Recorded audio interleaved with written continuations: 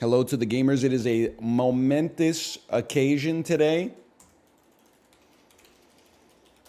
In honor of International Women's Month, we will be doing the QT Cinderella Name 100 Women Challenge that I was challenged to do yesterday. At first I saw the tweet. I didn't know that I got added in the tweet. I just laughed because I saw the tweet and it said one of the clauses was you can't name the woman in relation to a man, i.e., you can say Michelle Obama, but you can't say Obama's wife. I saw that and I said, they put that there specifically for Chiblee. That's hilarious. Then I was like, why am I getting so many notifications on Twitter right now? And I was like, oh shit, I got called out, man.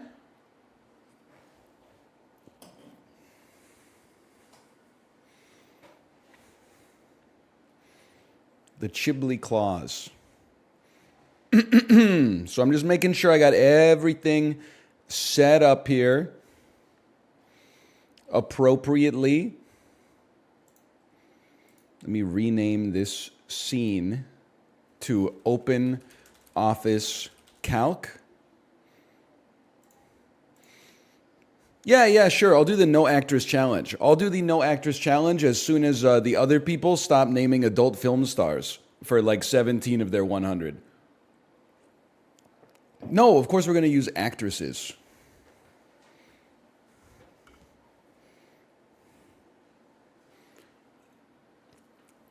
Caught.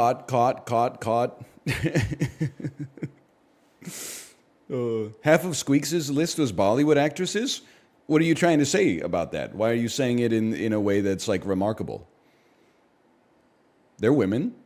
They're actresses. They're noteworthy figures. Just because you don't know who they are doesn't mean that, they don't exist.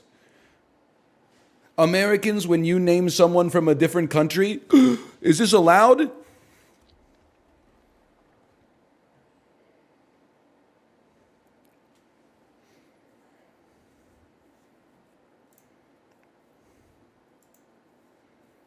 I'm just going to be honest. There's going to be at least, if you're American, I'm going to guess the line for betting is there will be 21 Canadians on this list that you may not know.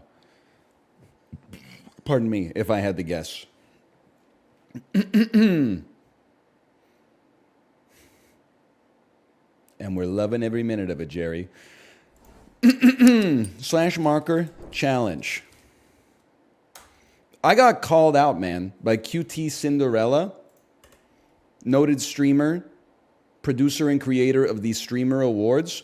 I got called out for the Name 100 Women Challenge. I just want to I have the screen region all set up. I just want to make sure you know the conditions of it. The Name 100 Women Challenge cannot use chat, can be dead women, can be streamers, can be any version of their name, i.e., you can use Marilyn Monroe, a.k.a. Norma Jean. That's good because I don't know Rihanna's birth name. Spelling doesn't count as long as your heart is in the right place. I think that's fair. No family, friends, ex-girlfriends, neighbors, or any of that stuff. They have to be public figures. No fictional characters. I imagine that makes it very hard for chat. Hey, Fail Gunner, thanks for the gifted subscription. Subscriptions, I should say.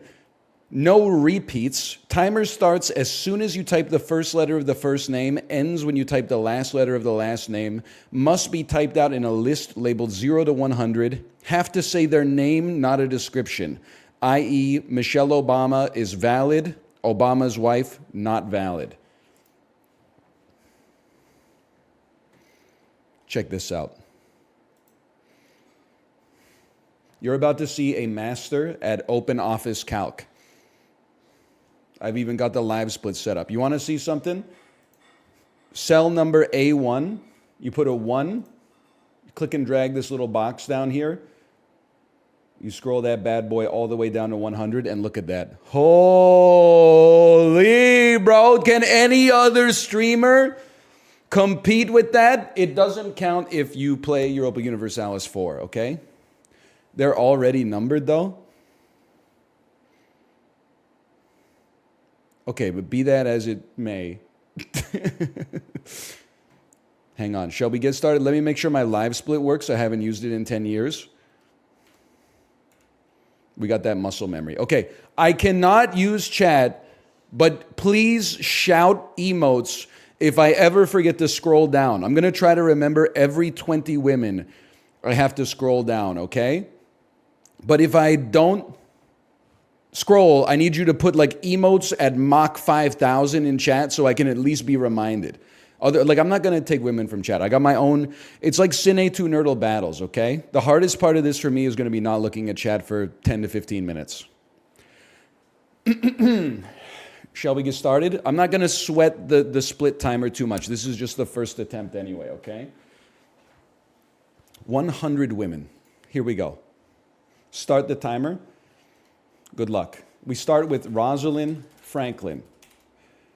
We go straight to Marie Curie. We go Roberta Bondar, Canadian astronaut. We go Julie Payette, Canadian astronaut.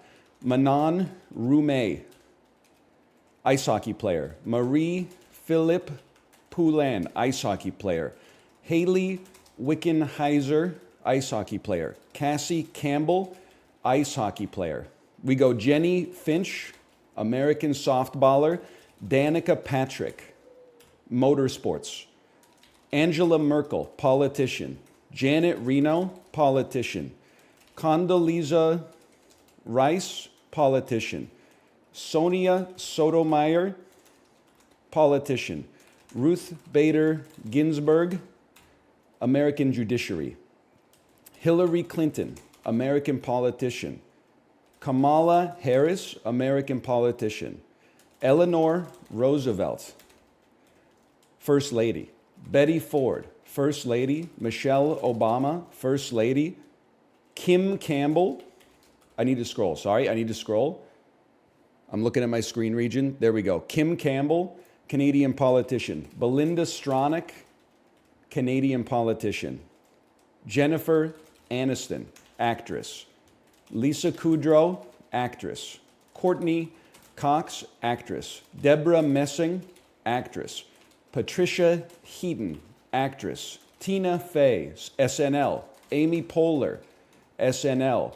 Gilda Radner, SNL. Kristen Wiig, SNL. Molly Shannon, SNL. Melissa McCarthy, actress. Rose Byrne, actress. Halle Berry, actress. Rosamund, Pike, actress. Denise Richards, actress. Michelle Yeoh, actress. I'm just making sure I got to scroll. Okay, we're scrolling. We're on 39. Sophie Marceau, actress. Famke Janssen, actress. Anna Faris, actress. Regina Hall, actress. Shannon Elizabeth, actress. Regina King, actress. Natasha Lyonne, an actress. Allison Hannigan, an actress. Now we're going to think, okay? Shannon Elizabeth. Michelle Trachtenberg, actress. Amanda Bynes, actress. Beyonce, singer and actress. Heather Graham, actress. Elizabeth Hurley, actress. Cameron Diaz. Penelope Cruz. Mila Jovovich. Nicki Minaj. Ariana Grande. Angela Bassett, Did the Thing. Viola Davis, My Woman King. Jamie Lee, You Are All of Us. Hong Chow, From the Menu with Anya Taylor-Joy, who's in Dune 2 with Rebecca Ferguson. And Zendaya, who's in Spider-Man with Marissa Tomei. Who was in The Wrestler with Mickey Rourke. Sorry. T-Tours. Sorry, Jamie Lee Curtis. Where was I going with this? Marissa Tomei, Jamie Lee Curtis. Mickey Rourke, was in Sin City with Jessica Alba. That's true. That is true. How about Katherine Heigl? How about Annette Bening? Sissy Spacek? Meryl Streep? Cher? Goldie Hawn? Kate Hudson?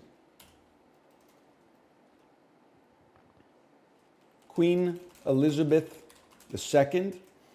Princess Diana? Kate Middleton? Meghan Markle?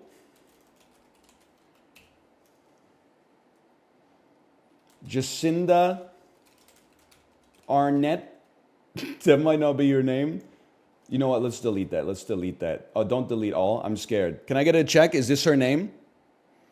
Is this the former Ardennes? Okay, well, I'm going to delete it then because that's taken from chat. Please don't delete 78 of them, though. Okay, hold on this one. We are going to say actresses. Anne Hathaway, Julie Andrews, Emily Blunt,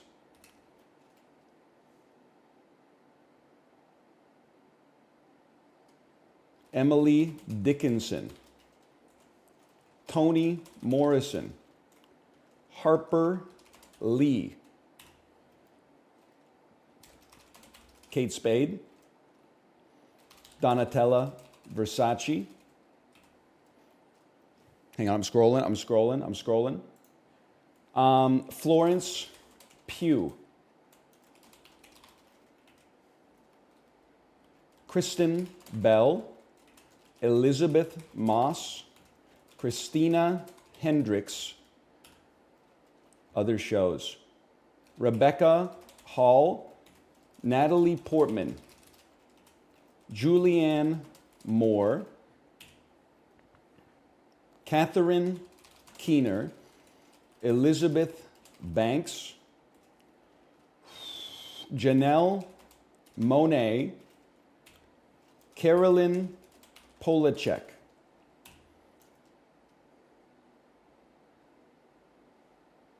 It's so doable. Vanessa Kirby, Vanessa Williams, Diana Ross, and Donna Summer. Go back to live split. Time? 6 minutes, 54 seconds, 88 milliseconds. How's that, brother? How's that for naming 100 women? Sub 7 minutes? You have double Jamie Lee? Okay, whoa. I didn't know that. Okay, double Jamie Lee. Oh! Okay, just add the time. I hit 1 by accident. 101. We go Thora Birch.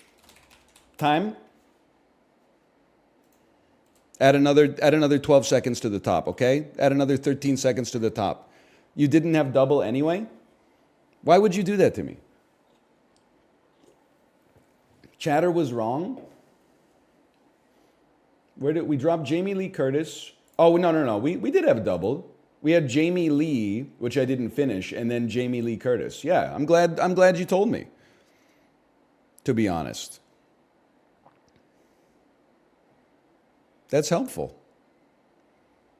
Jamie Lee's a different person? Yeah, but I don't know who that is, so I'm not going to take resin on that. You could put me at like 7 minutes and 5 seconds or 7 minutes and 9 seconds. I can live with that.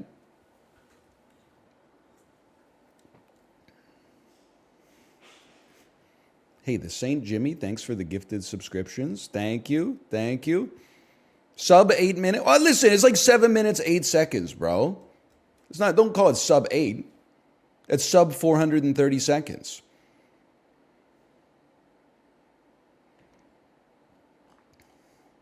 I think we could do better too. I stalled a couple of times. To be honest, realistically, I thought it would be like 12 to 13 minutes. I thought it's hard to think of such a wide subset. Like I know so many women, the hard part is actually narrowing it down. Some of those are dead. Yeah, we covered that at the start.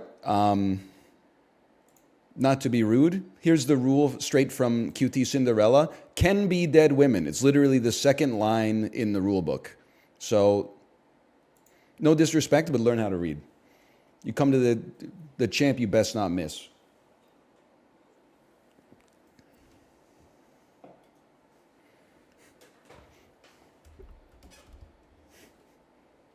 Not many of them were dead. Bro, we dropped Rosalind Franklin ASAP. Now do 100 men. Michelle Obama's husband, Eva Mendez's husband, Ryan Gosling. Okay. Keenan Houston, thanks for the gifted subscriptions. Thank you. We'll do a slash marker. Challenge accepted.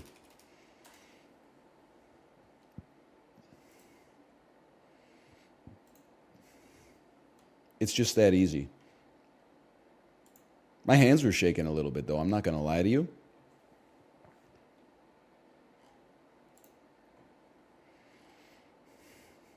I didn't even listen.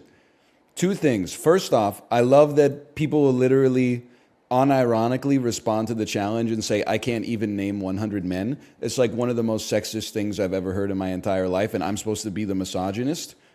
Why would it be harder to name 100 women than 100 men? Why do you assume that it would be easier to name 100 men? That's a troubling sort of bias in your verbiage, for one. Secondarily, I didn't want to put them on blast, but the person in the Discord who said they needed help from a friend and they named every single member of HoloLive. Oof. I would not, with a gun to my head, you wouldn't be able to get me to admit that, okay?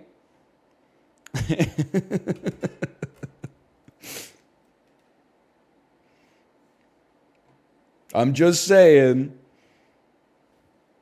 Okay, I mean, brother, I hate to say it, okay? I know people are getting a little sick of it. The fact that you're getting sick of it is exactly why we have to make the progress. Because if you think you're sick of it now, imagine if we were playing that shit like 3 weeks from now. Oh, man.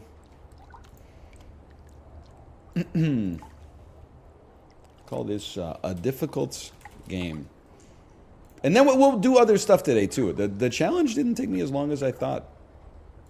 It should be name 1,000 women. Well, maybe not. That's a little much. Hey, Paper Mache Mephistopheles, thanks for the gifted subscriptions. Thank you, thank you. Ooh. Do you hear it? Double it and give it to the next guy. I am challenging Chibli to do it next. I want to see Chibli do it. And honestly, I do think Chibli will be fine. But simultaneously, I do wonder if he even can conjure the name of 250 people. I know he, like... difficult climb. I know Chibli outed me for the Discord message I sent to him, where I said... Because we're talking about the Name 100 Women in Microsoft Excel challenge. And I said, I'm honestly, no disrespect, but I'm not sure more than 250 names actually exist in your head. He took offense to it, but I don't think that it's offensive. When he said, excuse me, in reply to it, I said, don't be offended, your talents lie in other areas, which I think is true. I mean, you've seen him play Quicksword. Like, I don't think he's a name Andy. He's a creative thinker. He's not like a knowledge regurgitator. He comes up with his own wisdom. It's a backhanded compliment? No, if anything, it's like a forehanded insult. It's like if you don't think about it, it seems insulting, but I actually mean it in like the most complimentary way possible.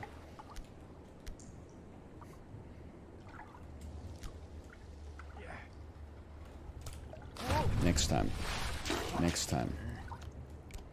I just got a 1556 in this game. I'm so happy. Okay, random eye. Here's where we find out if you're a glory hunter. /user random eye. If this is the first message in chat, you're in for a world of hurt. That's all I'm going to say. Following since February 1st, 2017, 432 messages. Binding of Isaac background. I think spiced Coke is actually pretty good. Bidets are good. It's better than an air fryer. Let's see. Let's scroll back. I'm back in 2022, exclamation point docket. I'm back in I'm back in 2021. My points. We have a real. That's a real viewer right there. You know what? Congratulations on your 1556 run in a difficult game about climbing. That's very impressive. I was hoping. Well, I guess I'm glad with the way that it worked out. I was hoping that you were just like someone really good at a difficult game about climbing who just is like drive-buying the directory and going like, I just got a 1556. I'm so happy. And then I audit you and you have no messages in my chat ever.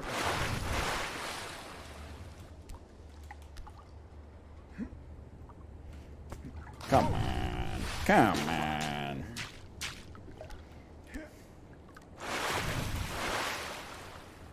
Got any tips for me?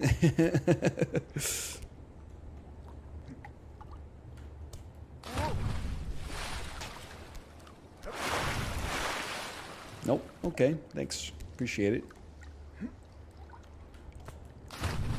Whee! You know what speedrun categories Chibley's top 3 in? He's a #1 world record holder having sex in The Sims. I know that for a fact. I don't know the rest. Oh, that was a good one.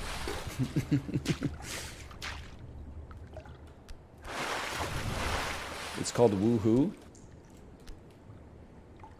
Yeah, but you know what? Yoo-hoo is euphemistic. Oh, it's true. Tokyo 2020 speed climbing.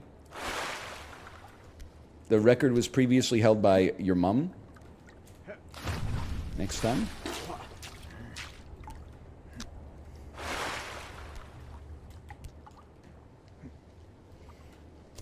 He was hitting that shit till it looked like goopy carbonara. I know that for a fact. Oh, that's gross. I've seen this shit that you write. It's the only thing I know about The Sims, man. Goopy carbonara.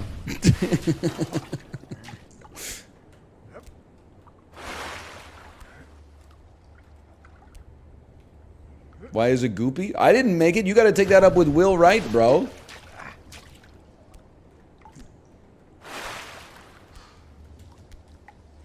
Still thinking about how you said Chibley's not smart like you. He's just creative smart.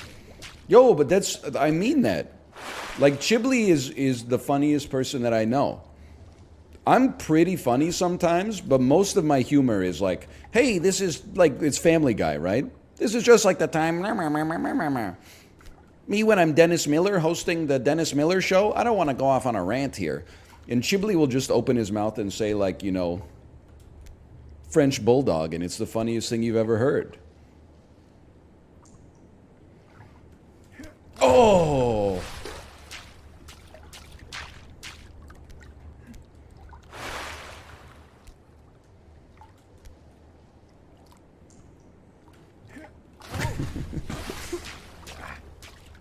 Hold, hold, hold.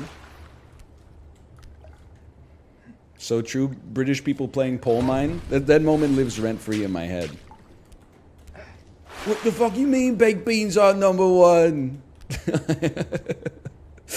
Oh, man.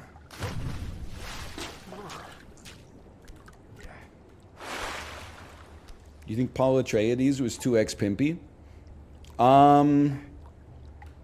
Well, I don't know. Like, I understand the idea that there's selective breeding as...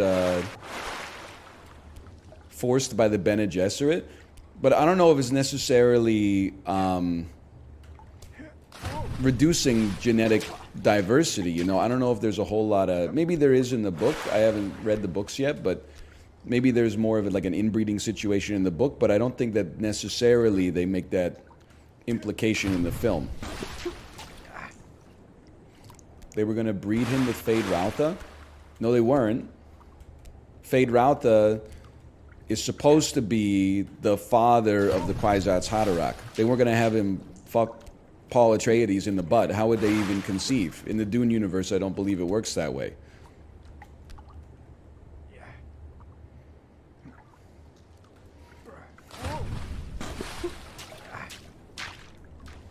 Paul was supposed to be a lady? Oh, okay. Well, now, actually, you raise a good point there. I forgot that his mom conceived a son because she loved Oscar Isaac so much.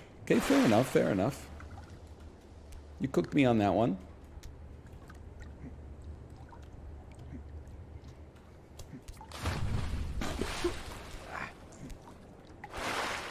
Hold, hold, hold.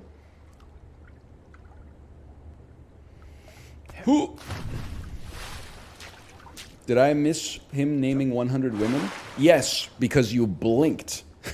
I mean, we were cruising. We did have to go back to the well because I accidentally named Jamie Lee Curtis 2 times. But we put down a pretty good time.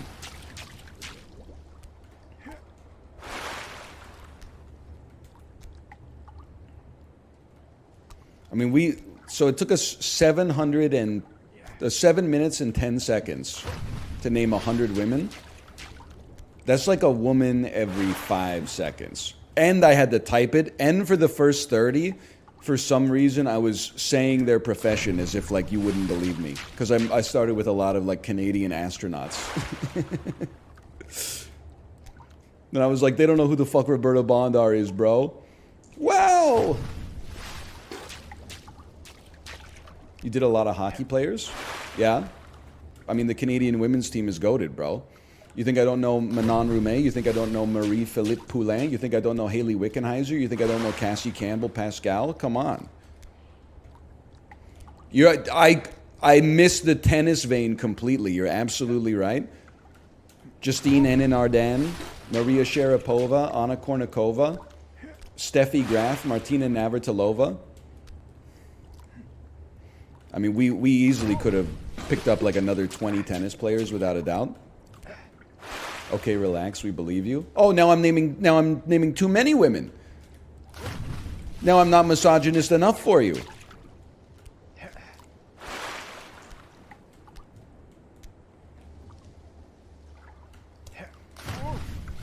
You're trying too hard? You didn't name enough musicians?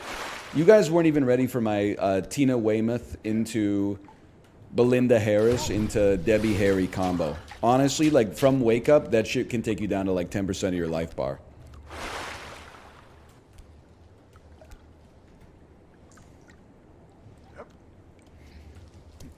Next time. Next time.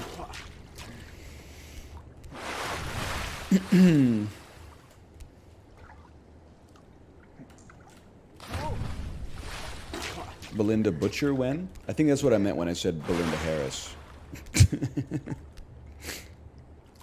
Hold. What's the name of the lady in Arcade Fire? Oh, you mean Regine Jesus? Mountains Beyond Mountains, Sprawl 2? I don't think they've heard of Sprawl 2, Pippin.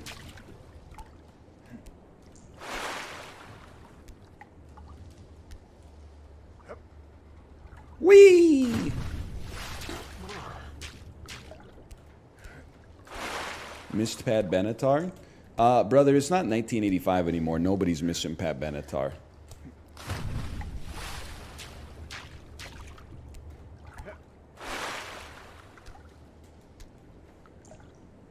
What the fuck? I don't like Pat Benatar's music very much. I know, she does put on airs in Arcade Fire.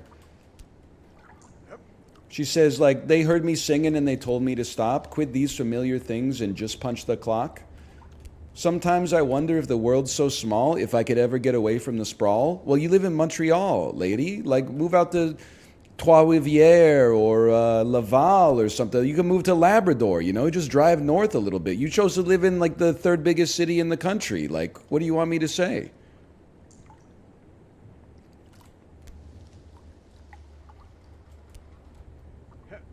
Hold. Hold. Yeah.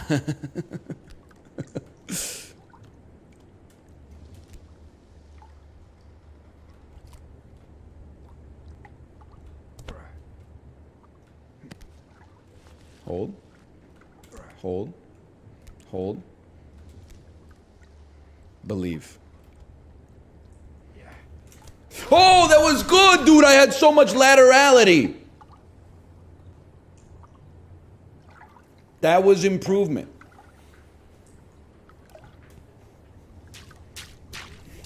Laterality? Well, many of you obviously don't know Maynard James Keenan.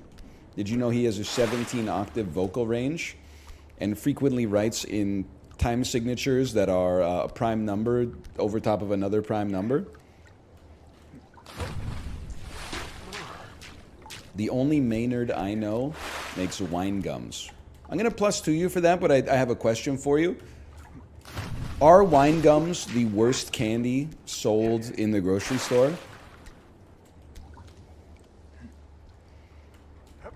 Too hard compared to other gummies. Muted fruit flavor compared to other candies. Like what are we doing with these wine gums, bro? Licorice is worse. I'd +2 that. I think that's definitely true.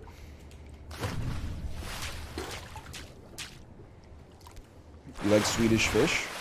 I do. I really like Swedish Fish. I didn't know that they, until recently, that they're like a very divisive candy. Some people can't stand them. The crazy thing about Swedish Fish, I know I've said this before, maybe like a year ago, they're so, I mean, all candy is bad for you, but Swedish Fish are so bad for you relative to how, like, not crazy they taste. Like, the flavor of a Swedish fish is, like, mild, but then when you look up the nutritional data, you're like, where the hell is where's all this fucking poison coming from? It's crazy. It's all sugar and corn syrup? Yeah, but they're all just sugar and corn syrup. So how did they get the Swedish fish to be so much worse for you than the other, like a fuzzy peach or something like that?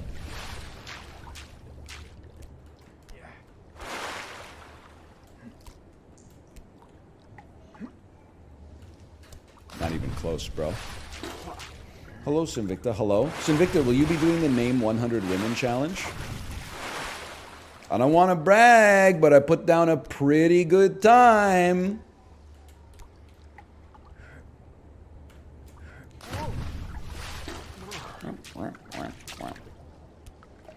Do you like cheesies?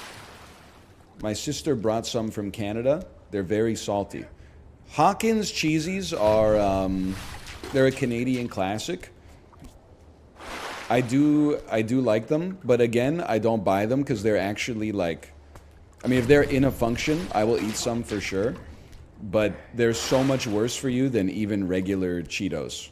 Because I think like there's like, per cheesy, there's like 20 times more corn. Like, those fuckers are dense. Like, they can chip your tooth.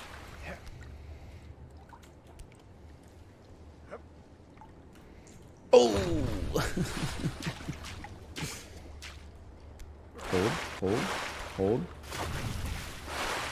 Hold. Yeah, I'm a Cheetos. We're Costco guys. Of course we like Cheetos.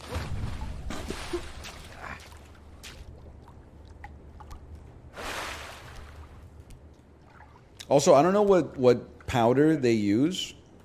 Hold. For the Hawkins Cheetos, but I honestly think they glow in the dark. Like, Cheetos are orange. Hawkins cheesies are actually like made with real deuterium or something like that. Like they're radium infused, exactly. They have phospholuminescence.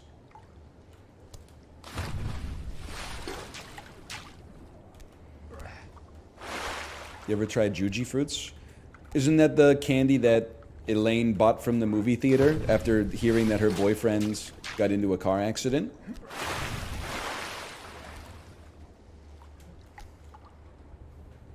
Hi, Tomo. Oh! Hold. Every time I come to the stream, you're at the same point? Yeah, well, every time I see your message, it says the same fucking thing, bro. Maybe we're doomed to go around in this, like, you know, twin galaxy star system over and over, doing the same shit.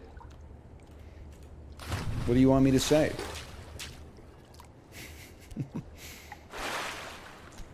I'm the Joel Barish to your Clementine Kruszinski. Kate Winslet would have been a great pull.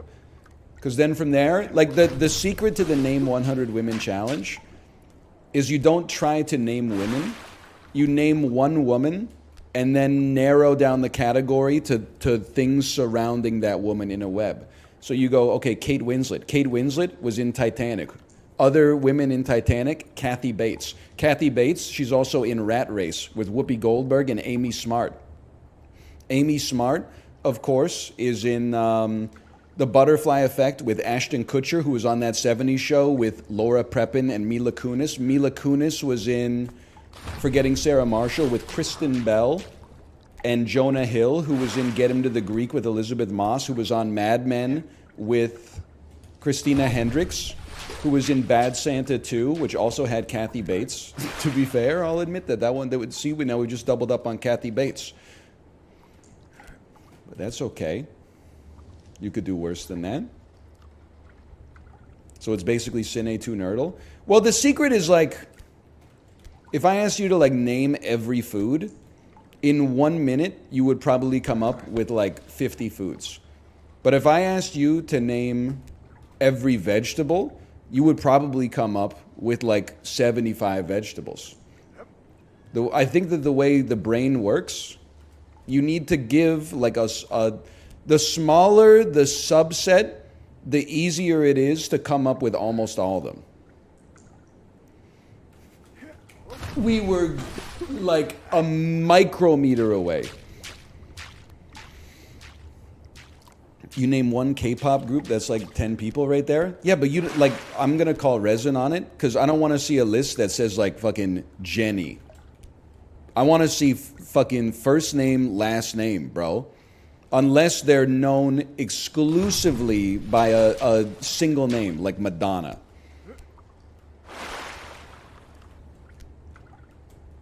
Beyonce? I'll fucking type Beyonce Knowles. Beyonce Knowles Carter, if that makes you happy. You better not type, Jisoo Blackpink. That's all I'm trying to say. As far as I'm concerned, that's a description rather than a name. I did the challenge last night. It took me 48 minutes. No disrespect. What went wrong?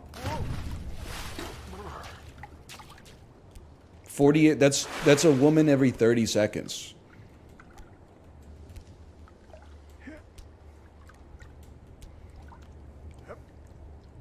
Oh.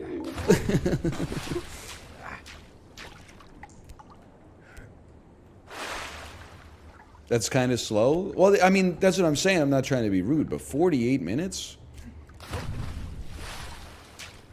I don't know any famous people? Well, then you shouldn't do the challenge, honestly.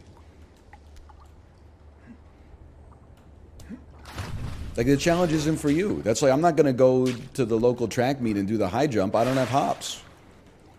I couldn't even name 100 men in 40 minutes. Realistically, like, you absolutely could. Come on. Like, you have, like, had a hobby in your life at some point, right? Like, you could probably name minimum, if you're from North America, I bet you could name, like, at least 12 presidents, even if you don't know who they are, you've heard their names. Then, like, if you've ever watched sports, just name, like, 2 teams' rosters, and you're there. Or maybe you're, like, a YouTube Andy. You probably name the pseudonym for, like, 25 YouTubers or something, right? Like, you can get there pretty quick, man. I could name 8 presidents max. Brother, I've been alive for like 8 presidents. What do you mean you could name 8? So you know George Washington, you know Abraham Lincoln. That's a given. And then just like, you can't remember like the last 6? Biden, Trump, Obama, George W. Bush, Bill Clinton, George H.W. Bush, Ronald Reagan, Jimmy Carter, Gerald Ford, Richard Nixon, Lyndon B. Johnson, John F. Kennedy, Dwight Eisenhower. Like, get a clue, man.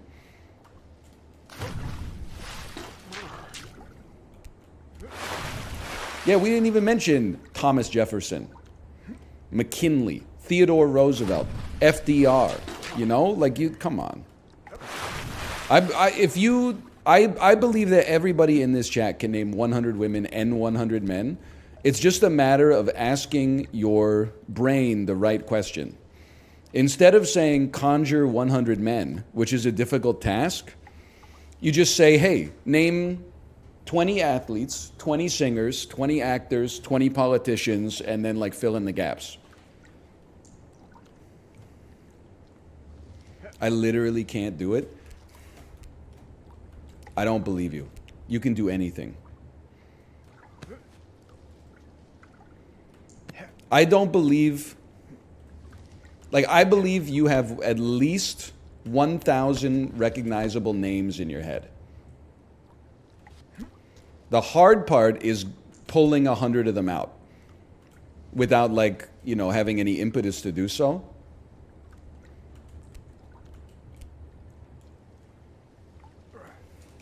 Oh. You just got to ask your brain the right questions, man.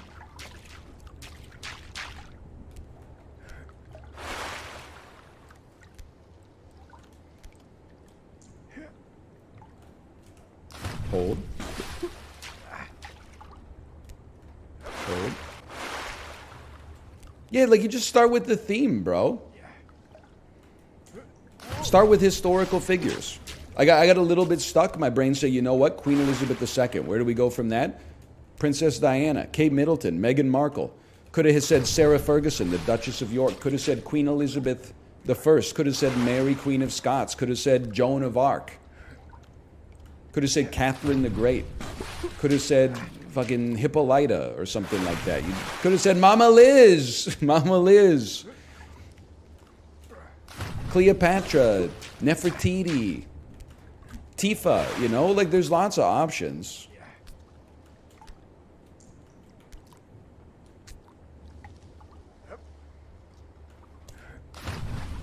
Hold.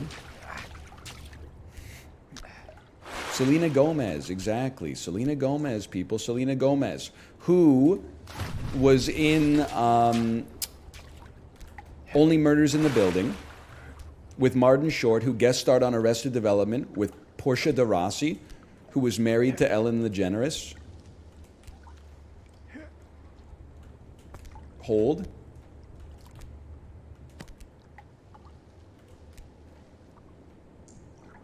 We got lines, bro. I stole Ellen DeGeneres from Slime. I know Slime's time was a little longer. I was really impressed he knew who Sue Johansson was. Oh! We spun it, baby!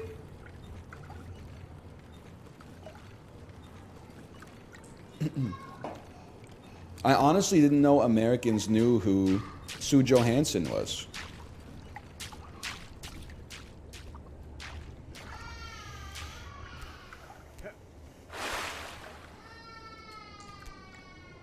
We don't? She used to run a show on Canadian TV that was called like the Sunday Night Sex Show or something like that. She's like the Canadian Dr. Ruth.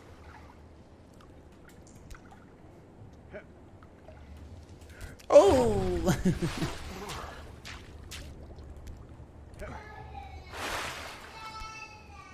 Oh no, I hear Dada. You know what? Let me go check on this.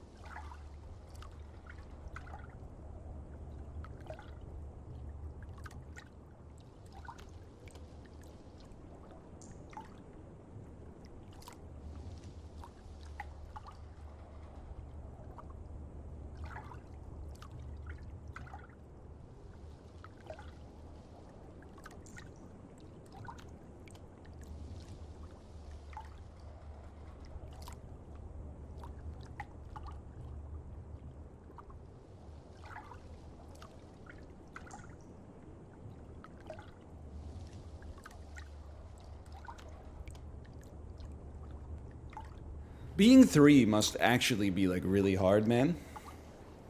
No joke. Because like your emotions are like all over the place. Like she's crying. She was like, "Daddy, I want a hug before I go. I miss Daddy so much." So I gave her like a big hug. Yesterday, right after daycare pickup, I'm gonna embellish the situation a little bit, but it's basically like this. Pick her up, bring her home from daycare. She's like, "Daddy, I want to eat this light bulb." I say, "You can't eat that light bulb. You'll break the glass in your mouth and bleed a lot and have to go to the hospital." And she goes, "I don't like you anymore. You are bad." The mood swings are crazy, man. She's been saying lately, like she's going up and down. She's been saying I'm evil lately. But she says it with like a smile. She goes like, "You are bad, you are evil." And I'm like, "I'm not what? I'm evil? Just because I won't let you like do something that's gonna lead to you breaking your leg or something like that? I'm evil now?"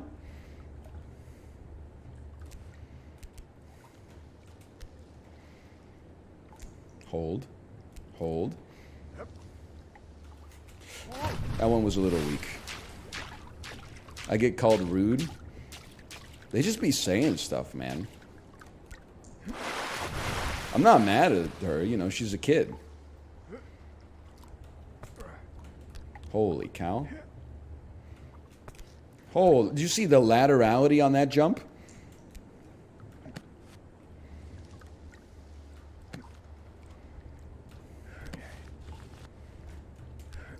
Just wait, it gets worse. Well, people are always saying like, oh, he closed his fist.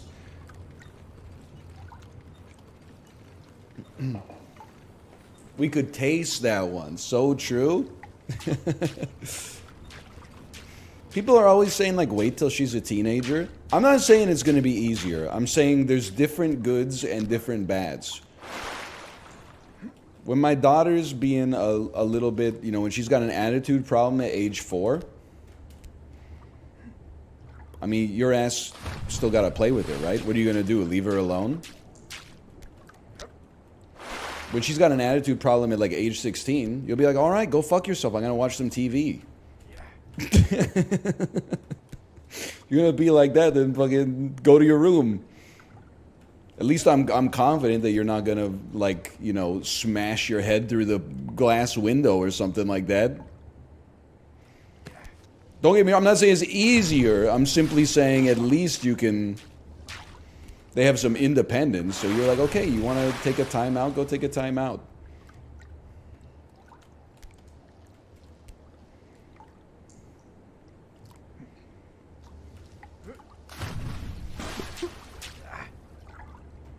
The streets are saying you can just say no when they ask to play. Yeah, I guess. Feel bad, though. Oh, that was close.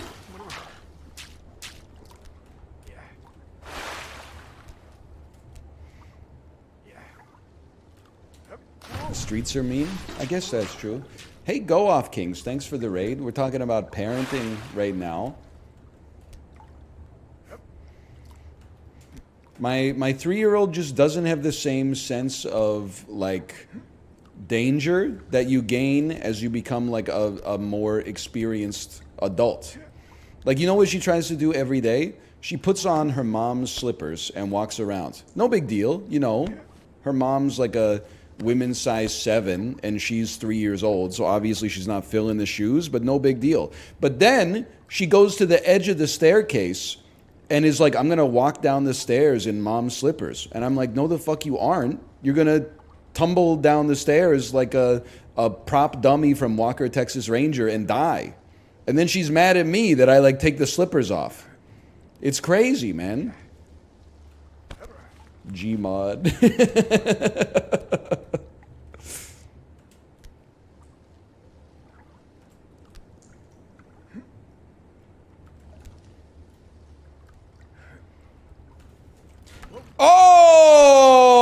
Okay.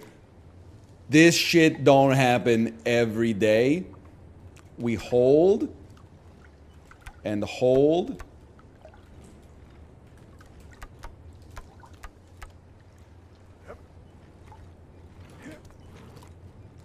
Don't lose your grip, bro. I'm not confident in that. I'm simply not confident in that. I'd rather go for a better hold.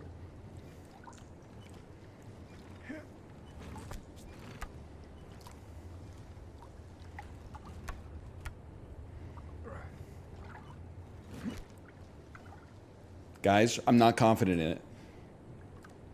I'm simply, the grip is not strong enough. We take our time.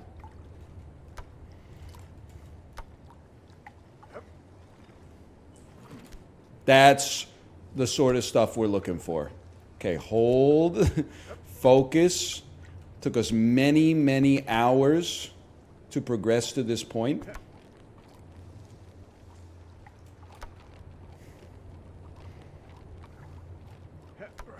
This is a lock-in type of situation. Love it. Don't love it. Love it. Are you holding? You're holding. Okay. Beautiful. That last one's far away, huh? You have to make the jump, right? Oh, there's a rock on the left. You saved my life. I was gonna launch, bro.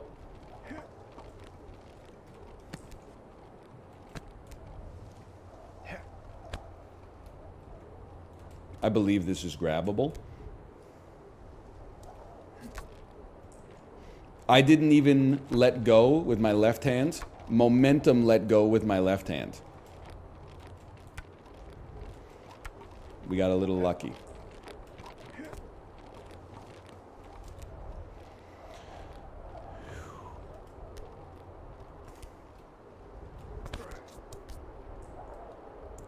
Hold. Things got a little spooky there.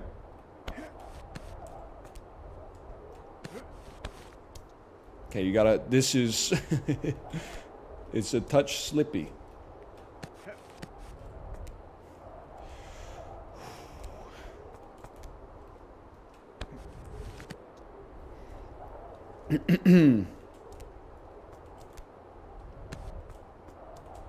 Want a good handhold?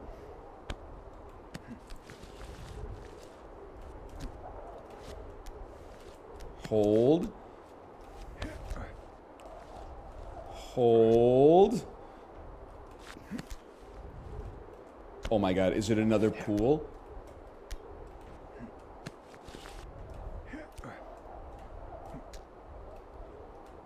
Not yet, not yet. Snow?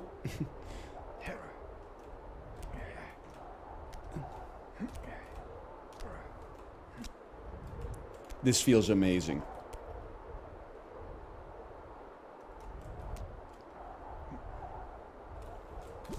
Huge. Okay, hold. Hold. If you're just joining us, this is a momentous occasion, okay? I mean, I honestly don't know what to do. You have to do a leap of faith, right?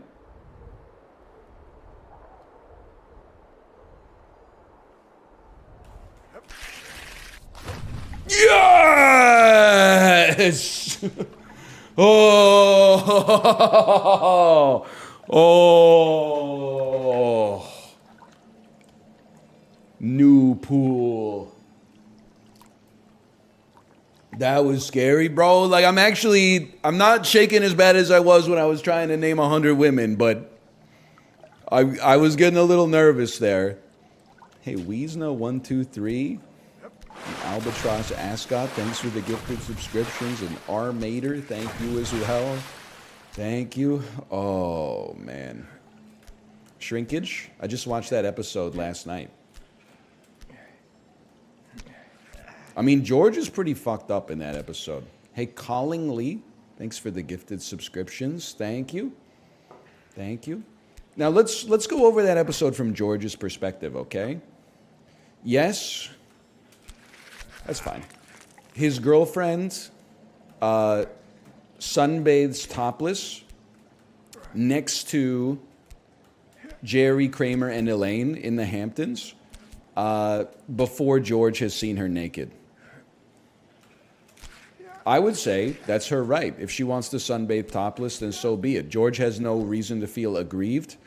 But then he says, in order for it to be fair, he gets to see, or no, because, well, no, he gets to see Jerry's girlfriend naked because he's mad that Jerry saw his girlfriend naked. So he kept trying to bust in on her when she was changing, which is basically, I don't know, at the very least, sexual harassment, I would say. Then the plan backfires, and Jerry's girlfriend busts in on George when he's getting changed out of his swimsuit. And obviously she sees his penis, and it's diminutive because he was in the pool. That's where the famous quote, "I was in the pool! I was in the pool!" That's where that comes from. Okay, so he's already, like, he's at 2 strikes, bro. Then, Jerry's girlfriend, who saw George naked, tells George's girlfriend that she saw his penis and it was small. But because women apparently don't know about shrinkage, she basically, like, hightails it out of there and says, like, you know, I don't want to be with this guy anymore. Sucks for George, don't get me wrong. Oop, drama, so true. How does George respond to that? He cooks breakfast for everybody in the morning and includes lobster in the scrambled eggs, even though he knows Jerry's girlfriend is a practitioner of Judaism and is trying to keep kosher. So I don't know exactly all about the tenets of Judaism, but I believe that from her perspective, he basically said, you're going to hell now because of the shrinkage stuff, which is pretty messed up. But also, least media literate Seinfeld criticism of all time. Oftentimes, the main characters of Seinfeld are the bad guys, which is part of what makes the show funny. Hold. All the time? I don't think all the time. When Jerry reports Poppy's Italian restaurant to the health department because Poppy took a shit and then didn't wash his hands afterwards, and then he was getting his knuckles into the dough when he was making the pizza, like that one, to me, I wouldn't have done it, but I can see why he did it. Let's put it that way. Oh, okay. Not my finest move there.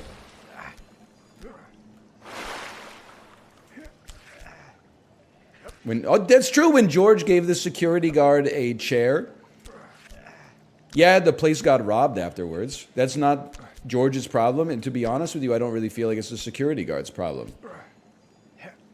Poppy got a little sloppy. George, when he murdered his fiancée. George didn't murder his fiancée. She died due to poison glue. His decision to get cheaper invitations led to the cheaper glue, but he didn't poison the glue in the first place. Holy new water. Prezzo, we're so back. I named 100 women in 7 minutes, and we're at a new pool in a difficult game about climbing.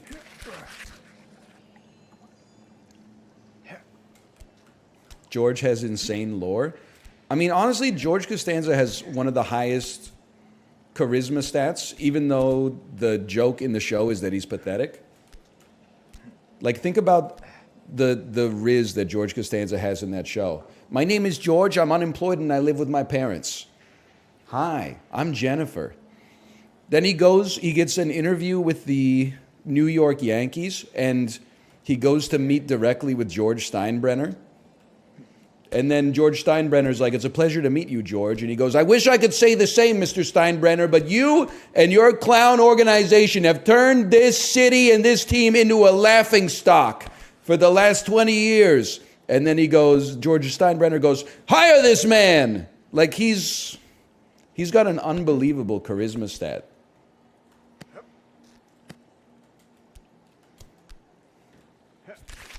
Help. That's fine. It's called Aura. I mean, have you seen him in the Gore-Tex?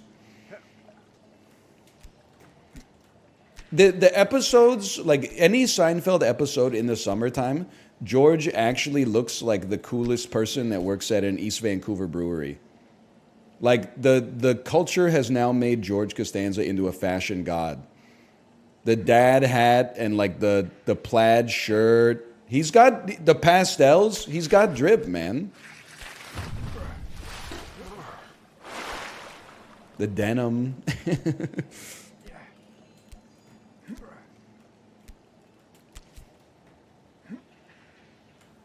Whoa!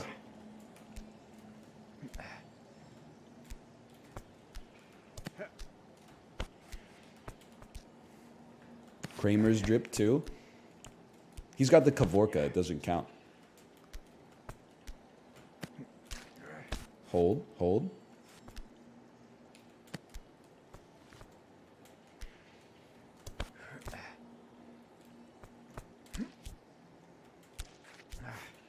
Hold. We're Seinfeld guys. Of course we have incredibly attractive partners.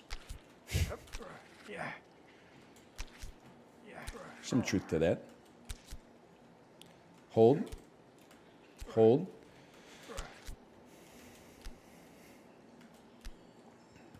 Now, I don't really know what we're supposed to do here, brother, because, like, we're not making that jump over to the side or to the top. Maybe we can make it over to the side of the mountain. It's a full send right.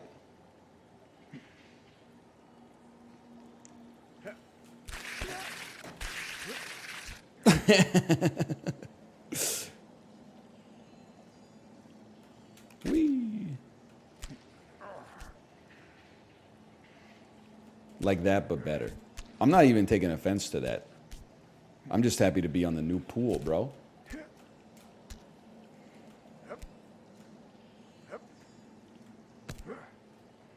Hey, Anel, how many times per day do you think about your posture? I hate to say it, I'm a posture non-believer. Full disclosure, I don't have, like, chronic back pain. But, and I'm not saying I'm right, I'm simply saying, watch that, we'll go Goofy style. I'm simply saying this is my opinion.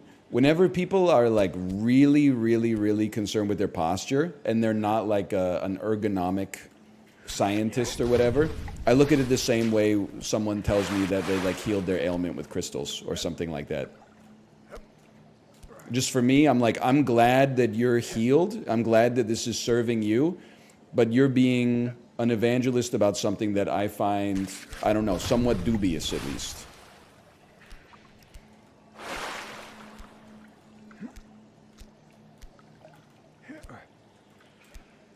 Yeah, I saw the person who said they healed their kidney infection through the power of positive thinking. This shit kind of pissed me off, not because they're, like, ignoring medicine, but because I kind of feel like it's ignoring how amazing your human body is. Like, you did not manifest healing your kidney infection. Like, your body has been fucking training through 1.8 billion years of, like, eukaryotic evolution to fight that shit off, bro. Show some respect.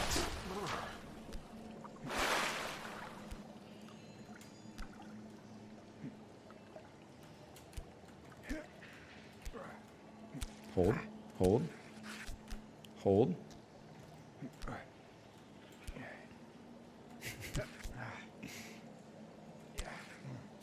Yes, I did see the TikTok comment on me solving the mini crossword in 22 seconds, and the comment said, "What's his job? His real job?" I didn't know if they were being serious or not, but whether they were being serious or not serious, it's a very funny comment. I actually, so I'm not trying to take anything away from it being reposted on Twitter, but I saw that comment, like, in the wild, because I checked my TikToks to see if they're popping off or dying on the vine. Spoilers, 7 and 8 times dying on the vine. No fault of the editor. Just randomly TikTok. They do like a Wheel of Fortune card every time you post something. And they're like, nope, nope, nope. This one, 10 million views. Nope, 10 million views. 2 million views. Nope, nope, nope, nope. Hold.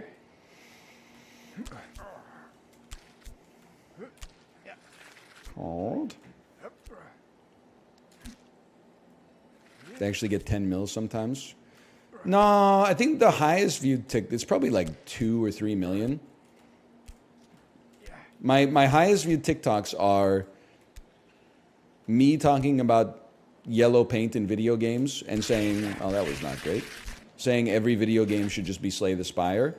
And then me in Call of Duty Warzone placing a circular mine on the ground and then spray painting a bullseye over top of it.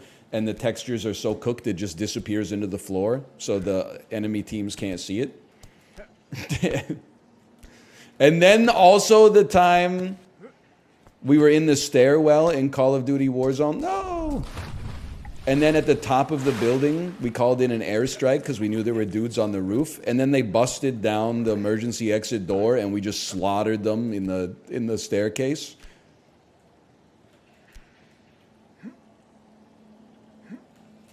Hold. Now the baseball bit is like insane on YouTube. I don't know. It has like 10 million views or something. But on TikTok, it has like 50,000. Like it just goes. There's a lot of like luck involved, man.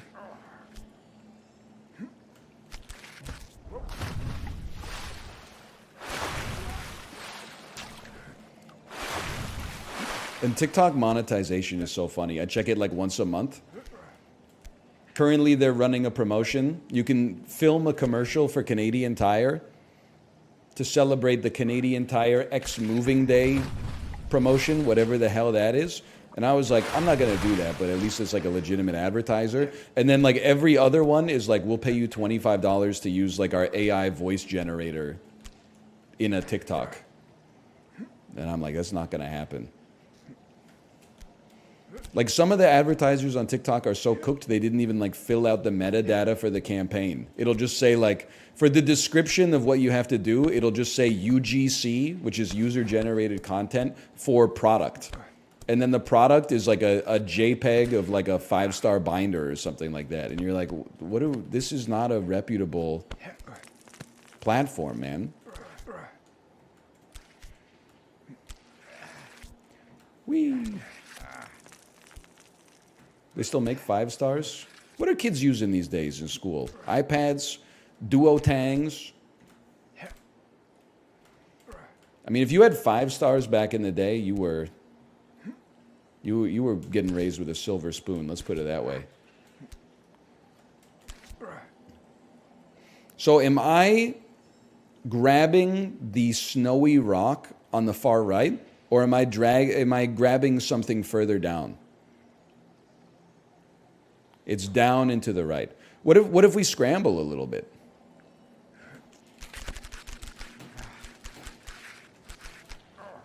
My God, it actually, you can grab the rock, bro. You scramble like a rat.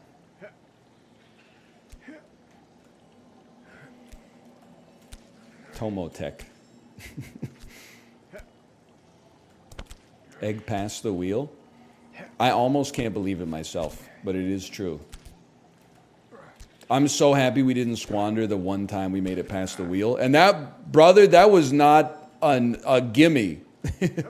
The post-wheel section was very hot.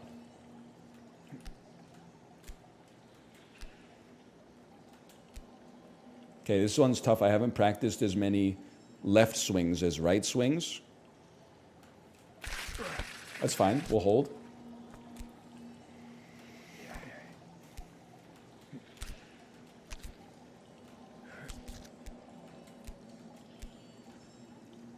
It's an awfully real kind of wheel. I'm a feminine lesbian Eminem. He's got sun on his perineum. Not taking shit from anyone. Sorry. 2013 ass comedy. Harrison Ford under the floorboards of a 4X Ford Explorer. Four-door Ford Explorer. Harrison Ford under the floorboards.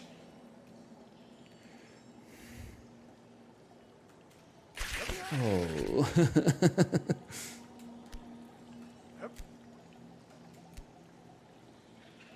The thing goes scraw. You know, this is not a joke, just to give you some idea of the level of cookedness of Peloton music. There are multiple Peloton rides that use Man's Not Hot, the full song, with no irony. I'm not necessarily saying it's a bad song, but I am saying it's a meme song. So sometimes you'll be doing like a 30-minute Ali Love Tabata ride, and then she'll put on Man's Not Hot, and you're like, what are we doing here? 2 + 2 is 4. Quick maths. No ketchup, just sauce. And you're like, it's tough, man. It's tough. Wow!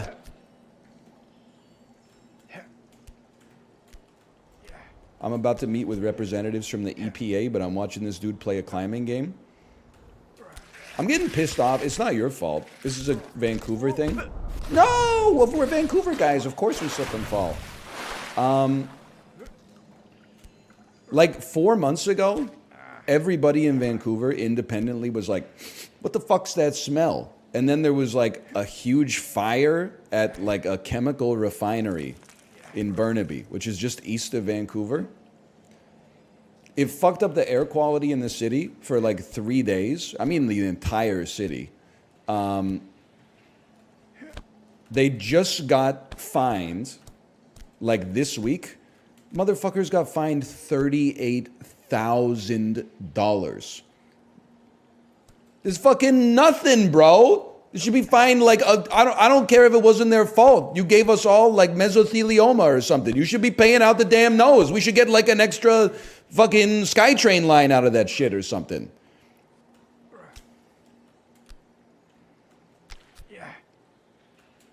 Never let a crisis go to waste, brother. Couldn't they at least give us like some free school lunches for 10 years or something like that?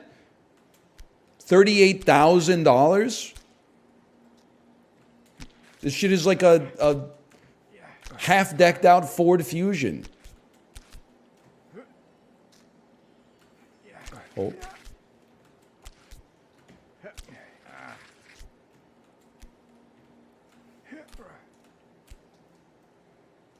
Dan has you picture in picture.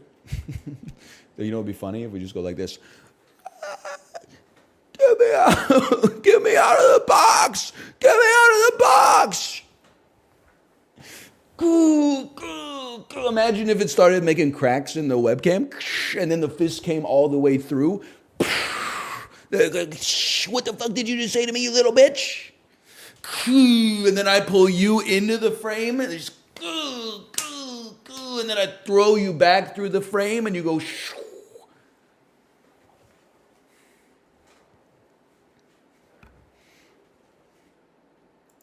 That'd be kind of sick, right?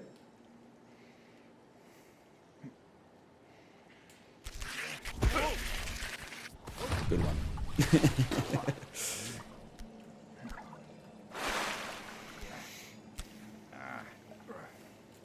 Hold, hold, hold.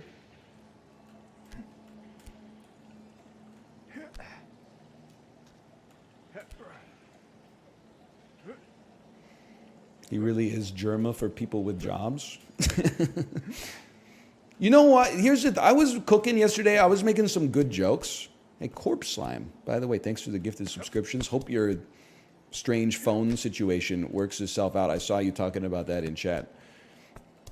I was telling some serious heaters yesterday.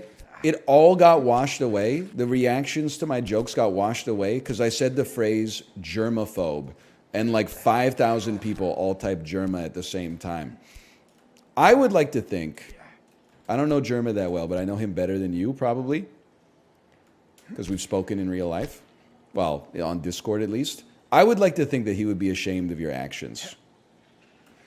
I would like to think that he is, a comedy respecter and would say, come on, guys, let the jokes shine through. Don't derail the audience response to the jokes just because he said a word that kind of sounds like my name. Like, I think he would be like, I appreciate the attention, but at the same time, I don't want it to distract from, you know, the professional respect that I have for my colleague.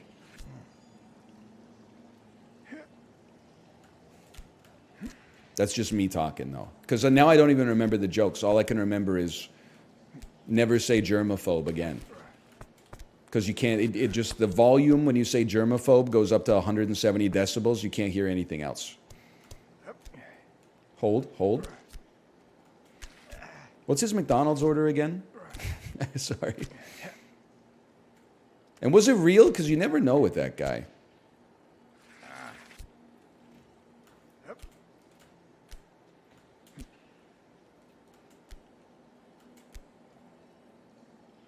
Two McChickens.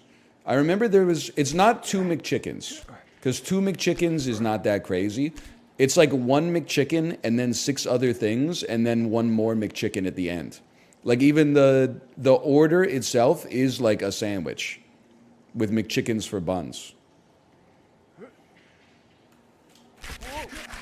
Oh, we almost got it.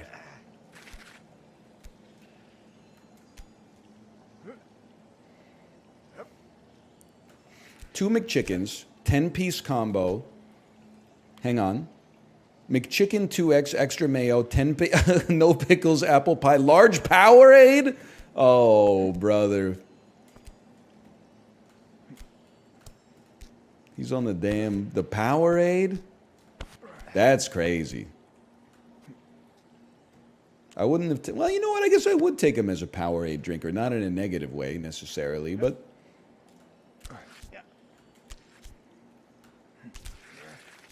I don't even think they have Powerade. Prezzo, back me up here. Canadian McDonald's, I know Powerade is a Coke product. I don't think that they have Powerade at our McDonald's. Sometimes they still have Fruitopia, which is crazy. I don't even know if Fruitopia like exists outside of McDonald's anymore. Not even close. We got orange Fruitopia still. I don't want to make you feel bad, but you will never be 12 years old in the year 2000 going to see a movie at the Cineplex and a Fruitopia commercial plays with like Tomorrow Never Knows by the Beatles while a kaleidoscope of fruit goes on the IMAX screen. Turn off the old mind, relax and float downstream.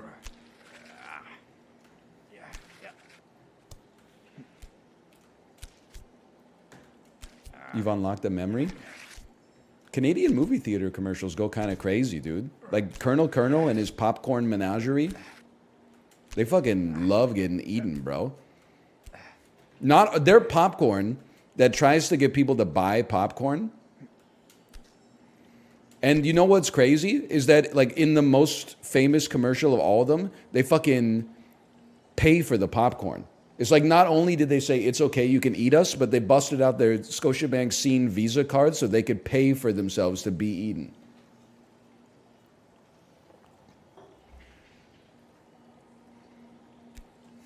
Whatever happened to Time Play? Is it just dead now?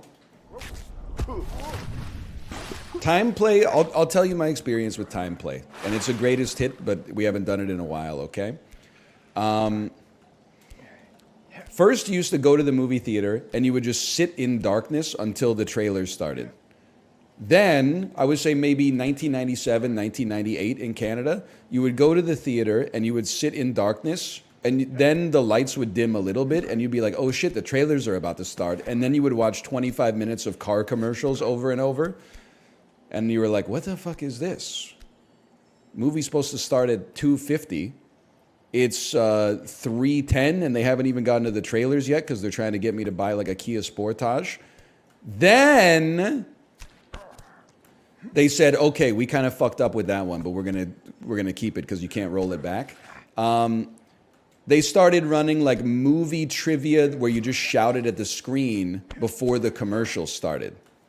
Hold. You know, like that's where Lazy Sunday comes from. We answered so fast it was scary. Whole theater stands up when we say Matthew Perry. You know, it would be like, this actor was Chandler Bing on Friends. And then it would be like a silhouette of Matthew Perry's face. And you would be like, that's Matthew Perry. And then they would like make it a little bit opaque. And you'd be like, yeah, it's Matthew Perry. And then like 45 seconds later, they would be like, Matthew Perry. Anyway, then there was a goated era. This is what I say when I say like technology peaked and has been in decline ever since. Right around the proliferation of smartphones, they made smartphone integrated trivia before the movie, where you would compete with the other people in the movie theater to answer movie related trivia questions, and you would win scene points, which is not like real money, but if you won at like a big showing, you could usually get enough to redeem for like a snack or something like that. Maybe not like a full concessions order, but enough points to like be meaningful. Then they started doing sponsored bits in the time play that fucking sucked. So I remember it used to be like, you know, name the director of this movie. And I would be like, boom, fucking Sidney Pollack. Thanks for the scene points. Then it started to be like, which goldfish cracker flavor is the best? And you'd be like, I don't know, fucking cheddar cheese. And they're like, wrong, bitch, flavor blasted. Someone else is getting your scene points now. And I'm like, that's not even trivia anymore, bro. And then they started doing like smartphone enabled games that sucked ass. Like I remember Recycle BC or Return It BC, which is like our recycling organization, sponsored a bunch of it. So like before the movie, you would play a game where you like fling cans on your phone into like the proper recycling bin. And then like the top 3 people got enough scene points to like get a free trip to the bathroom or something like that. And I was like, it's over. It's never coming back, man.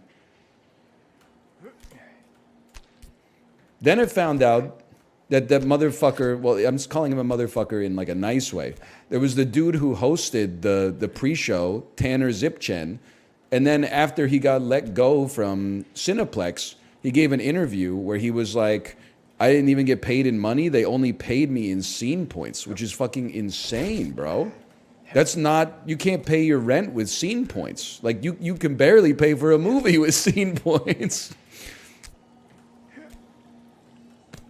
And then they just got rid of time play. Probably they're like, we had to stop it because of the pandemic, because people were touching their phone screens, which is not hygienic. And then they're like, we'll bring it back when, you know, things are better. And then they just never will. So kind of like salads at McDonald's. Apparently all the lettuce is tainted or something.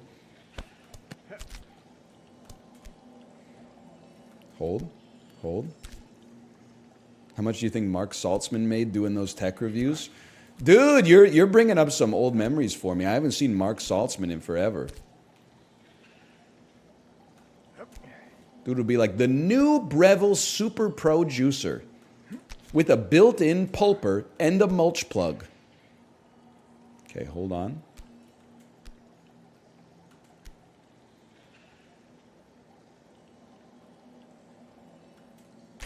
Oh, hold it.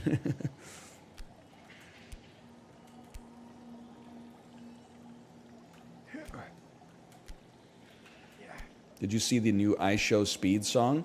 I was gonna, but I ran out of time doing a deep dive on the stable Ronaldo versus Jinxie drama that's happening right now. There's some seriously heavy stuff going on in this industry, man. Hold.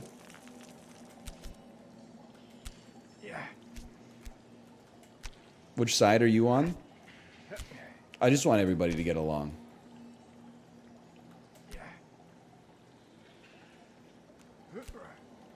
Boo.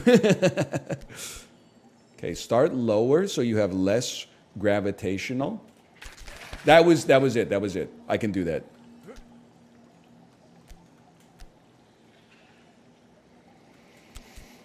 Did you see Kai Cenat get friend zoned by Tyla? Of course, bro. You're talking to a tier 3 sub. Who's Tyla, by the way?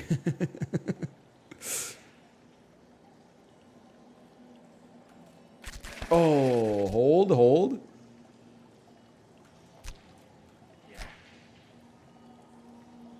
Nobody's answering the question. She's an R&B artist. Okay. She's not the R&B artist that sang Water, right? That's a different R&B artist with a 4-letter name. That is her. I know music, bro. Okay, no, I know her then. I know her.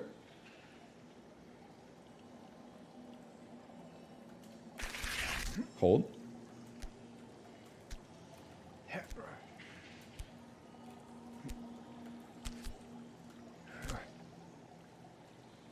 Hold.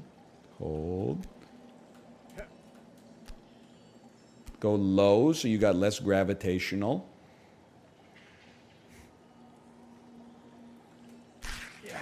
Incredible. And then this is a hell of a jump right here.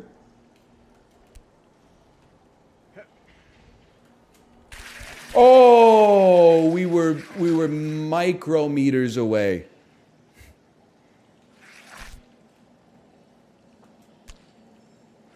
How many subs to get NL to do the dance? The dance, the one that the gingerbread man does on the smart freezers inside a Target? The Gangnam Style dance?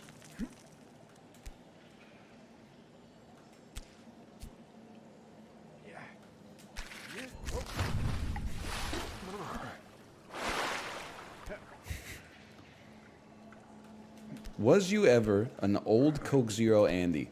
What does this mean? Old Coke Zero.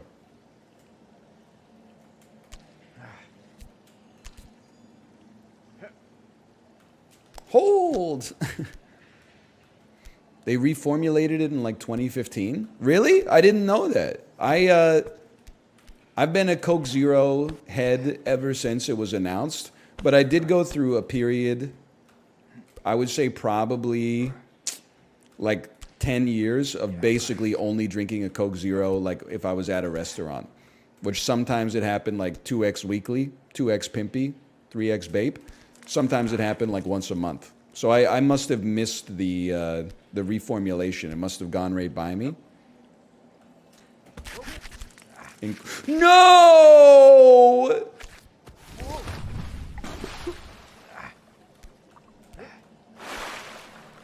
And a Coke Zero as a treat? Sometimes, listen, I don't want to cause any problems.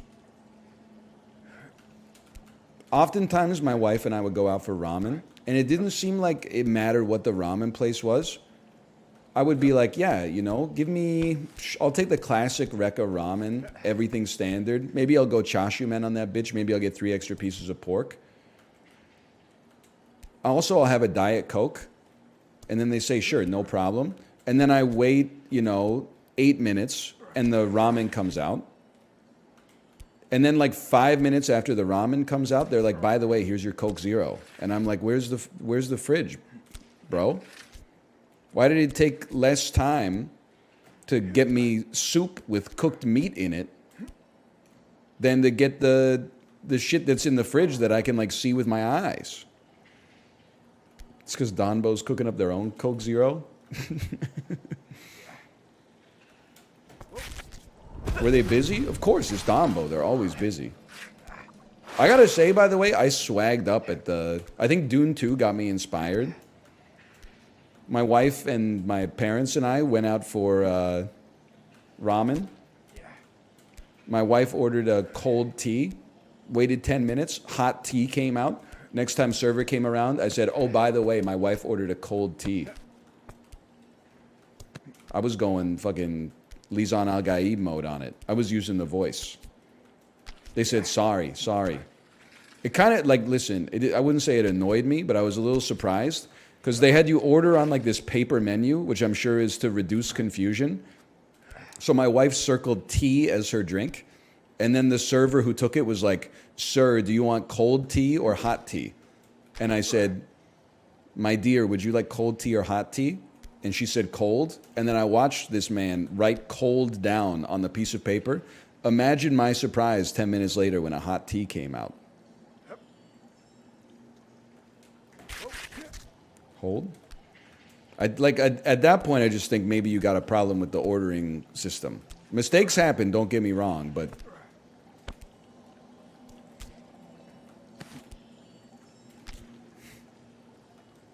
Okay, hold. What's the weather like?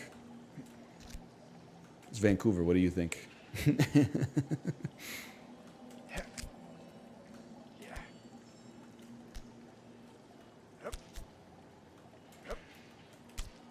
Hold, hold, hold. Okay.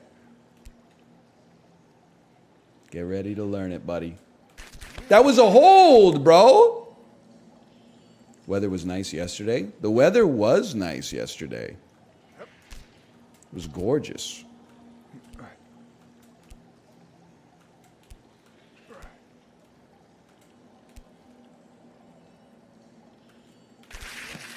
Me on NFL Sundays. So true. Nick Bosa watching game footage of the Kansas City Chiefs. That was a hold.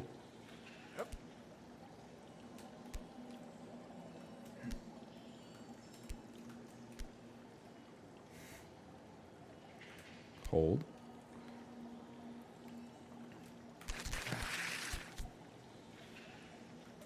I'm not making any other jokes about Nick Bosa, okay? The jokes make themselves. Holy shit, we're past the girder? You missed an entire other 10-hour arc of general malaise.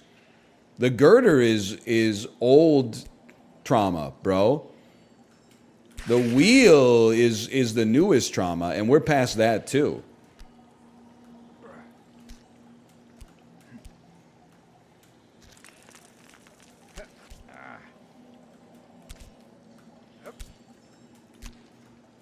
Do hockey fans say they know puck? No, I don't believe they do. I don't believe they do. But like nobody actually watches hockey anymore. They just look up like player cards on JFresh to win arguments.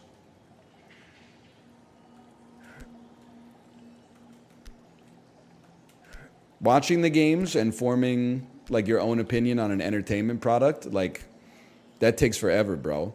Why do that when instead you could just go google.com, JFresh, Patrick Laine, and be like, see, Patrick Laine is only a 21 this year. Call me crazy. I'd rather have Carson Soucy on my team.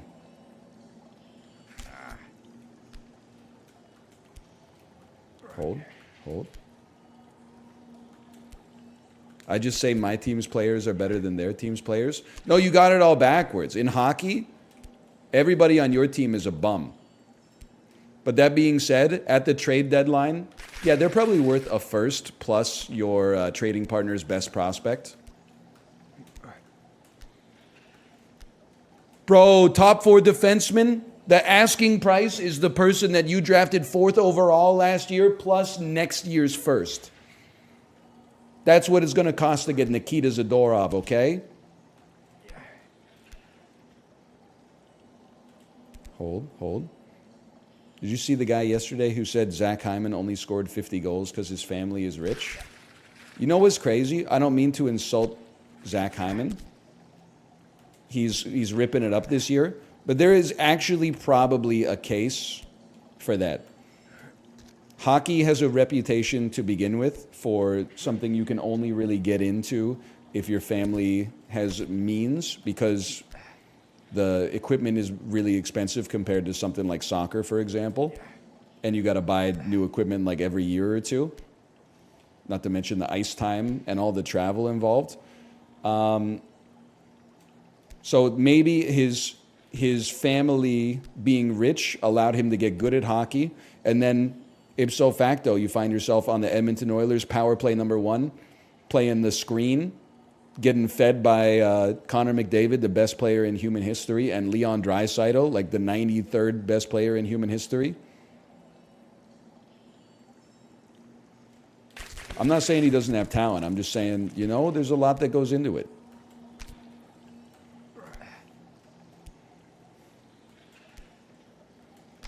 Would you let your daughter play hockey? Yeah, I think I would. It just, if she wanted to, I would, but I'm not going to encourage her to do it because I think being a hockey parent is really hard. I had friends in high school who played hockey, and like in the 9th grade, they would have hockey practice at like 6:15 a.m. So they would do like 90 minutes of hockey practice, shower, then get on the bus and go to school.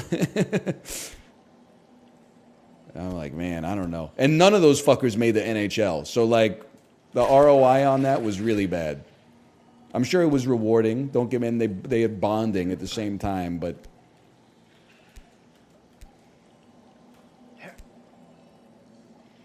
in high school I had hockey stuff 5 days a week. It is crazy. But I think like it's all crazy these days, man. Like my nieces are in fencing and we literally like can't see their parents anymore. Because every weekend they're like, yeah, we can't do that. We have like a fencing tournament. Sometimes the fencing tournament is local. Sometimes it's a state away. Sometimes they're like hopping on an airplane to go to the East Coast to do fencing. I think it's just if you get like competitive in anything, like any juvenile sport, like people go crazy for it.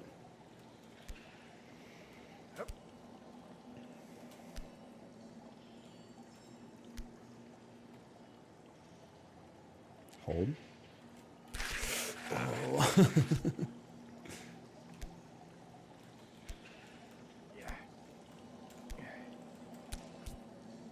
Women's fencing equals guaranteed college scholarship. Good choice.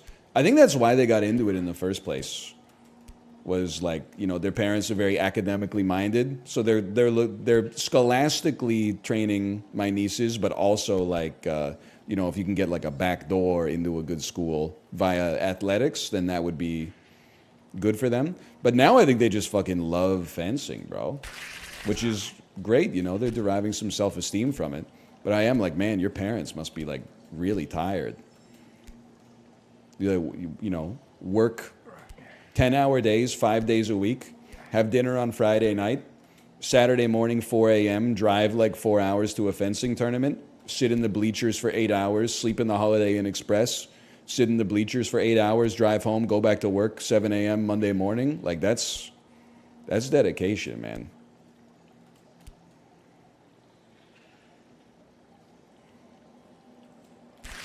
And every time I see my brother-in-law, I'm like, how are you doing? And he's like, I'm pretty tired. And I'm like, yeah, I get it.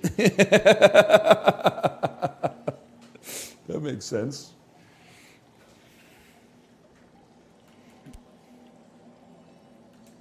It is family time, though. You're not wrong about that.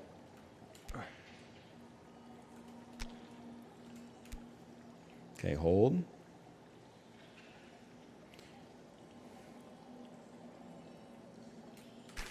Oh, I think I need like two. I need to grab it with both hands or something.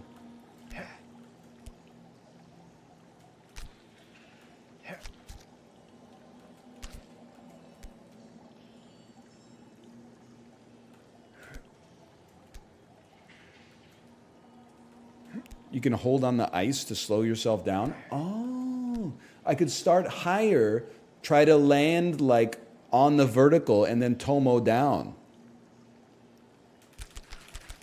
Oh, I think you got it. I think you got it. Minimize your speed, not by minimizing the height of your jump, but rather by having some tomo tech. Yeah. You're absolutely right. Are you done logging on Letterboxd? Excuse me. I think you'll find that I logged Dune 2, not but 3 or 4 days ago.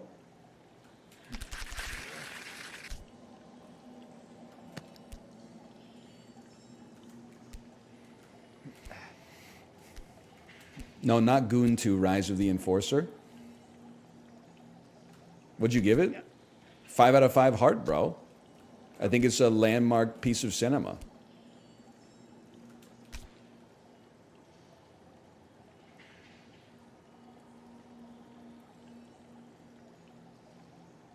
Hold. Hold.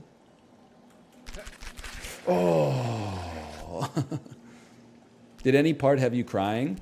No, I'm an easy crier in movies, but Dune primed me for different emotions.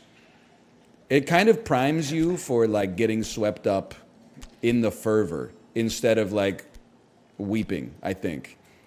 But any like understated indie drama, like I'm crying without a doubt.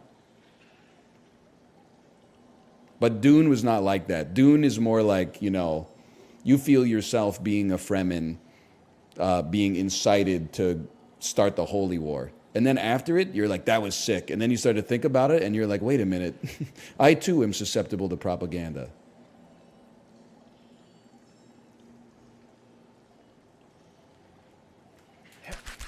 Oh, we split the uprights, bro.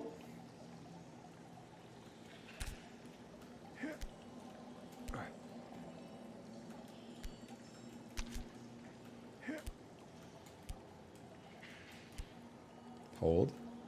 Hold. Hold. What'd you think of Barbarian? I liked it a lot. I think I gave it 4 stars and a heart. It was either a 3.5 or a 4 stars and a heart.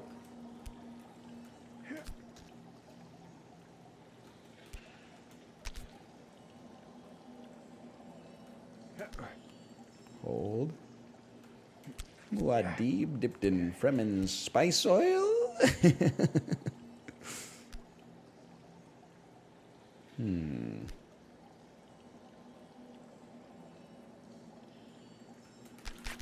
Oh. Name 100 Fremen. Okay, easy. Stilgar, Chani, Polytreides at a certain point. Chani's friends. Fuck. Jamis, thank you, Jamis. Lady Jessica. Well, I don't know. I have to check with the Dune heads on that one. Is Lady Jessica considered a Fremen? She was not given a Fremen name, or am I mistaken? And she's a Fremen, but she was never given a Fedakin name.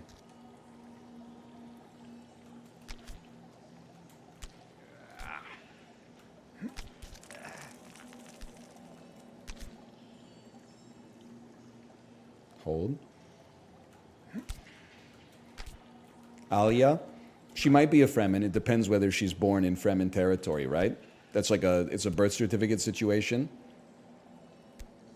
I mean, I would say that she's Caledonian, but I mean, it depends on the hospital where she ends up popping out, I think.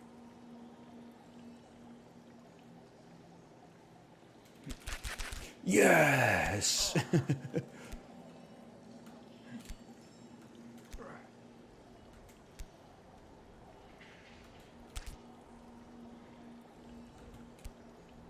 Swing, swing from the tables of my heart, inspired by a fire. 3.5 stars for Banshees of Inisherin is kind of criminal. I'm just, listen, I could do what everybody else does and go, hey, I recognize this movie is beloved, so I'm going to give it a high score even if I'm not vibing with it. I had to be honest. I gave it a 3 or a 3.5. I like Martin McDonagh movies. Me personally, I'm happy you like Banshees of Inisherin a lot. My ideal Martin McDonagh movie is 3 Billboards. You could call me a basic Andy for that if you want, but hello, Daniel. Hello. What's the how for?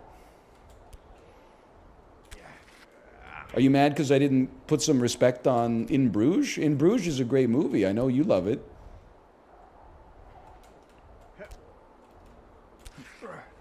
That's a tricky situation right there.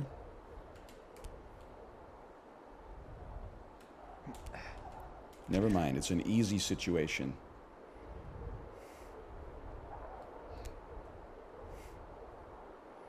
Thoughts on Damien Chazelle having two of the what most movies on Letterboxd? I'm just going to be straight up with you. I haven't seen Babylon, but Whiplash is goated, and I love La La Land. I understand. Hold. I understand the cynicism surrounding La La Land. A lot of people have negativity regarding musicals to begin with, or they don't like Ryan Gosling, or they think it's like a movie that Hollywood loves to make movies about Hollywood. But all of La La Land for me is great. The last 30 minutes of La La Land is like transcendental.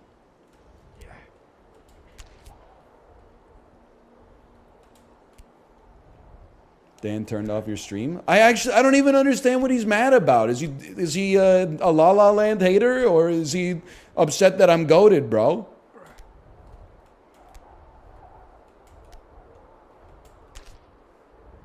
He's upset that you're goated? I don't even know like what I did that got to him. Like none of this stuff. I mean, it doesn't seem like it even holds a candle to the wheel, bro. The wheel was a nightmare.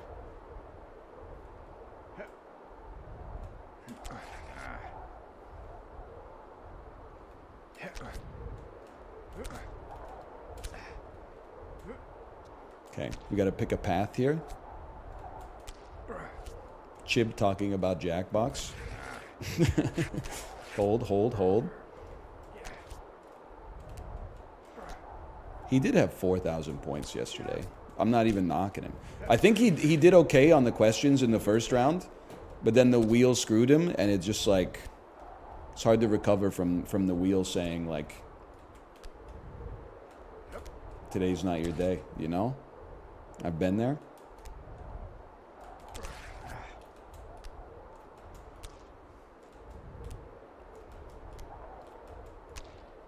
Hold. A little closer to this side, thank you.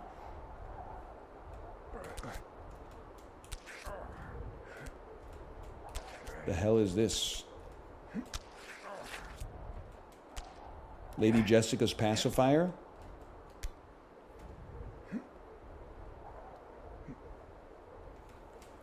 Ooh, hold. Tell me you're holding without telling me you're holding. This is the jump I'm stuck on. Okay, good intel. So I know how to manage expectations. At some point, I'm gonna have to pee. But the piss has been very helpful so far.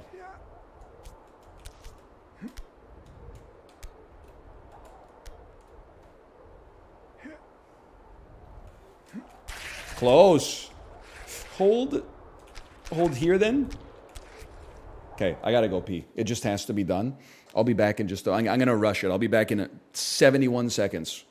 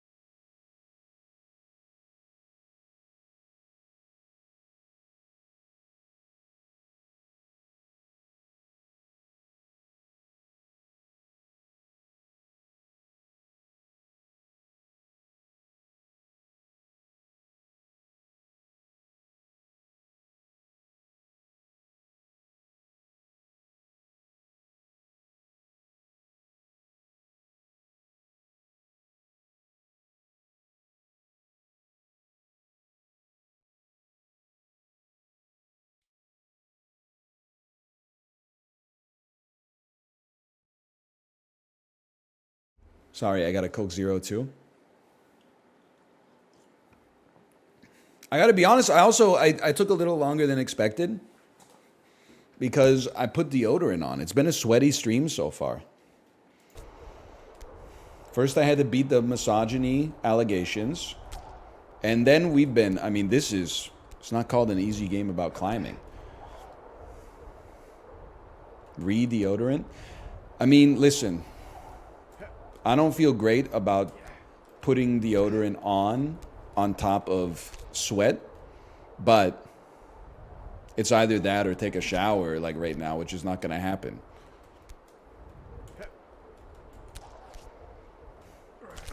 It's better than nothing. Yeah. Here's my thoughts on it. if you get to the, if you can reodorant the sweat in under like 90 minutes, you're going to be okay. But you can't like go to bed, like take a shower, have a day, go to bed, wake up and be like, I smell, and then put deodorant on top of that. That smell is already baked in to the skin. You need to do like a skin reset in the shower. Oh, that was close. Tomo technology, that's fine.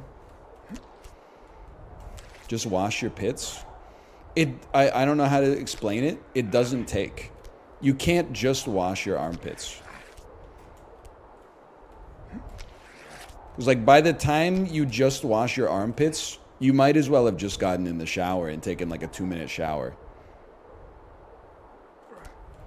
Because like if you're taking your shirt off in the sink and then just putting like water on your hand and going like this, like that your pants are getting dirty, you got, you know, like water stains on your khakis and stuff like that. You might as well have just taken like the extra 15 seconds to completely disrobe, hop in the shower, like soap up for real, get out and dry off. Like, hold. Just use a washcloth. Maybe you got like, maybe you're not a real stinker. I think if you take a shower, I won't say you, I'll say me. If I take a shower, the armpits are good for 23 hours. They're good till the next shower. If I try to just like rub a washcloth on already pre-stunk pits, it buys you 45 minutes at most. And you don't get the base level of freshness that you get in the shower. In an emergency, it's better than nothing, but it doesn't give you the same kind of refractory period that a shower does.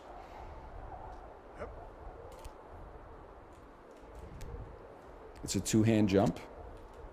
I'll do my best. You also have to think like, hang on, hold.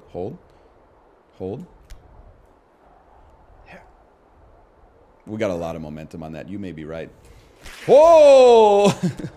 You've also got to think, like, I'm not particularly tall, but I'm like, I don't know, I'm probably 45th percentile adult male height. But that puts me like 70th percentile, or maybe, I might even put me like 90th percentile for women's height. So like my nose is fairly far away from my armpits. But if I'm like walking through a crowd or something like that, there's going to be people whose noses are passing by at like armpit height. So I really try to maintain my hygiene.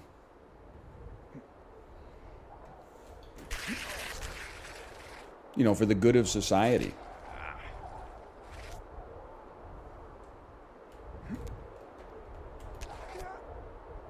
What are you doing differently in a shower than with a washcloth? Well, I don't know. A washcloth has like 4 milliliters of water on it. I can probably send like 8 liters of water down my armpits. Then the all-in-one cold brew coffee plus energy drink plus soap plus shampoo plus conditioner plus moisturizer on top of that. Then you put another 8 liters of water on top of that.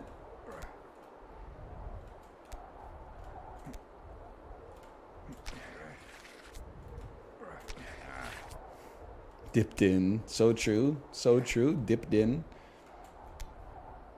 So you love wasting water? Yeah? I suppose. Hold. Giga Chad? I'm not going to let Chad get on my case for wasting water. My showers are fucking short. Because I don't have any hair. So I'm guaranteeing that I use less water in the shower than you. Now, overall, I don't know. I couldn't tell you, okay? I'm not going to get into like a carbon footprint off. I've been on too many cruises in the past few years. But showers specifically, I'm not willing to be shower shamed. I don't think this is a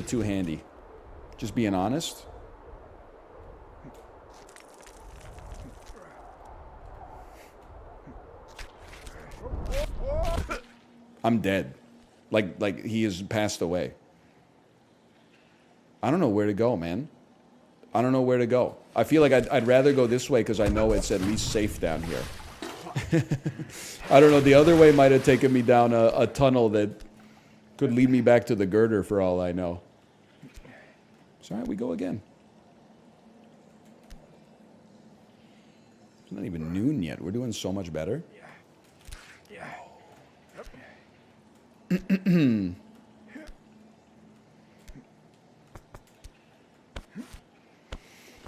Hold, hold.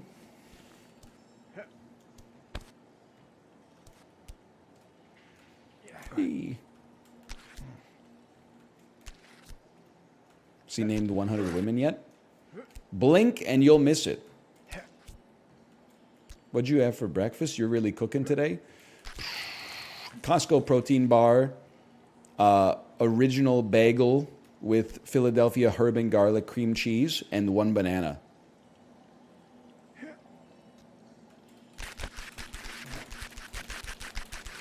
Okay, an attempt was made. I honestly can't get down. I'm not calling anybody out, but I couldn't get down with the discussion yesterday where like all of my friends that I played Jackbox with admitted that they don't eat breakfast, and they're trying to like convince each other that not eating breakfast is the way. I'm here to tell you, it was before you got there, Sinvicta. They were all like, yeah, I don't eat breakfast. I don't eat breakfast. I don't eat breakfast. It's better that way. Everybody's different, but like, I would recommend it, is all I'm going to say. I stopped eating breakfast in college. Yeah, but you'll start again. I stopped eating breakfast in college too, because sometimes you fucking wake up at like 1:30 p.m. But once you actually have like a not cooked sleep schedule, you may find yourself returning to the breakfast minds. I just have a shake. I got news for you, brother. You're on my team. That's breakfast. I never went back. Info request. How old are you? Because if you're like, I never went back and you're 23, what do you mean you never went back? You never left, brother.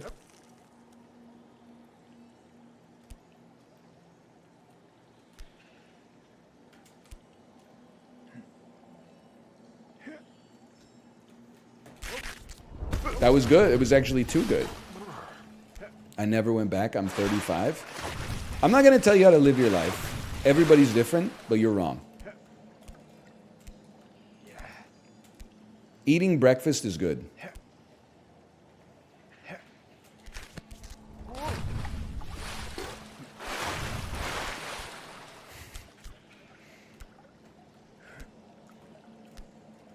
But I'm not hungry? Well, in that case. But like, do you ever think that you're not hungry because you don't eat breakfast? Like you're not hungry because your body is like, why even send the hungry signal? Like he's going to ignore it anyway?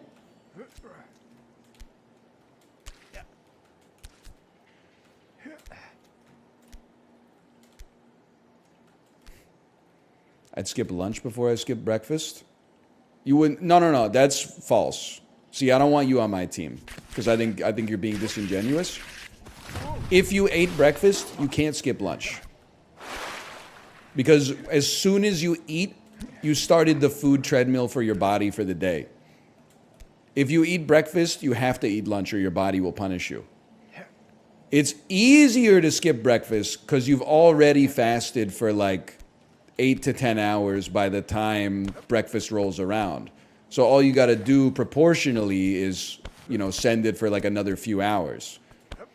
You would not catch me eating breakfast, skipping lunch, eating dinner. I would much rather skip breakfast, but I'm going to eat all three. And in fact, I'll probably have a couple of snacks throughout the day as well.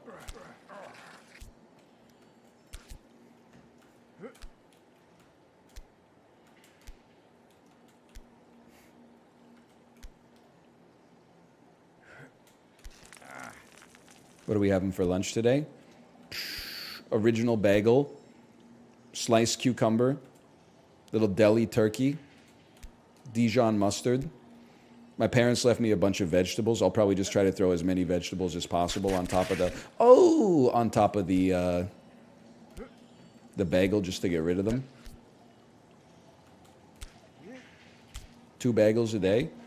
I'm a 2 bagel a day, Andy. Yeah. The first one, I honestly, not to be like glib, the first one doesn't count because it just gets burned up on the bike like by the time the ride's over. The second one counts. I'll allow that.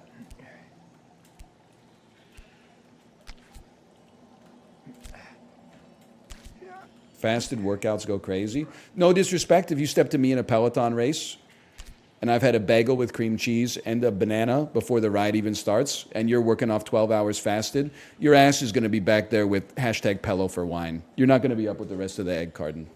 That's fine. That's fine. If you're exercising exclusively to lose weight, I understand the idea of fasted cardiovascular exercise. But, I mean, if we're talking about performance, you're in for a world of hurt. That's all I'm going to say.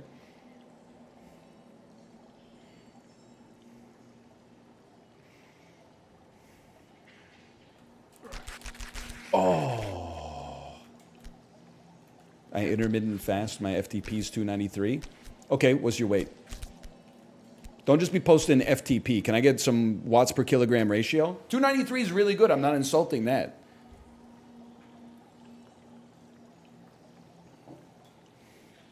But like, are you posting a 293 at 175 pounds? In which case, like, I'll see you on the Tour de fucking France.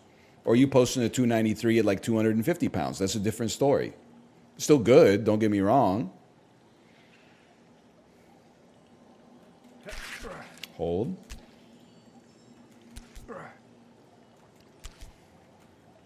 I'm not body shaming. If anything, you're food shaming me. You're saying I beat your stats because, I'm just better than you. I don't need a bagel in the morning. Okay, try driving your car without gasoline in it, bro. 6'4", 225% body fat. Listen, you so-and-so.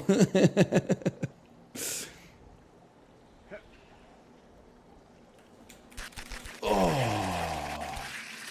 That's the Giesling jump, right?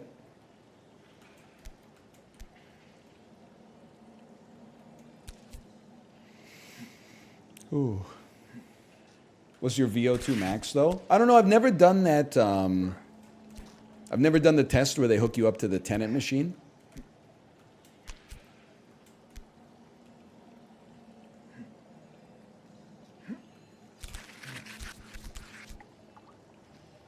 What's the Tenet machine? You know how they have to have like a respirator in Tenet? Because when time runs in reverse, air runs in reverse too, so you have to breathe forward air.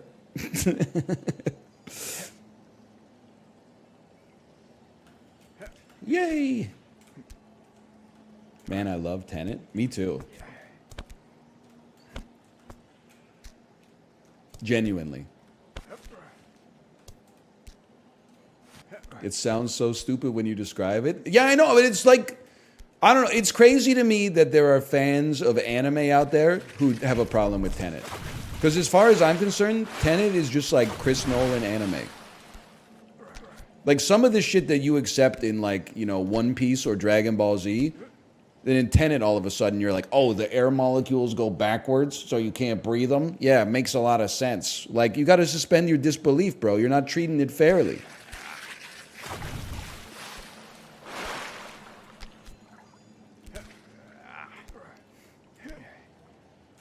I just wish I could hear what they're saying. That's true. I think like I watched it on Netflix and it seemed like the mixing wasn't that bad, but Chris Nolan does have like a problem with audio for whatever reason.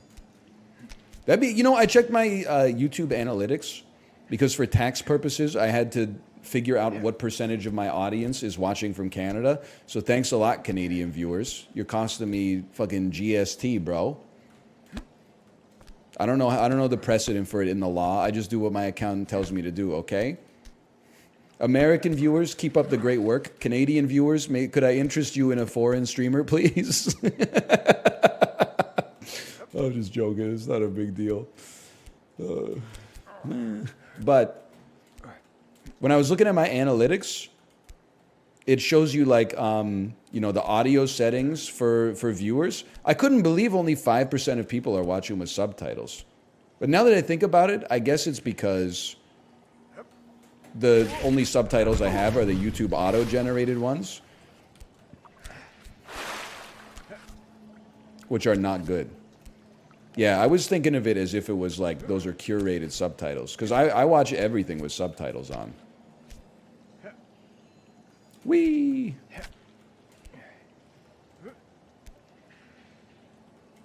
No cap? No cap. I watch everything with subtitles. You know what you will never hear coming out of my mouth? What did he just say?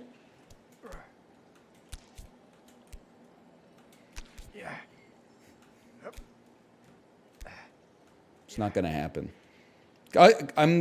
I hate to do this. This is going to blow up a lot of people's spots out there. Sometimes you'll be watching a movie and you'll hear what someone says, but the person you're watching the movie with will go, "What did they say?" Every single time, I just go, "I don't know. I didn't really hear him." Even if I heard him, I'm like, I don't want to repeat what he said, because then like I'm going to miss part of the movie. Same. You have to be careful, though. Think you can get away with that with like your partner? If you try pulling that shit on your dad, he's hitting the rewind button, but then even though it was only 10 seconds ago, he gets impatient, so he mashes the rewind button like 8 times, and then it goes backwards at minus 32x speed, and you're back at like the DVD menu, and you're like, oh, fuck. Takes you like 10 minutes to get back to the part that you were at.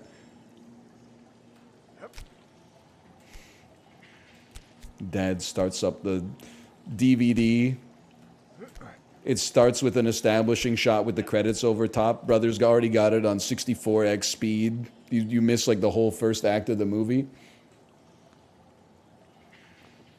You already saw like 4 characters get their heads blown off, and then he's going all the way back, and your mom's going, "Honey." Okay, hold. Aren't you a dad, though? I'm a dad, but I respect cinema. I'm a dad, but I respect cinema. I don't fast forward. I mean, the credits are there. They're part of the movie, bro. Now, if the credits come at the end, I'm leaving the theater. But if the credits come, you know, at the beginning of the movie, that's part of setting the stage, bro. They're playing a song that's designed to take you from the mood that you were in on your way to the movie theater into like a susceptible state to appreciate the movie.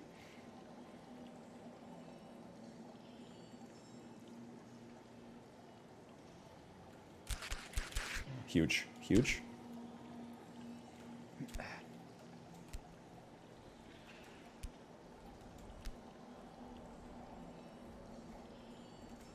Any Balatro today?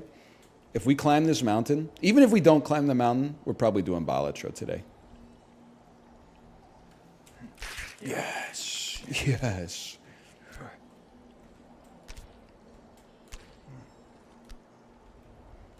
Gold Steak is kicking my ass. It's a hard game. It's a very hard game. Gold Steak all over my brain. Excuse me. Fade Routha be like, "Excuse me while I kiss this guy." He's his uncle. Anyway.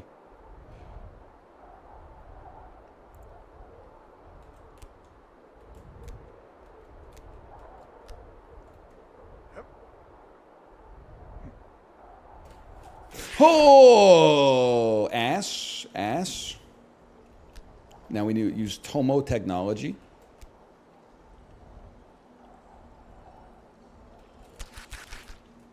Have you seen 3 mics? I haven't seen 3 mics, but I have seen Neil Brennan's special after that, Blocks. I thought Blocks was pretty good, but I do have to say it's not really his fault. I think I'm reaching the point right now where I'm kind of like less interested in like elevated stand-up comedy and more interested in people just being funny. I've gone through the phase, and when there's a truly transcendent stand-up special that's a little more serious as well, it can definitely hit, like Mike Birbiglia's best stuff. But there is a lot of like stand-up comedy that's kind of like bordering on self-help philosophy sometimes with jokes intermixed, and sometimes it hits, but when it doesn't hit, I'm like, what are we doing here? Can't you just like make up a story about something that happened to you at the airport where you're the good guy?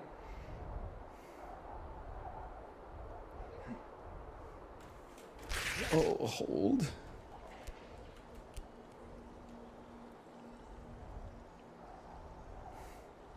Your main comedy's silly voices? I know. If it ain't broke, don't fix it, right?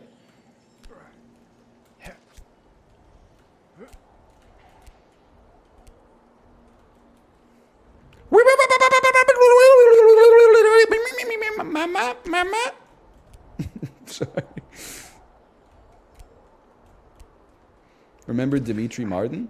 I think Dimitri Martin's a funny guy. Like the stuff that he was making in the 2000s, it was just a different time, man. It was when you could be the funniest guy in your high school for having a shirt that has Lenin, Stalin, Trotsky, and Karl Marx on it, getting drunk. And then when people are like, I don't get your shirt, you'd be like, brother, it's the Communist Party. Threadless Andes were going crazy back then. Oh.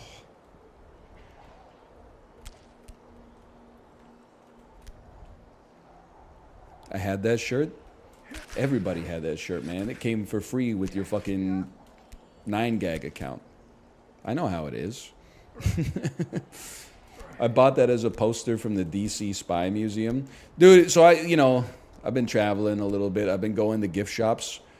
Is there anything like more depressing than going to like a gift shop at a museum or a historical site and fucking nobody is buying anything related to like the sanctity of what the museum's about, and everybody is instead just buying like break open this geode and see what's inside, and fucking like I thought about that when I was at the Kennedy Space Center, and like all the shit that was like, astronauts are heroes. There was nobody in front of it at all. But then all the like Supreme t-shirt, but it says NASA instead of Supreme. People were like, yeah! It's their money, don't get me wrong. I guess I'm just being a hater. The flip side is when we went to the Pearl Harbor historical sites and everyone was buying like t-shirts with mushroom clouds over Japan. And they were like, honey, it's buy 4, get 1 free. Do you want XL or double XL? And do you want the one that has Harry Truman's face and says these colors don't run? Or do you have the one that says, December 7th, 1941, a day which will live in infamy, and it has FDR giving the middle finger in front of the American flag?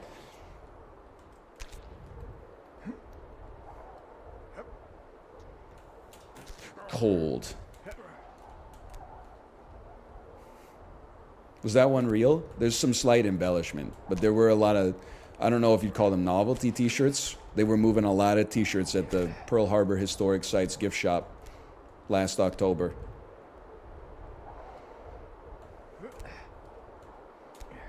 Not to mention the exclusive Hello Kitty Pearl Harbor Historic Sites souvenirs. Who you got for the 2024 election?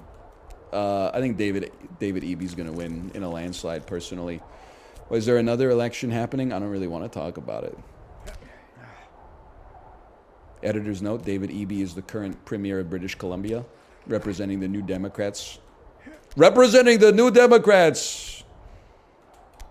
Coming in at 6'3", 178 pounds. We're so back. You got to get past the median. Not that far. Not that far. Right there.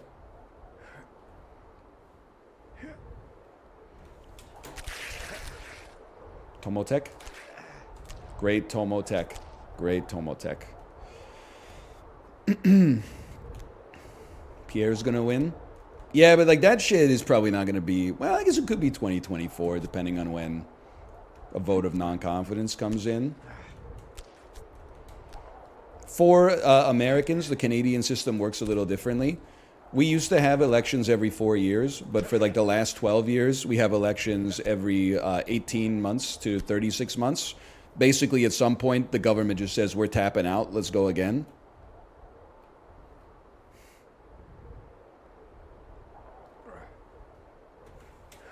Oh, okay, Tomotech, hold. That vote already happened, though? Well, yeah, like 3 years ago, right? When was the last federal election? It's got to be 2021, maybe 2022.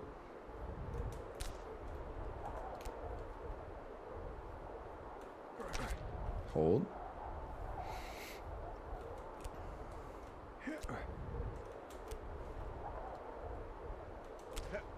Hold. There was a federal? Yeah, we've had federal elections in the past.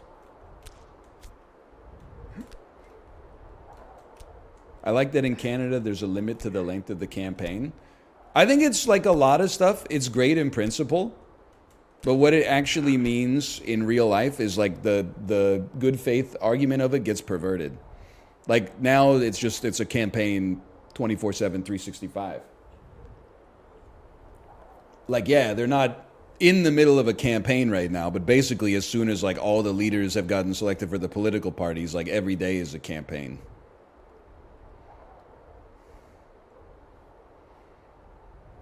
One hand swing. 2 hops this time. That might have done it. That might have done it. Wasn't even close, bro. Tomotech. Okay, a little slip on the wrist, and I'm on a ride. You're toxic. I'm slipping up.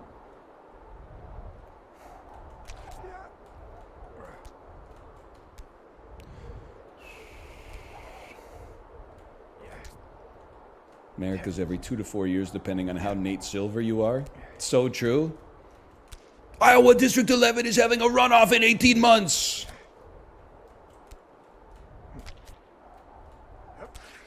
Hold. Hold. Ludwig was a 2-hand Andy for this. The thing for me with the 2-hand Andy, I can't get the launch right on the 2-hander because I always end up doing like a backflip.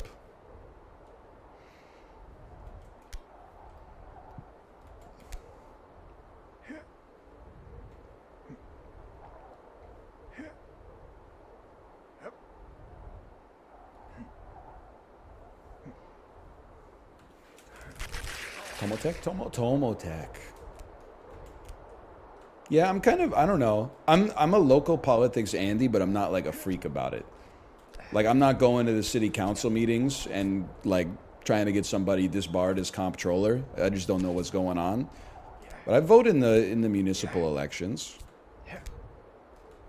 I'm a municipal, provincial, federal Andy. I'm a lyrical, physical, feminine, lesbian Eminem, getting sunshine in my perennium, singing about the new millennium. Harrison Ford under the floorboards. Sorry. For 4-door Ford Explorer.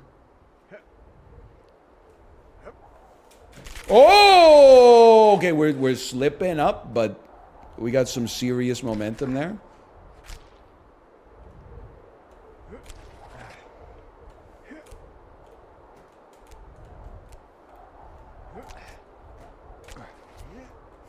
Are these real Eminem verses? Yep. It's from Stan. A song known as Stan.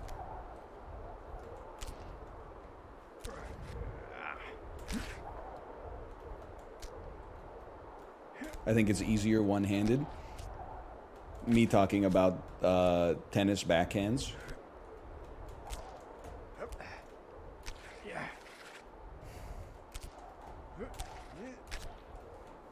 Hold, hold, hold, hold, hold.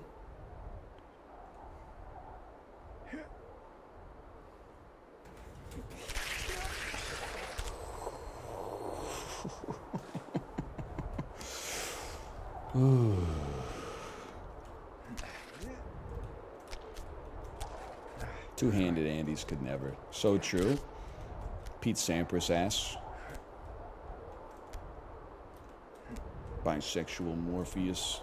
Talking two-handed backhands with Anna Kournikova. Harrison Ford under the floorboards of your four-door Ford Explorer. Lyrical, spiritual, feminine, lesbian Eminem. Please. Please.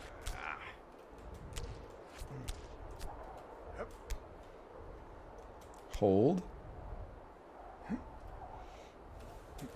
Oh, there was some serious height on that one.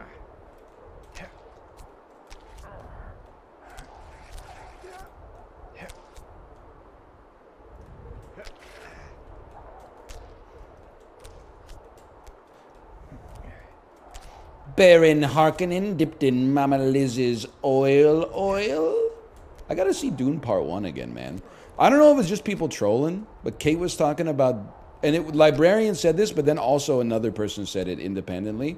She was talking about Dune Part 2 to her chat, and two people in chat, one of which was Librarian, one of which was another person, said, do I have to see Dune Part 1 to understand Dune Part 2? Yes. Yes, you do. And honestly, you should be like happy that there's two movies, because the first one's really good too. But you absolutely have to see the first one to understand the second one, or you are going to be fucking confused. Or you could read the first half of the book instead. That one was not even close. Tomotech.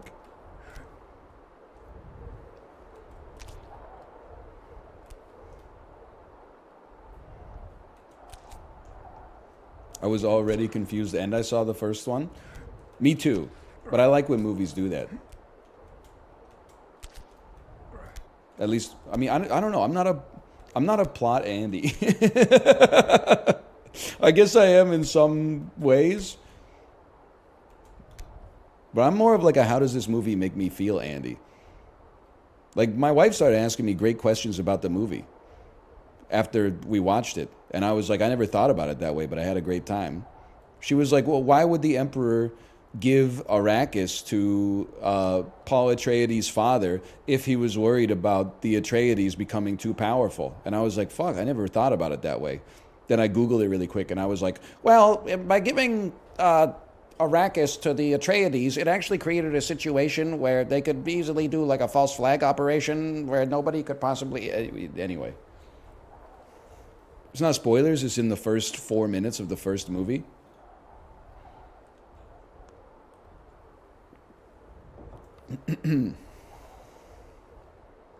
Okay, hold. It's also a book from 1912. So true. This one's for you, Dan Giesling viewers. Thank you for the raid, Daniel. Thank you for the raid. Dan, as far as I'm concerned, I'm not in a race with you. We're both in a race against ourselves. This is hard, man. They don't call it a simple game about climbing.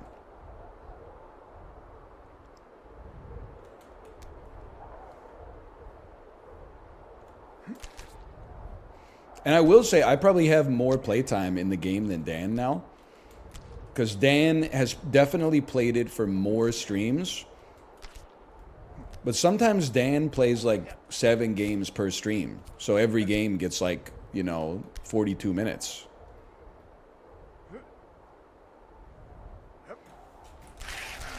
Hold. We're holding.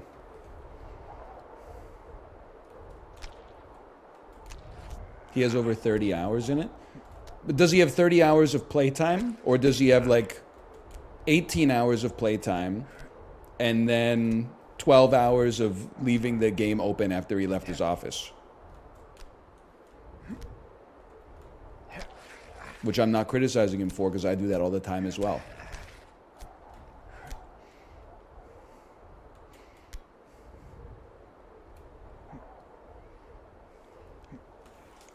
Oh, we were closing in on that one.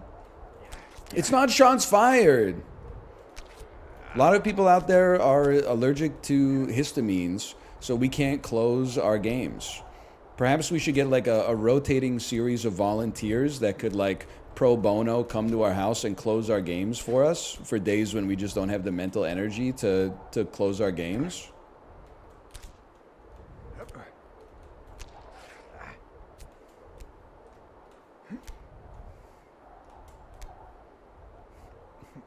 Hold. Hold. Next time? We get him next time? People are still arguing about DoorDash on my timeline. I love it, man. The DoorDash discourse, I fall for it every single time. People, I'm sorry, listen, I have some sympathy for it.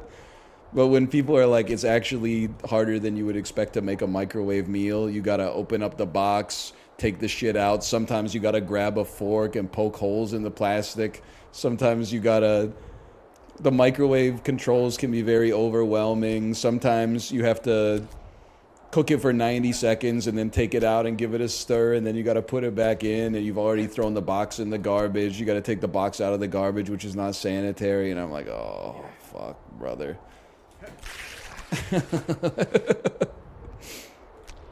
No disrespect, okay? If I worked for the IRS, every single person that tweets that is getting audited tomorrow, because I do not believe that if they can't do the frozen meals, they simply are not paying their taxes, or at least filing them, because it's just not happening. There's no world in which you're like, it's hard to make Michelinas, but you're submitting your taxes on time. That's a guaranteed audit if I worked at the IRS. Caught. I'm not trying to out anybody. Maybe you live in a country where they file the taxes for you, which I'm actually very jealous of, but they probably pay someone to do it. Yeah, but then you got to send them like the fucking PDFs and the documents, and you got to collate all this shit from your bank and stuff like that. Like it's harder than making Marie Collander's chicken pot pies is all I'm trying to say, bro.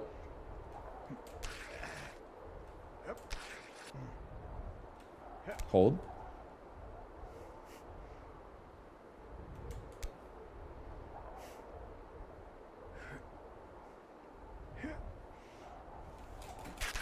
I filed my taxes today. I feel bad. This is a true story. I mean, honest, I know I've said it before. I actually think that accountants are like some of the biggest heroes in our society in some ways, mostly because they're doing work that I don't have the qualifications or the desire to do. So I'm putting mad respect on the accountants. That being said, sometimes my behaviors and my words don't match up. My accountant sent me a request for more information. It's probably like the first week of March. I put off replying to it for 2.5 weeks. Then yesterday, I was like, I got to get on this shit. It took me less than 10 minutes to grab all the documents that he asked me for. I sent them back. He sent me an email so that email came out at like 4 p.m. My accountant then replied to me at like 11:48 p.m. and was like, here's how much you owe. Please send it to the government before Friday. Like the dude literally was waiting on like, he just needed me to take 10 minutes out of my day to get a few PDFs, and he's just dragging my heels. Every fucking reply starts with sorry for the delay, as usual. I'm like, oh.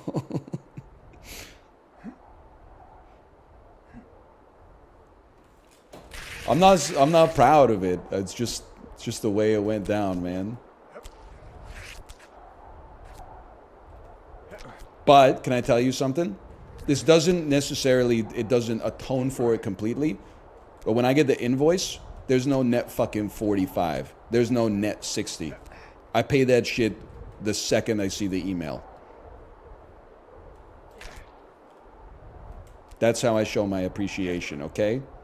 We're not doing any accounts payable, accounts receivable, accounting fiction. I'm not getting the 30-day GIC that pays 0.03% so I can skim a little bit off the top. That shit's getting paid immediately.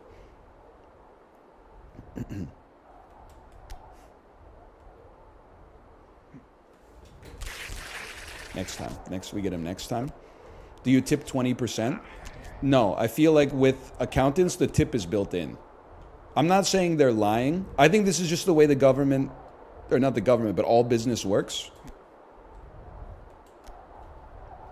The billable hours, I know you weren't nose to the grindstone for every minute of every billable hour. There's a little gentleman's sort of fudge factor that goes into it. If you worked for 38 minutes and you checked your phone 2 times and you took a bathroom break, that's a billable hour. There's your tip. There's your 20% tip right there. I'm not going to observe you and be like, hey, that you only actually worked for 31 minutes on that billable hour. I trust you, and then in return, you don't fire me as a client when I'm a little late sending you documents sometimes. It's the way of the world, man.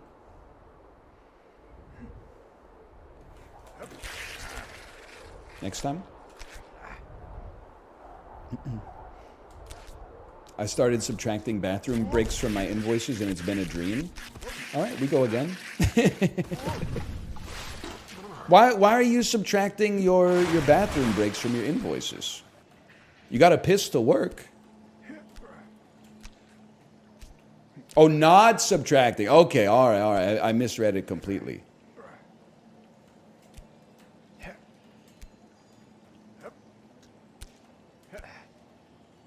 As long as you're not taking too many liberties with it, your piss time, that's part of your working time, bro.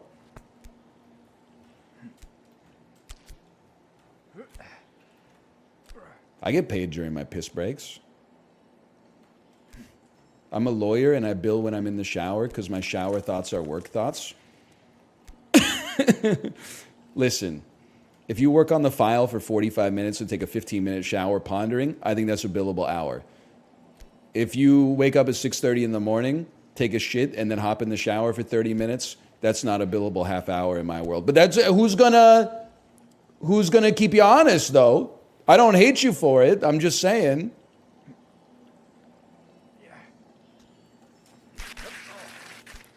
Hold.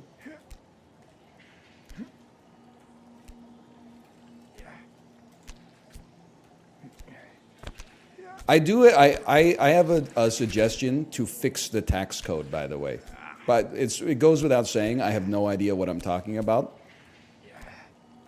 I don't know probably the most fucked up shit in the tax code. I'll give you that. But I'll tell you one thing for free. We got to stop letting businesses write off a portion of dinner receipts because they talked about business. It's just that how many tens of millions of dollars annually is lost in revenue just because of lies, bro. You go out and have like 7 beers with a client, all of a sudden like half of that shit comes tax-free. Like, how does that make sense? It simply doesn't make sense.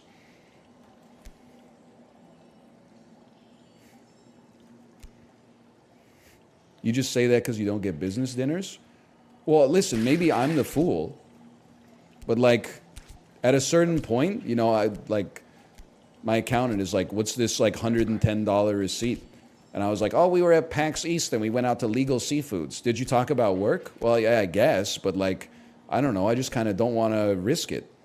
I don't want to be 6 years after the dinner and have Justin Trudeau be like, so what'd you guys talk about? I'll be like, fuck it, I don't know, brother. This was a long time ago.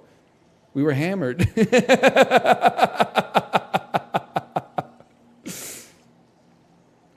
How would they know? It just seems like I don't know. I feel like it's against the spirit of the game, man.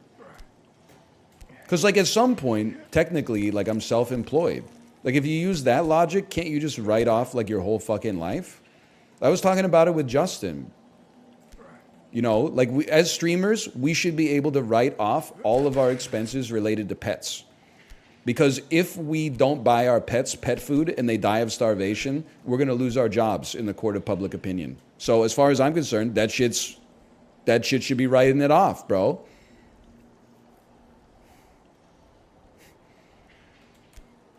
But I don't do that. This was actually the first year in a while where I did collate my Steam expenses for the year. Because like the past few years, I've been like, I'm not going through every damn receipt for a $6.99 indie game. That's crazy. Then this year I found out there's literally a button in Steam that is just like, here's all your purchases this year. And I was like, all right, that I'll do. That I will do.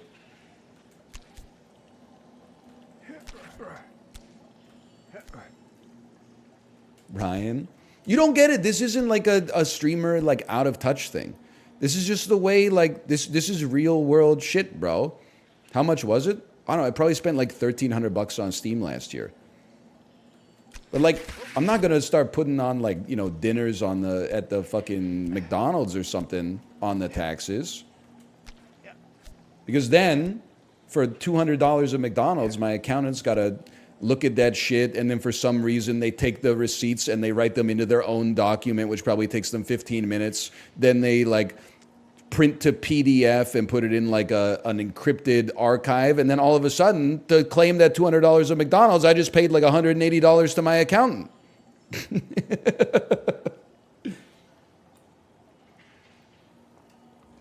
Which I love it for him, because then he's buying shit in the economy and keeping the world going around. I'm just saying you got to look at the economics of it sometimes.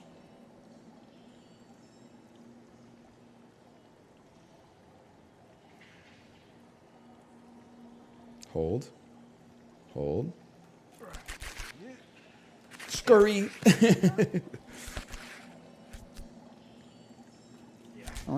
No, I don't hate accountants. It's the opposite. I think they're heroes, which is why I think I'm not saying they do, but I think they should be able to take liberties. Because I think it's kind of, I don't know, that's how like a service-based economy works, right? For certain professions, you pay them like, you know, X dollars per hour, but realistically they were there for an hour, but they were only focusing for like 18 minutes. It's that little fiction in there that keeps the world turning around.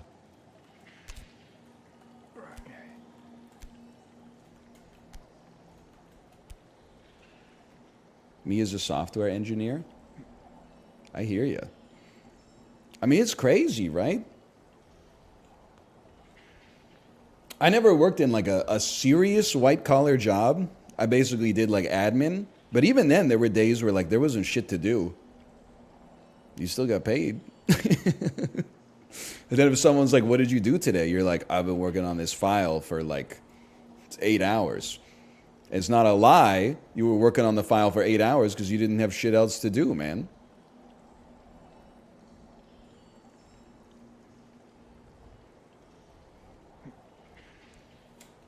Oh. Hold.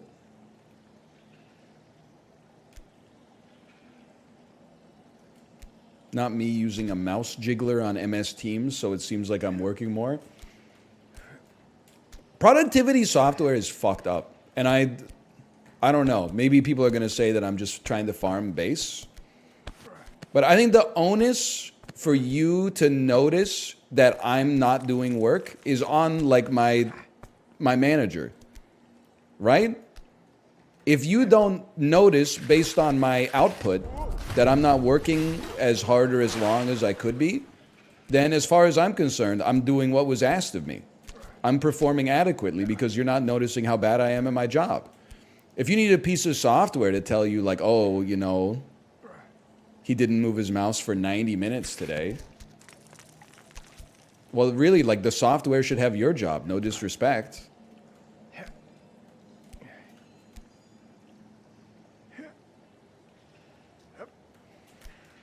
It's a really easy take to farm +2s with though, because like there's no managers in chat. They're all at the golf course.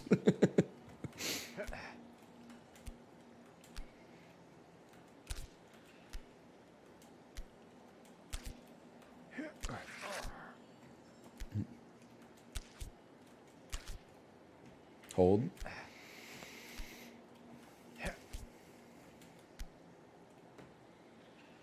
I don't know. I guess maybe it's naive, but I kind of like harken back to like, or I mythologize living in I don't want to say a less scientific, but maybe like a less analytic era. Where, like, if you were a little bit bad at your job, what were the consequences? You work at the company for 45 years, you get a retirement party, they give you a gold watch. You go eat at a restaurant, what do you say? Hey, this food was pretty good. You don't say, oh yeah, it's pretty good, but I've had better egg foo young at this place. And then, oh no, actually a lot of people are talking about this new restaurant's got a lot of buzz down and blah, blah, blah. Like you just, you know. Like back before the information age, people were just sending it, bro.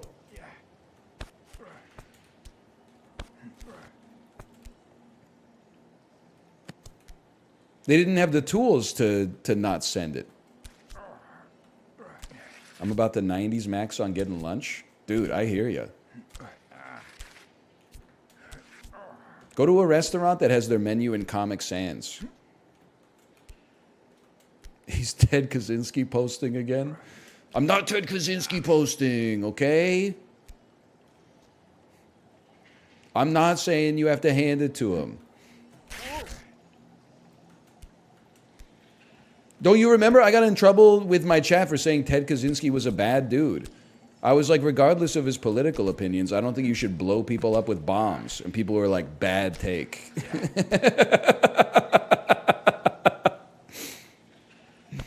Hold.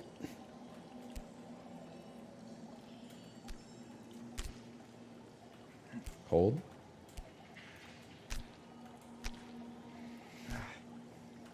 Hold.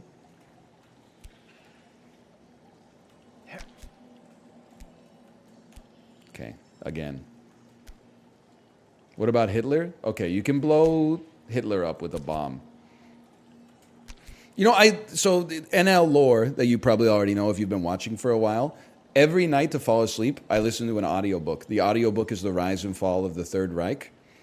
I'm at the part for like the 17th time because I've listened to this like 70-hour book so many times because I've been listening to it for like 7 years. I'm at the part where they're doing the von Stauffenberg plot to kill Hitler. And I get that they were like working their ass off to kill Hitler, but it really seems like they fucking sucked at it. Like nobody could just take a gun and kill him. Like it took 100 dudes making like a massive conspiracy, and then they like built a bomb and put it into a briefcase, and then they were like, no, we can't do it today because we won't get Goebbels and fucking Goring. We want to get like a triple. So they said, okay, take the briefcase back out. And then they had like, they finally got the bomb to explode, but somebody moved it next to like a really thick table leg, so like it only kind of flesh wounded him. Like, no disrespect, you know, you're like, it's probably like a self-sack move. They couldn't have just shot him. I guess they wanted to have some self-preservation as well, but like, what's up with the Looney Tunes shit, bro?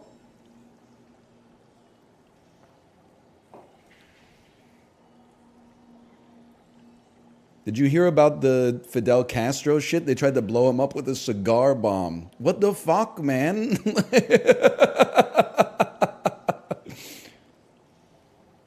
That's true. That's okay. So they did want to eliminate like the entire brass and then like have a military coup happens to ensure that it wasn't just like a transfer of power. I guess I understand that. When you're listening, like it's the longest chapter in the book. It's like 4 hours and 15 minutes long. And it's basically about them getting like cold feet. And then like when they actually do it, like one dude is just like, what's this briefcase doing here? And he just moves it to the other side of the room, bro.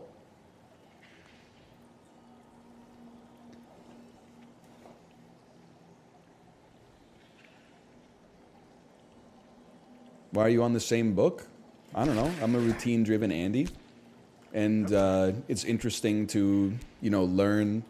So when you're born, it's like arriving at a party that's been going on for like millennia, right? So sometimes you're like, why has that dude got a lampshade on his head? Why does this country have borders that look like this? So you learn history, and all of a sudden you're like, oh, that shit all happened like before I got here. It gives you like some more context for the world in which you live.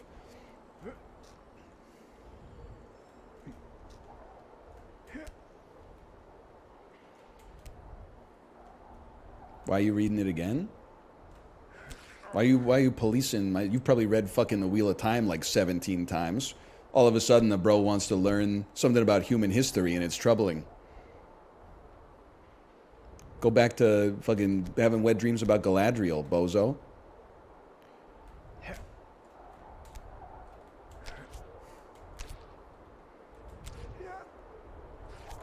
Did you hear a man scream there?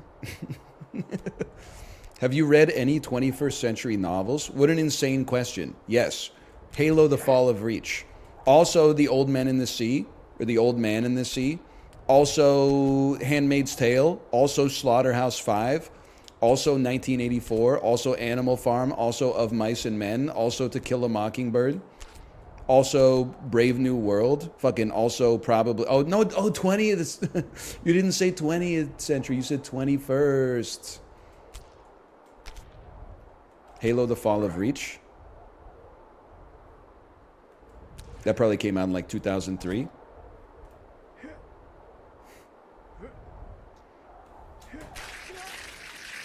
Hold. Oh, this sucks ass.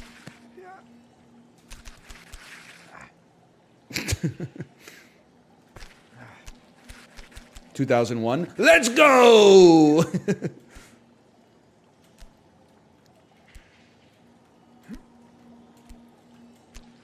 I've read 21st century nonfiction. Morgan Housel's The Psychology of Money. That's true, I have read House of Leaves. That must be a 21st century Andy.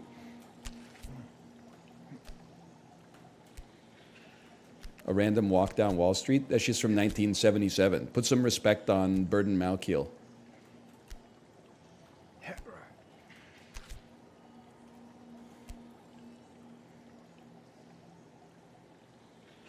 Thoughts on everyone just reading smut now? My thought is, who cares, I guess. I don't know. I don't consider it a big deal.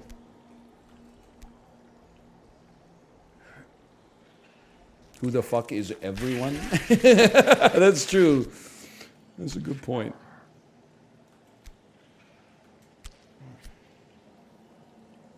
It's 12. Okay, we should drop it and then play some Balatro.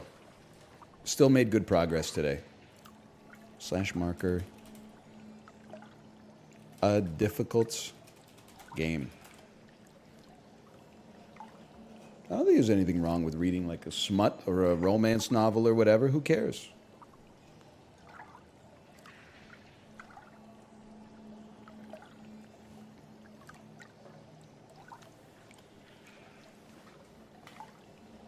Doesn't bother me.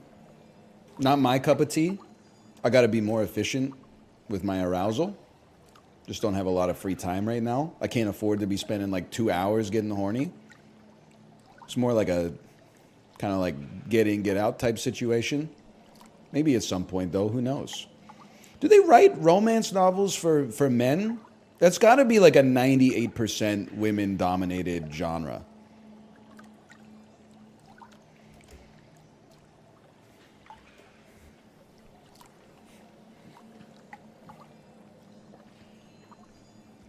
Visual novels. Oh, you're so right. Visual novels.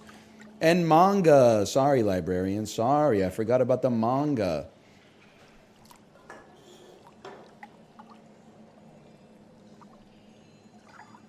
Meet and fuck Kingdom, Steve.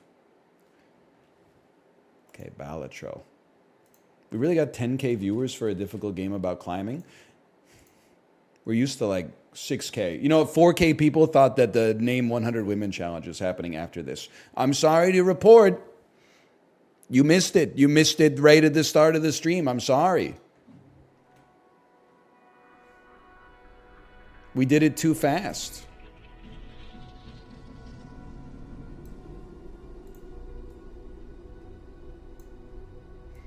You ever take an Addy before cranking your hog? No.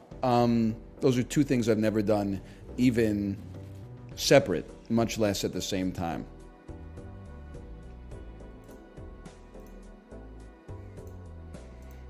The internet has me believing that every person is maybe not on drugs, but has like drug experience.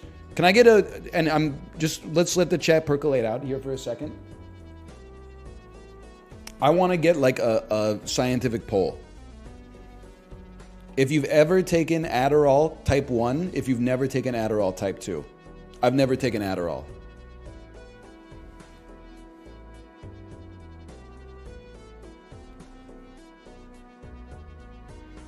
I'm eyeballing it. I'm saying 15% Adderall. See, based on the internet, I would have thought that it would have been like 70% of people had taken an Adderall. Okay, now we percolate it out a little bit. Percolate it out. 1, if you've ever taken ketamine. 2, if you've never taken ketamine.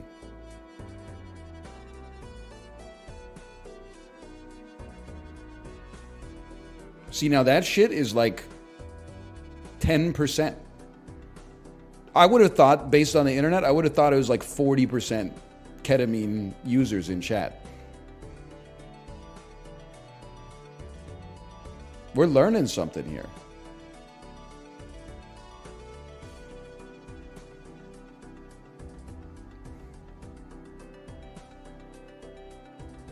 One in chat if you've ever had a cup of coffee. 2 if you've never had a cup of coffee.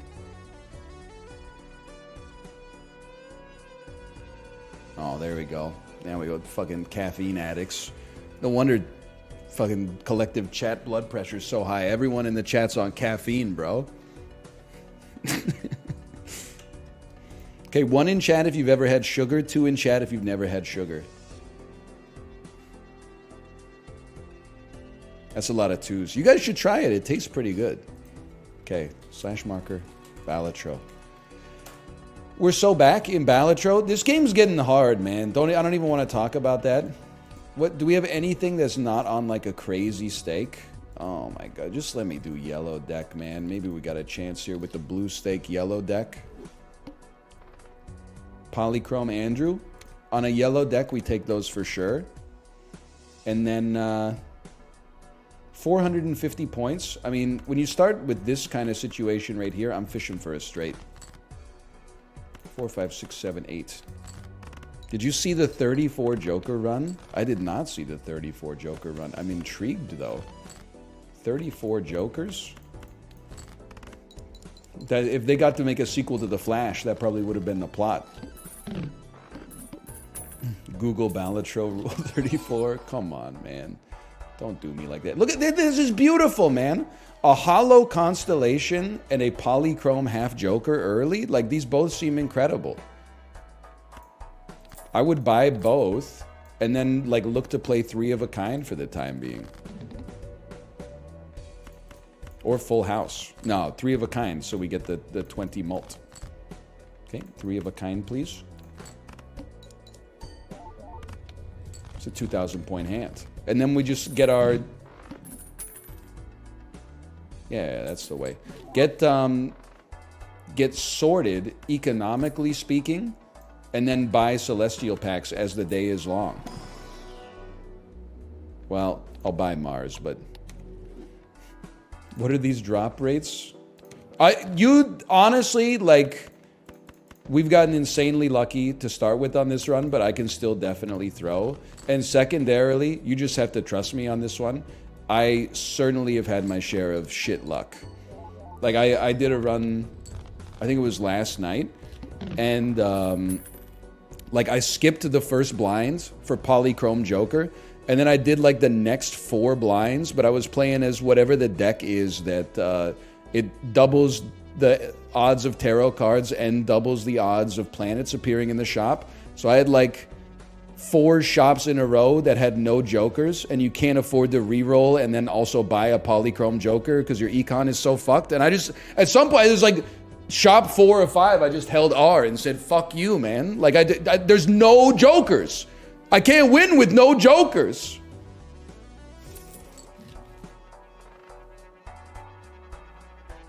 I'm saving up. We don't need to spend immediately. Save up, get your econ sorted, get your money up, stop being a broke boy. And then once your econ is under control, Guess we should play evens when given the choice. Once your econ's under control, buy celestial packs and planets every single shop. And we're going to the moon. You know what? I think we can afford it. I'm going to send it. We will do this, though. Easy mode. What did I tell you? The big dollar baller. That's me. That's what they call me. I'm going to let it go for one more.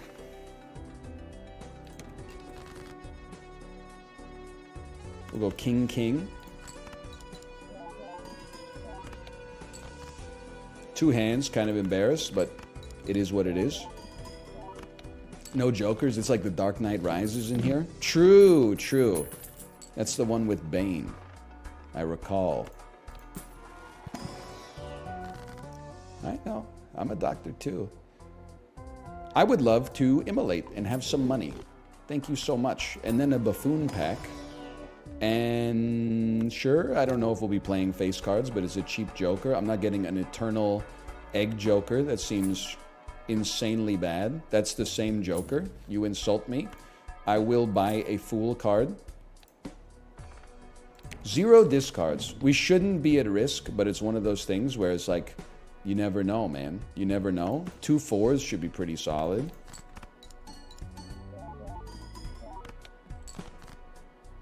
Two jacks is going to be chipped up, man, like me at a party. We take these. Ignoring seed money? Well, you gotta spend money to live too, you know? Now, this is where it should start to pop off. Oh, a hermit card. Don't mind if I do. Now, do I fool a hermit card? I would say I'd think about it. Let me just take a peek at this for a second. I'm going to. And then I am going to Mercury. And then I'm going to Hermit. And then I'm going to get some free tarot cards. Hey, NL, any thoughts on Bingle Bangle, the Roulette Balatro? My question is, B-Cop, is it good? Or is it bad? And you don't have to answer by saying, is it as good as Balatro? Because I don't expect it to be as good as Balatro. It's in early access. To me, that doesn't seem like a fair comparison. It's not as good, but it's fun. I might give it a try. I might give it a chance. I do love an invisible joker. I do. I cannot tell a lie.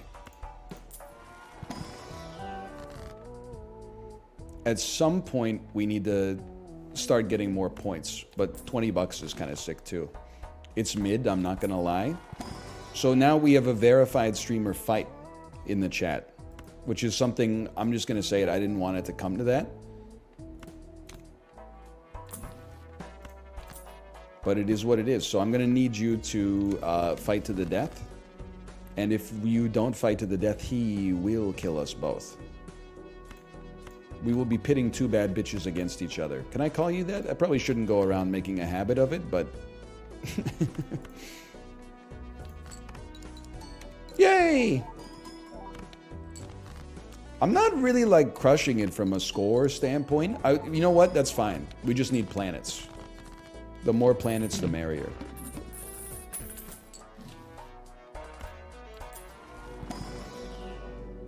It's Women's Month? That's damn true. But for me, Women's Month doesn't end on March 31st. It ends on April 12th, because I respect women that much. I give them an extra 13 days. Because they deserve it. Take this. Then it's back to business. Yes, then it's back to International Men's Q2. So very important. I observe it with solemnness. I think you gotta go for now, brother. It's a very important time of the year for me. Hey, Acrylic Arrow, thanks for the gifted subscriptions. Thank you. Thank you. Oh, planets! This one's for you.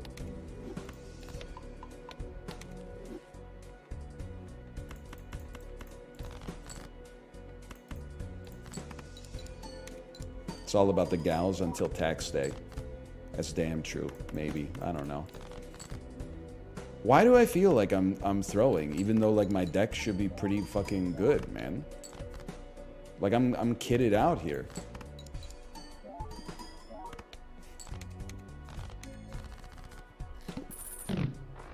Because it's blue stake. That's probably fair. I do love Hone. Hone is good. What's your favorite piece from Gustav Holst, The Planets? Why don't you just tell me the one that everybody loves? It's Jupiter, right? Isn't Jupiter the one that everybody goes crazy for?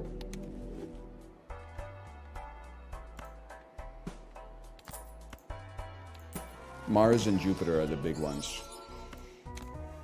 I'm not a big fan of Jupiter because I have heard personally that people go there to act more stupider, which is something that I don't support. I think you should act with integrity and intelligence to the as much intelligence as you can muster, at least.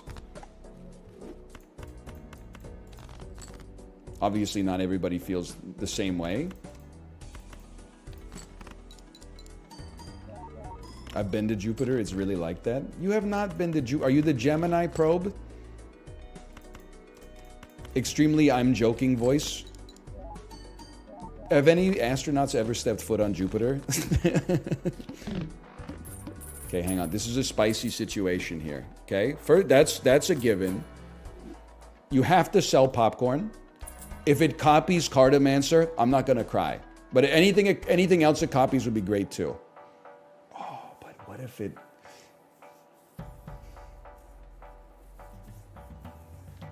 Sorry. Yes!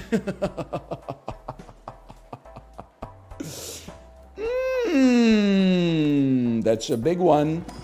That is a big one. We'll keep going. I'm going to buy me a Mercury and cruise it up and down the road, brother. How about just using a Fool? I know we could use it for Hermit, but like, we're getting some serious Lizan Al-Gaib vibes out of this. We're playing 3 cards or less, so we'll take 8 ball for now. We could take Throwback, but call me crazy. I like playing the game instead of skipping all the blinds. So like, I'm just different like that. I'm a different kind of beast. I play Falco. Send it. Let's go. We called the shot. We double doinked it. Double Arcanas. This is the first time in human history that a High Priestess card is like the best card in the game.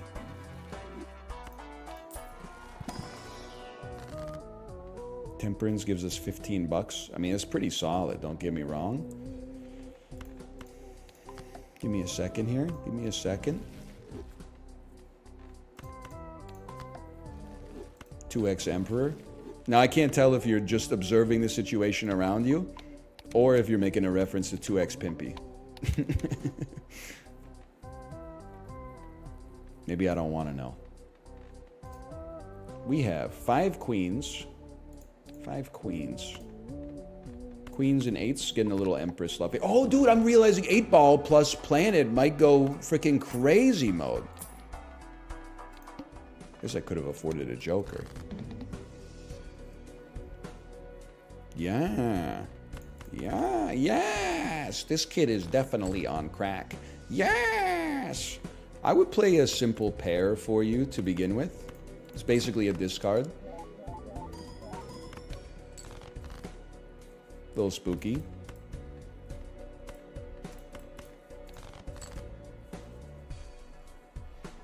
I'm flabber. Oh, you played 5 cards. That's right. I'm silly.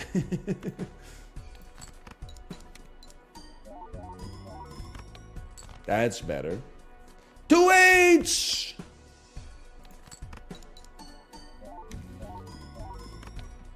I'm thinking we got a great scaling engine here. Strength the Jack. I'm hoping to strength some 7s, to be honest with you.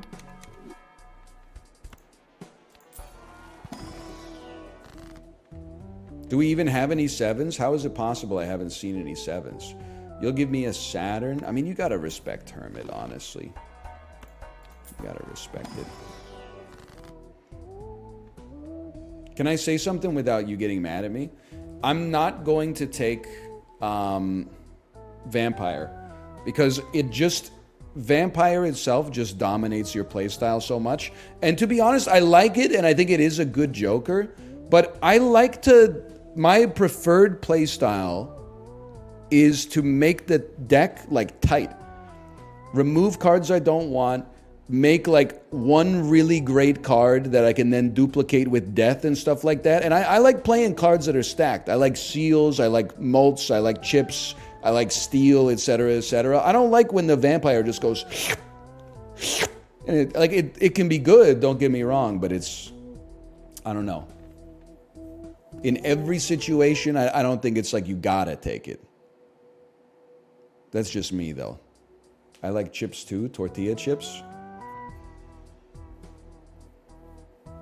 You're not wrong. I think I prefer potato chips, but the question really isn't potato chips versus tortilla chips. It's potato chips versus tortilla chips and salsa, and then I gotta go tortilla chips and salsa any day of the week. But the thing is, bag of potato chips, $2.99, $3.50, something like that. Bag of tortilla chips plus salsa. I mean, you could be pushing $8-9 at that point still, but you're getting a nice taste though. Don't get me wrong, you're getting some nutritional content. You're not wrong.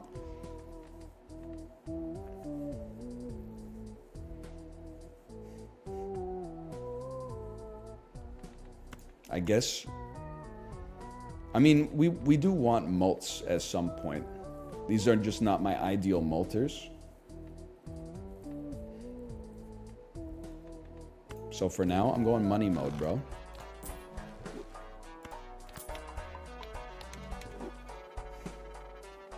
You know what? I like what you said there. Someone said, hey NL. You a guac guy or a salsa guy? Somebody replied with my exact answer. Guac on a taco, salsa on a chip. I wouldn't turn down the guac on the chip or the salsa on the taco. Don't get me wrong. I'm just saying, if you're gonna create a false dilemma, then I'm gonna respond to you in good faith. I'm gonna allow you to use a rhetorical technique against me. What about queso? Not against it by any stretch of the imagination. Me personally, I find it inferior to. You're right. This is where that should be. I find it inferior to the guac and the salsa, but I'm not trying to cause any problems.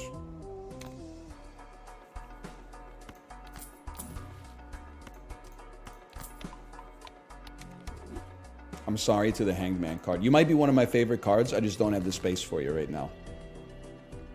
But now we're frickin' talking, bro. Now we're frickin' talking.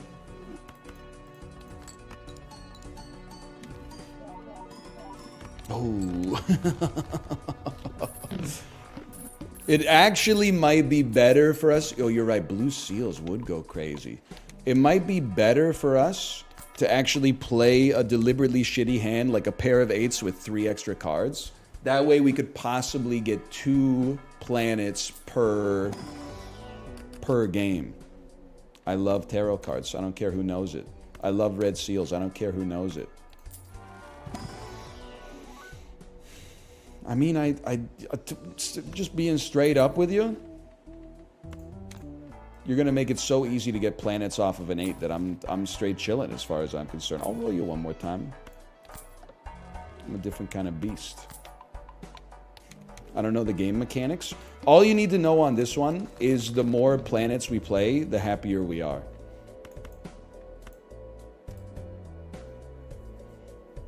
I'm willing... No, am I... I don't think I'm willing to lose money just to get planets to pop. Let's just play this.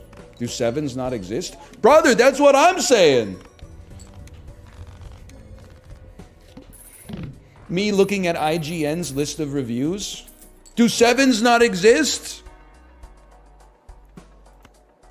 I don't know if that's fair. They might not be just giving things 6s and 10s. They might be using all the points on the scale. I feel bad. It's easy to take a shot at IGN because no one comes to defend them. Okay, they're doing good work over there. They're working hard. Sometimes the score doesn't match up with what I would give something, but that's why everybody's got opinions. Okay. Negative Joker. I love that for us. Oh, 2 7s. Fucking finally, bro. I should have played bullshit so that it didn't accidentally win.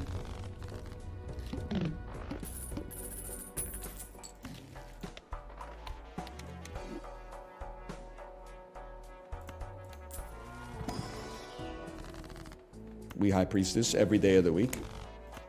You have the pillar coming up. What's the pillar?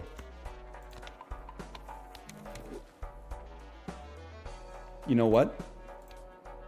Cards previously played this anti are debuffed. Oh, maybe, well, there's some sense and or sensibility involved there, I suppose. A rare discard situation. A common discard situation. Hermit, how could you? I thought the old lady threw it into the ocean at the end. We didn't get 2 8s. Very surprising to me. How about 20 bucks, little man? Put that shit in my hands. They will not. Okay.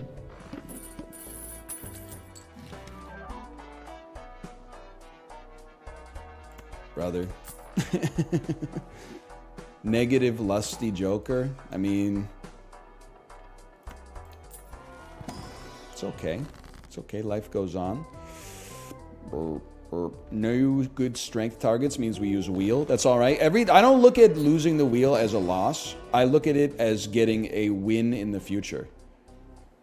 Now, to be honest with you, I totally think, like, you might say astronomer because then shit's free, but we have unlimited money. Shit's free anyway. If anything, I think we want Turtle Bean to sell and run Troubadour instead to get to pairs of 8s faster, which will give us more planets for free to begin with. This is the way.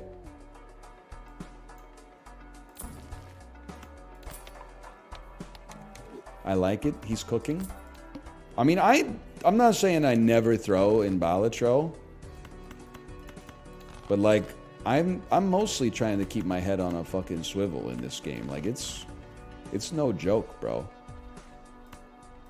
If you steal the red seal, does it trigger twice? Yes. This is like foundational knowledge I should definitely know. I appreciate the tip, though. Huge. It actually wasn't that huge, but... Same with golds. Oh, you taught me that? You've asked before? Sometimes you just forget, man. It just happens. So Blueprint is a must purchase, but I got to think about things a little bit. Because do you sell 8-Ball, which is your scaling engine? No, you probably sell Troubadour, right? I just have like an endowment effect because of the fact that I just got it. Yeah. And then you run Blueprint on your 8-Ball, bro. I heard they just got your mans on Celestial Pack Crimes.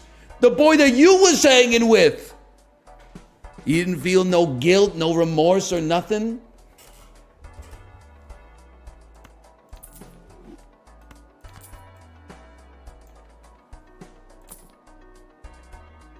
Standard pack 8, please. Sorry, it's just not what we're running here.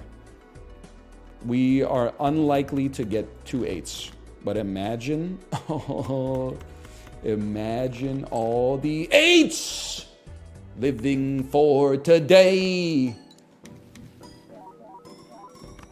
Huge. And we get to go again. Not that we have another 8 coming. We don't even have another freaking pair coming, bro. Ace 2, 3, 4, 5 with a polychrome Andrew at the end.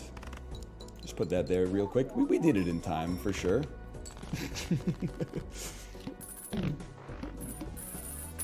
Huge. Huge. I'm sorry, I don't want you. Gonna buy me a Mercury, cruise it up and down the road. We have amazing scaling. What I would love to see is pair level up so high, we feel like we can dump half Joker and replace it with Campfire. And then we're going to the fucking moon, bro.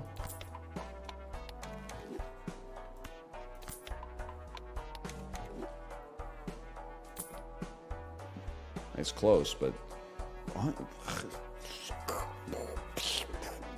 I just hate you. But we're going to use so many tarot cards, but I hate you because you're eternal, but... You're already, like, you're given times 1.5. That's undeniable. But we're going to get the times 1.5 out of you guys. Like, with no, it's bait? Okay, never mind. One person in chat said it's bait. We're moving on. Random Joker disabled every hands. Honestly, we tanked that. I'm not even sweating that. Oh no, my 8-ball. Get fucked, buddy. I got 2 planets anyway, bitch. Eat shit. I fucking own your ass. You ready for this?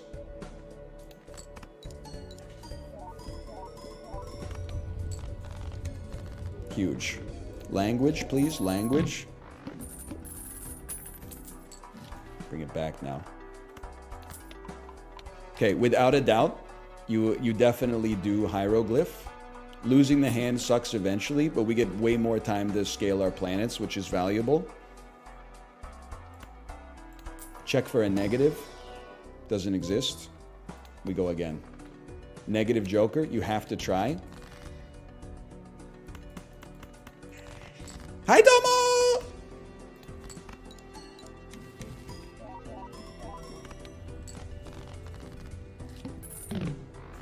What was that sound? That was my cat, Tomo.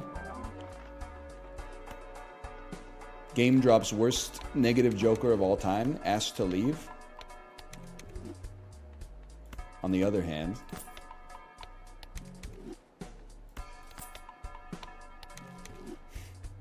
to-do list is good. Good at having a sell value of 3 and making temperance a little bit better in the future. I agree.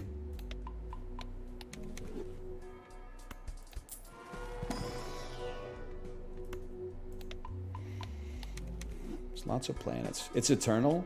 Yeah, but it's negative, so what do we care, bro? Wheel me. Wheel me. We're actually, next time, we're fucking due, bro. Forces a card to be selected. I don't think we care, because we just want to play a pair anyway. So if I was just going to say, if we got a pair of 8s in hand, then we hit you with this. Huge.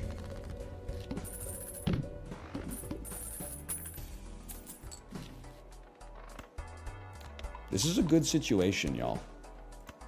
Lots of planets coming in. Scaling's looking great. 1 extra hand per round. May be relevant at some point.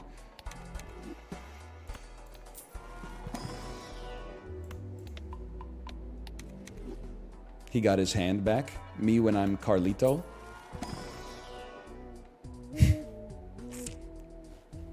It's teasing me, bro. It's teasing me. It's time. The thing is, like, the polychrome on this is not that meaningful. Like, in a way it's meaningful because we're already molting our molt so much that it has meaning. But because we're molting our molt so much, it's actually meaningless because we could easily just molt our molt even further. Like, I guess the question is, when we play a pair, our molt is 13, which then gets 20, so it becomes 33. 33 times 6 times 6 takes you up to, like, I want to say 10,000. 1.2 thousand. Okay, thank you. I was off by a factor of 10. It's literally half of your end score. Yeah, but like, what if this makes the molt that gets molted twice as high? You know what I mean? Like, if this shit already gives 2x this molt, which it conceivably will in a little bit, then it's pre-polychromed. You know what I mean?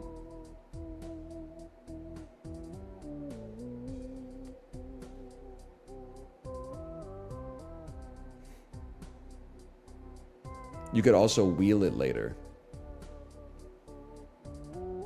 I hate to do it. I genuinely think this is the way. It just makes too much sense for me not to do it. Because it has future potential too. Like, it gets stronger over time. Whereas the half joker was tapped out. It wasn't getting any better. Now the important thing, play eights. Draw 3 eights so you can discard this one for a tarot. It's not going to happen, folks. You just play him. You play him. This is the way. The polychrome is getting better by scaling the base mults. The polychrome doesn't have anything to do with it. I'm the one scaling the base mults. Now here, 32, 29.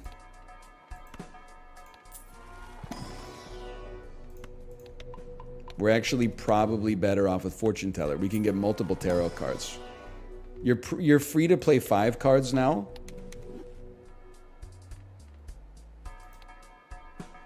Would be nice to play 4 of a kinds and get the mult popping. But if a pair is good enough, then we'd rather play a pair of 8s to get 2 planets to scale constellation. But I see what you're saying. We got to think about the future, because that does scale way better in the long term. Death card, things you absolutely love to see. Beautiful. I'm gonna be a simple kind of man and convert this 7 into this 8, and then just let me take a peek at something for a second. 3 of a kind is 19 mults. Full house is 16 mults, but it would give us a little extra money off the gold seal. And if we don't win in one hand, it might actually be better for us, but we did. By a lot.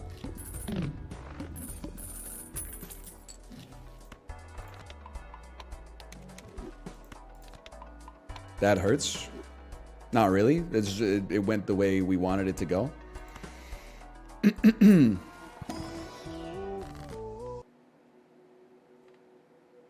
You appear to be confused.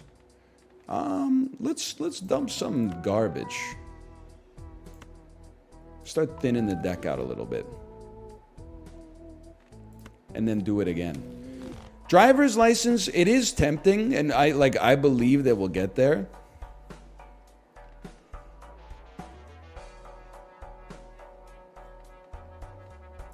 This, I need to stress this.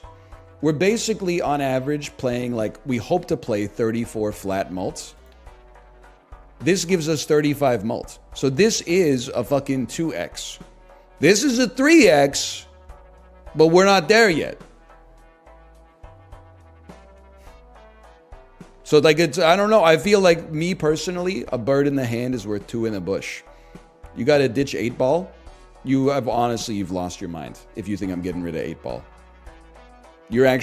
I'm not trying to lump all of chat into the same boat.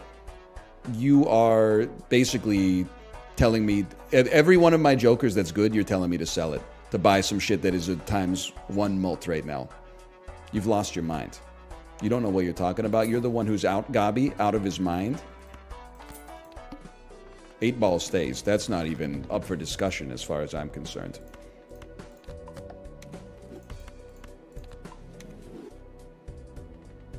At any point, if we get tight on score, we literally just do this, and then we're off to the races. This is just the scaling engine right now, bro. You don't even know where we're going here.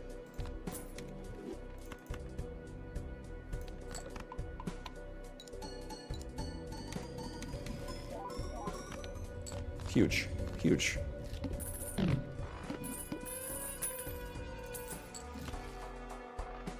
This is enormous. Send it. I'd like to buy some Martian cards if possible. But I do appreciate what they're doing for us with pair. This has been a crazy run. Any run where you we're on fucking blue stake, bro. We're on blue stake and we're on ante 10. That's a dream come true. It doesn't get any better than that. Oh, I mean, mathematically, obviously it does, but...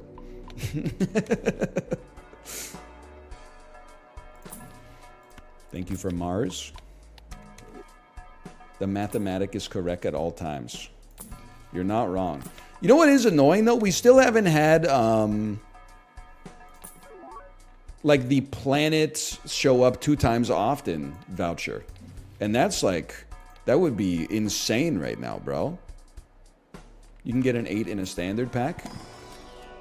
I could. You're not wrong. But I do have to say, like, at the same time, do we really need another 8? Like, I mean, we got 8 8s, 48 card. Man, you're probably right. But pretty soon we're going to end up hitting... Well, I guess because we'd want to get 4 of a kind or 5 of a kind and not just pair. Yeah, no, you got a point there. You got a point there. I could look for a polychrome Joker. It might be the right decision. But here's all I'm going to say about that is that it takes away our ability to get 2 planet cards, which really helps us out, bro. I'm not even sweating it. I'm willing to do this. A, it's not going to break. B, if it does, we just get another 8. Easiest play of my life.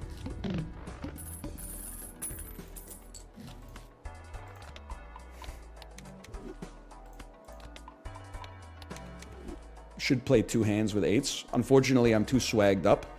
Even a pair of 8s wins the hand for us easily. I'm too swagged.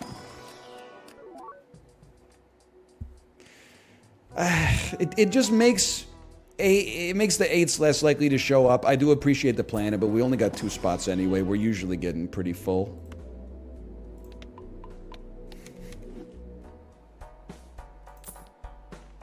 You're tempting me. You are. You're tempting me, man. You're tempting me, man. I don't think so. I don't think so.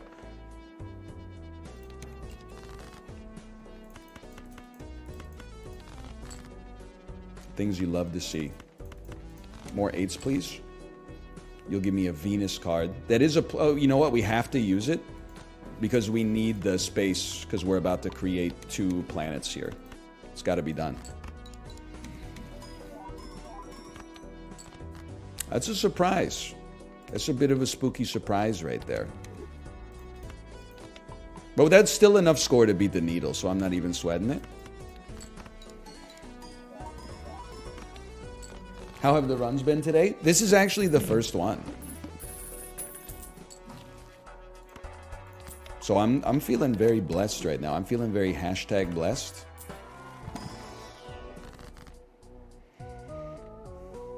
I love a lot of this, but the dopamine that comes from a thin deck, that's worth a lot in this household. Oh, there was an 8! Whoa! Sorry, it was a vanilla 8. Hold your freaking horses. I'm not even worried about this. I'm swagged up to the gills to begin with. I'm a different kind of beast. There's my pair of 8s. Literally, we don't need to move Blueprint. I'm telling you straight up, we don't need to move it. If you want to be a puss and cost yourself 1 planet permanently, by all means, go ahead. I'm a different kind of beast. I play Falco. What did I tell you?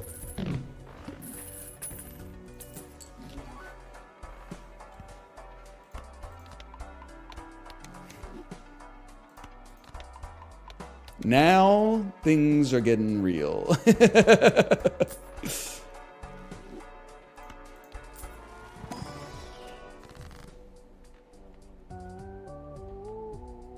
I will do none, though it pains me.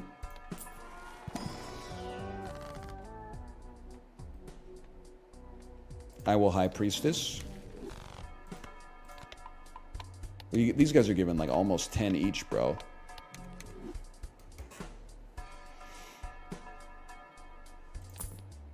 Okay, we hold. 13 million points. I'm just going to be real with y'all. I think we've reached this point.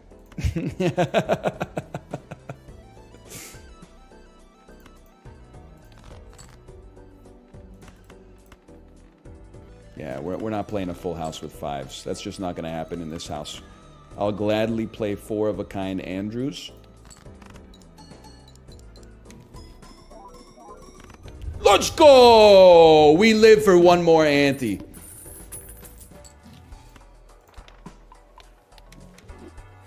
Now, ante 12, I can't speak for ante 12. That's where they start asking you for Mama Liz's E-oil.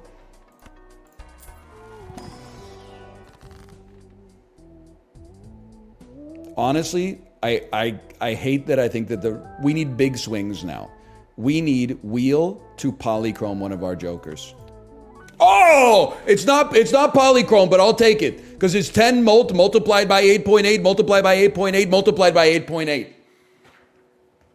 That's something. And then fucking run it back, bro. Oh, I was high on my own supply. I 100% believed we were gonna get it. Oh, we still can. Okay, we go next. What do you want from me? 19 million points? Big whoop. I'm not discarding this. It's just not gonna happen. I'll discard that though. I'll admit there's a little riskiness associated with it, but what do I care, bro? How about you take one of these and call me in the morning? How about you take one of these and call me in the morning? You're certainly going to call me in the morning after that. Then give me a little world card real quick.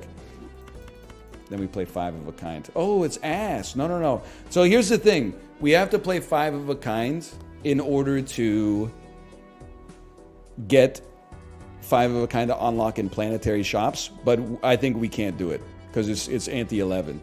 We have to play our best hand and ride it out. I believe in that. I'm tempted as well. You're right. There's 0 7s. These have to be strength. You're 100% right. We may have to play 2 4 of a kinds, so I'm not going to discard this 8 yet because I'm a little bit scared. I'm not going to lie to you. Okay, bit of a waste, but life goes on. I'm not. Once we get up into this zone, I'm getting a little scared about the situation. Okay, I'm just getting a little bit gun shy. I do agree that we may be reaching the point where we have to sell 8-ball, but it's got to be for the right cause, you know? It's not going to be 13 mults. It's not going to be popcorn at this stage of my life. It actually could be card sharp. Card sharp is kind of crazy.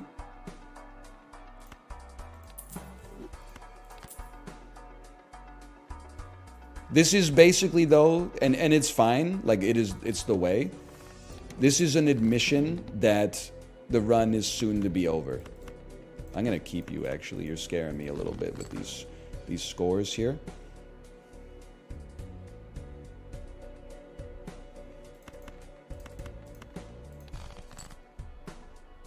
None discards remain. That's horrible. But we got 4 queens.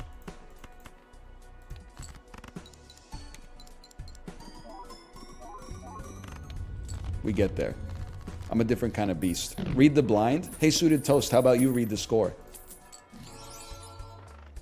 Interesting. Polychrome Cartomancer. The question is, and finally Planet Merchant, but it's too late. You're given 65 mults. It's really hard for me to look at this and say that times 1.5 mult is going to be worth it, because literally it's giving us, our base mult from Fortune Teller is almost giving us like 2.x to begin with. Drop card sharp. You lost your mind, okay? There's other factors at play, but 2 plays of the same hand gives you 3x multi on the second one with card sharp, whereas Cartomancer effectively gives you 2.25. And we have 4 hands, so it gets even worse over time. Drop the to-do joker. Good idea, let me sell it. Oh wait, I can't, it's eternal and it's negative anyway. Read the fucking room, okay? We're having a serious conversation here.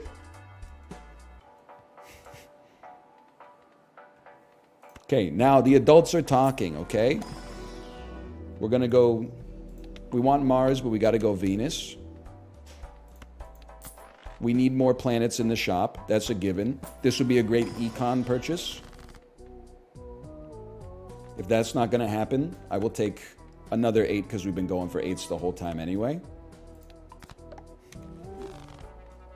I don't think you can take Cartomancer. I think it's a trap. I think they've attempted to trap us. Now, I think we're fucked anyway, because we need like 1 billion points. So I think, if anything, this is the right time. You need 540 million points. What did I get on my last hand? I got like 80 million, right? 50 million? I think we got to spend down. I hate burning my whole economy, but it's got to be done. In my opinion. Glass helps. You're not wrong. It's a great time to get glass cards. Oh my god, if you could polychrome something, I would cream my jeans. Oh. That would have been huge. Okay, 540 milli incoming. Steel card is a huge help here. Hi, Tomo. I mean, brother, we got none 8s. We gotta believe in the power of our queens, I think. And it fucking worked, bro. Now, why don't you become this little lass right here, and then you become glass. And that's a large Andrew right there, without a doubt.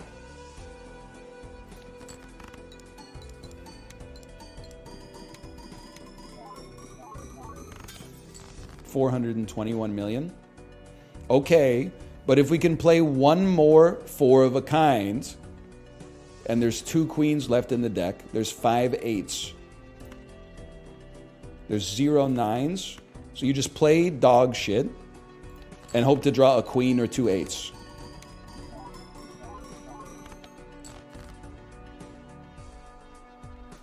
We get one more kick at the can, boys.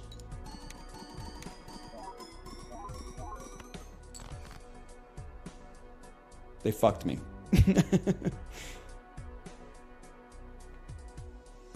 I can't believe it. Did we play a pair already? We didn't play 3 of a kind, but we played a pair. Pair of 8s might get you there. Fuck the 20 mult. No. Embrace the 20 mult. We take big swings. No. Yes! You discarded 1 8 though. You made a decision with incomplete information earlier, and due to probability, it ended up being incorrect. You fucking post hoc Andy.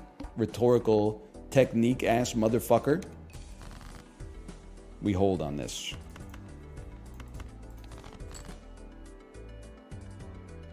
We hold still. You gotta keep queens, bro. Okay, now in this situation, this is a 3 of a kind type situation. You gotta start here with card sharp. I'd rather not play that red seal queen. You gotta play the cards as they're dealt, unfortunately. Give me the 3x multi. We're cooked. This is the cookery. Every single person is my enemy. But still, had fun. Had fun on this one. Anytime you lose on anti-12, you got to be happy about that. Fucking anytime you lose on anti-9, you got to be happy at this stage of our life. The stakes are not getting any easier. Let's put it that way. / marker me. They'll call that Balatro 1 because I got to go pee. Ghost Pepper, Ghost Pepper. Thanks for the gifted subscriptions, and I'll see you in just a moment.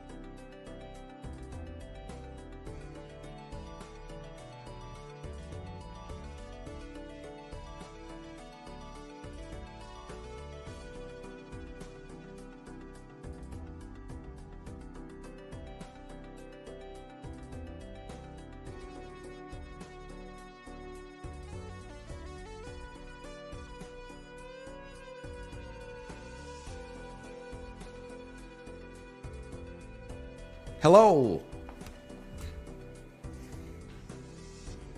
Always nice to have a good Balatro run, bro.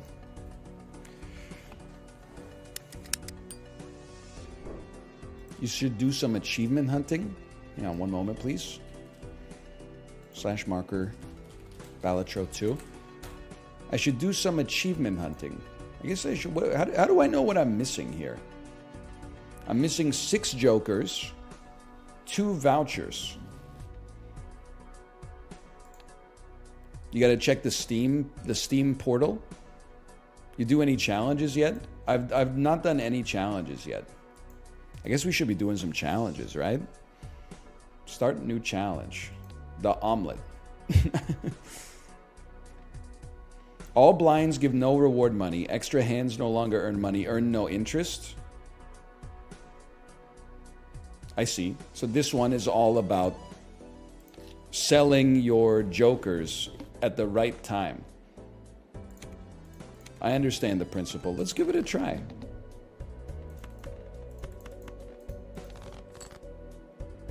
Let's give it a try. I should know better. You don't fish for full houses.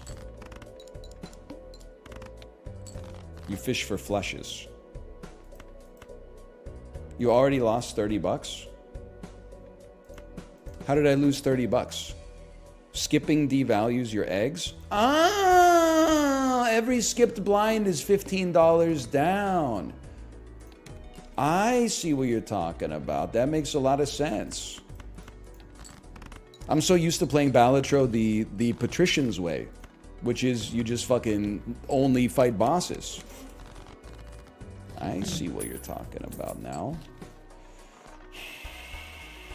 I probably run heavy snooze factor on this.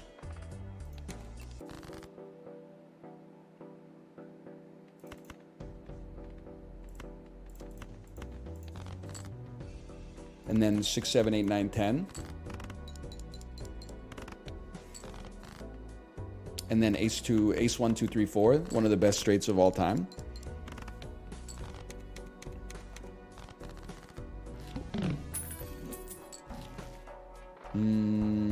I would continue to hold snooze on this one. Even though each one of these Andes is worth 8. I still hold snooze on this.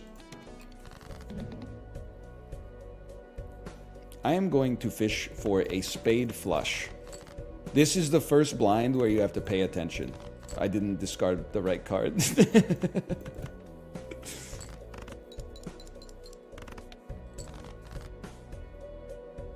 Never punished. Okay, 1 discard. We get there, boys. We get there. It's going to take a little bit of luck on the draw here. We need 34 points.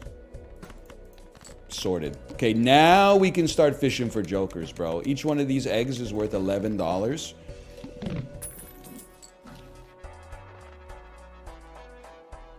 I mean, hand size goes crazy. Don't get me wrong. We need... I'll be honest with you. You buy an Empress to stay alive, and then you go again.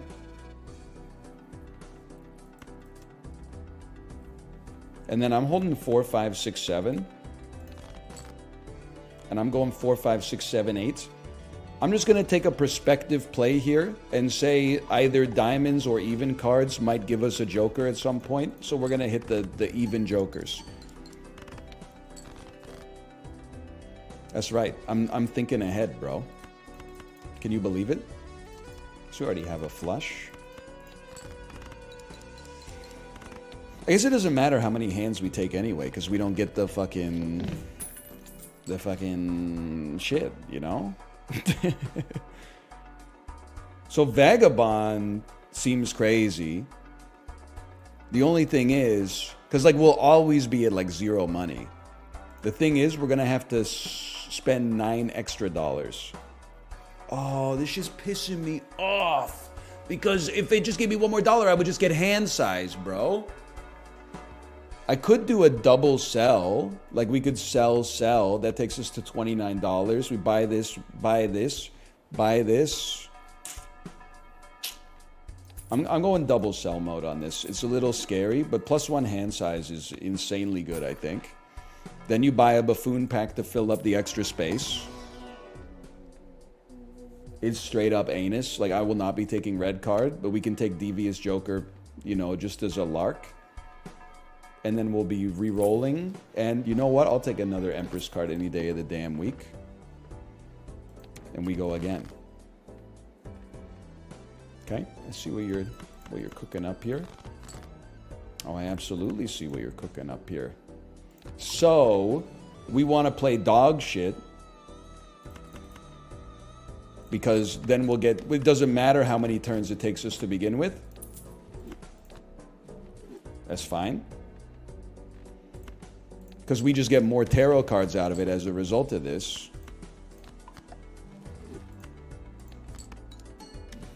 The man's a damn genius. Just don't die. I'm a different kind of beast.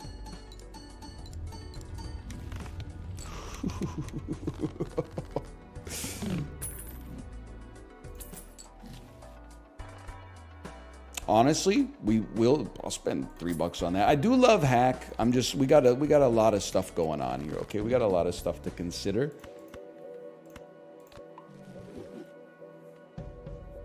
I don't really want this, but we'll use it. You never know. Plus, I don't want to give myself too much money by accident. Base, chip, and mult are halved. Right now, I just don't feel comfortable playing dog shit to farm tarot cards because the boss scares me.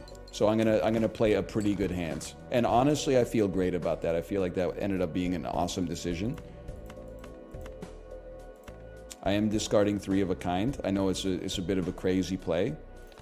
I'm also discarding a straight.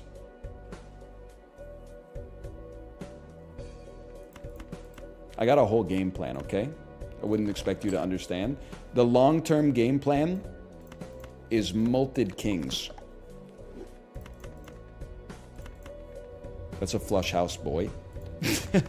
I guess I should have played some dog shit because we knew flush house was going to win, but... Okay, it is what it is. It is what it is.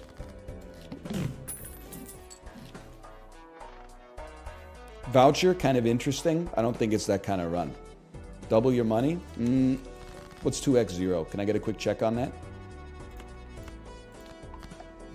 What does Vagabond do? Vagabonds, if you have under $3 or less and you play a hand, it gives you a tarot card. Great in a situation like this. Huge, huge. Because we also don't get any extra money for finishing with some hands in reserve. So we can play dog doo-doo hands, get ourselves like down to 1 or 2 hands remaining, and then start sending some stuff down Main Street here. This has got to get us there. I'm comfortable playing. Basically what I'm saying is we can farm an insane amount of tarot cards as a result of the fact that we have Vagabond.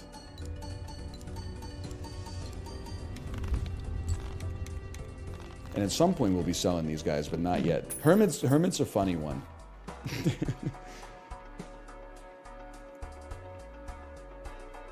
Needs to be better jokers, bro. At some point we got to go in, but we need to get better jokers.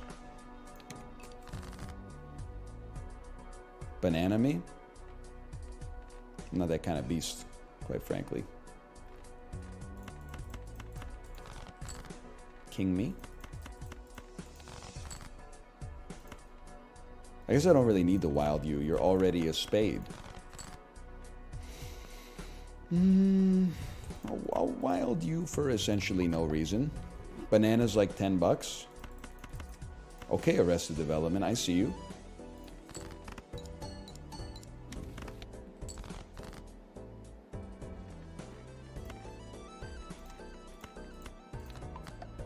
+2, +2.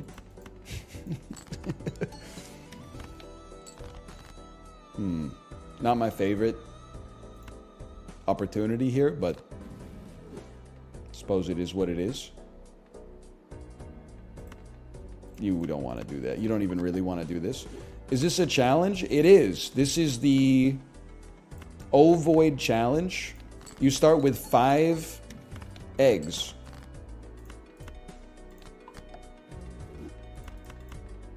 send it. So you earn no money from any other sources, basically. You have to sell your eggs in order to start getting your econ off the ground. It's got to be the right kind of joker, bro. It's got to be the right kind of joker. I'm gonna go crazy mode on you. I actually think we sell one. I'm not sure we hermit though, because I'm not sure I want to just burn all my money on rerolls. But I think we go celestial pack in the service of buying more flush fives. And I'll admit, it's a crazy motherfucking play, bro. It's a bit of an insane play. What the hell else will you do with Hermit? I mean, you raise a good point, but I think the answer is nothing. Or like sell it at some point. Using Hermit has no downside. It has no upside though, because like, sure, I get 40 bucks and then I'm just gonna be rolling. I'm gonna roll like $33 away. The point is, we don't need, it's not taking up space that we need right now, so I'm not sweating it. The upside is that you have a space. Yeah, but I don't need the space right now. Am I taking insane man pills or something? You can keep money? Yeah, but then it ruins Vagabond, bro. Okay, give me a quick justice on this, Andrew. Oh, right, I forgot. Apology accepted.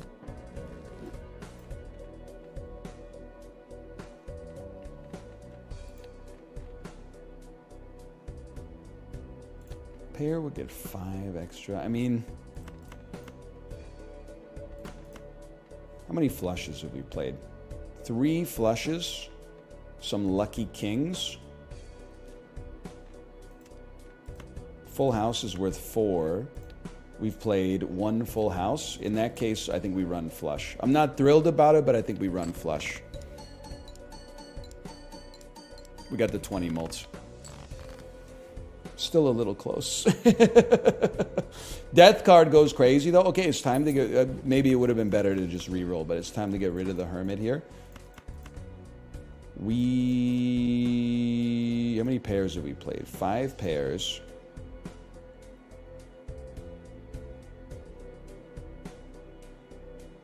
I think you embrace garbage. Empress is beautiful. It's a beautiful card to get here.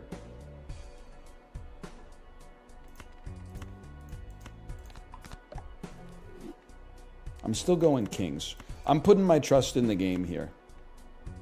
2 pair, it must get us there. I refuse to believe that it won't.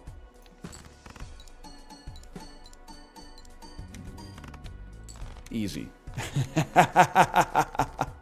This was the pot play of Balatro.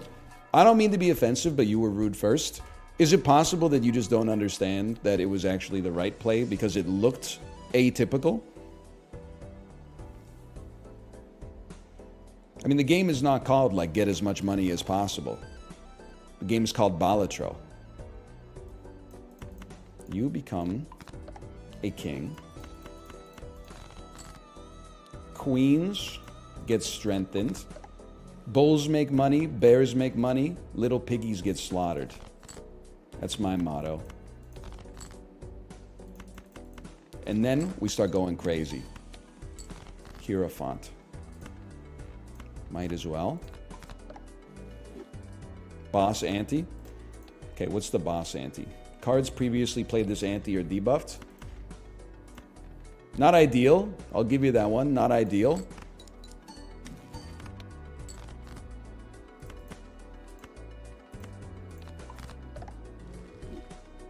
But you ever consider I missed the part where that's my problem?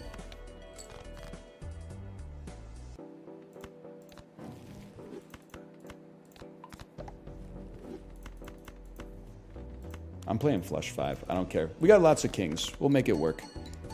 This is the part where it's specifically your problem. And I'm telling you not to sweat it, okay? Just get ready.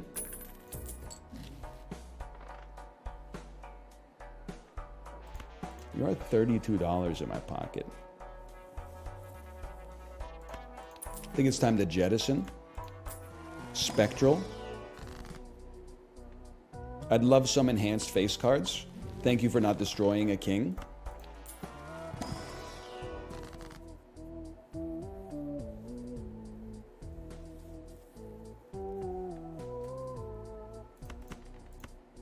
Dump some dookie.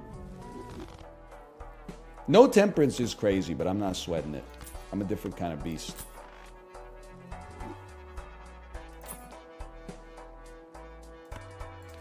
Necessary. Our first chips now exist. Negative Joker.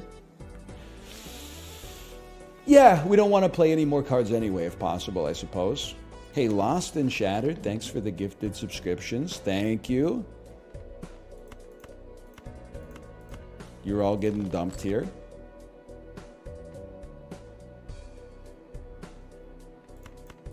More discards remain. More discards await. You gotta be kidding me, man. Okay, that's exactly what we wanted to see. Hierophant me. Some debuffed kings, don't give me... It's not even a flush 5, which is a little stinky, but we send it out there regardless. That fucking sucked ass.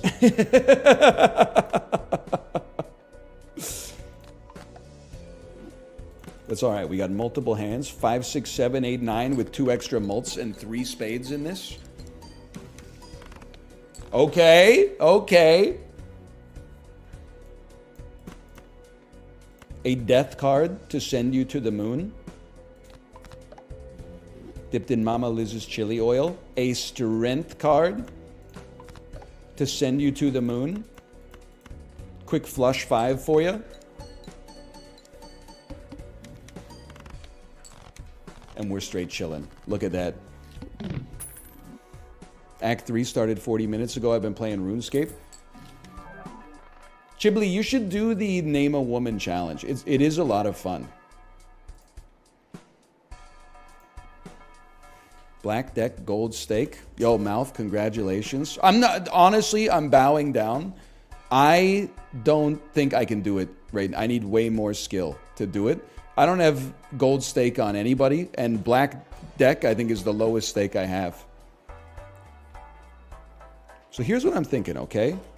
Yes, by selling egg, we will never be able to generate any more money ever again. However, with mail-in rebate, we'll be able to generate money. Actually, no, I hate to tell you this. I think it's bad. Because using mail-in rebate will make us unable to use Vagabond. I hate it as much as you do. It's the wrong decision to buy a negative Joker here. There's exceptions to every rule, bro.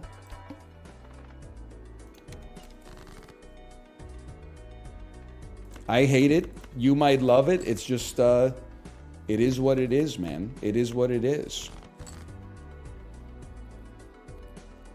0 downside Econ Joker. Yeah, as long as you ignore all the downsides, it has 0 downsides. That's pretty true. Okay, flush 5 will carry us here. Justice card may be relevant at some point.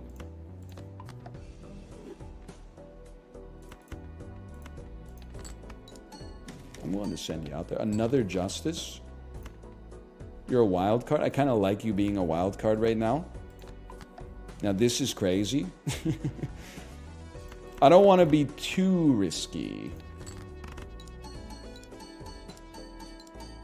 Just spend the money every round. You bedmass ignoring motherfucker. As soon as we discard a 7, we won't be able to have Vagabond actually work for us. Well, I guess as long as we're on literally $0, it could work. But it's hard to get yourself down to fucking 0 because rerolls cost 5 and everything else costs like 2 to 20.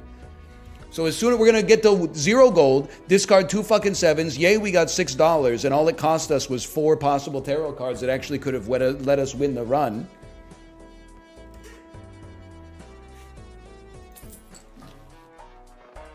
I get the idea, right? Wouldn't it be nice if there were just rules for life? You always buy negative Jokers. You always buy polychrome Jokers.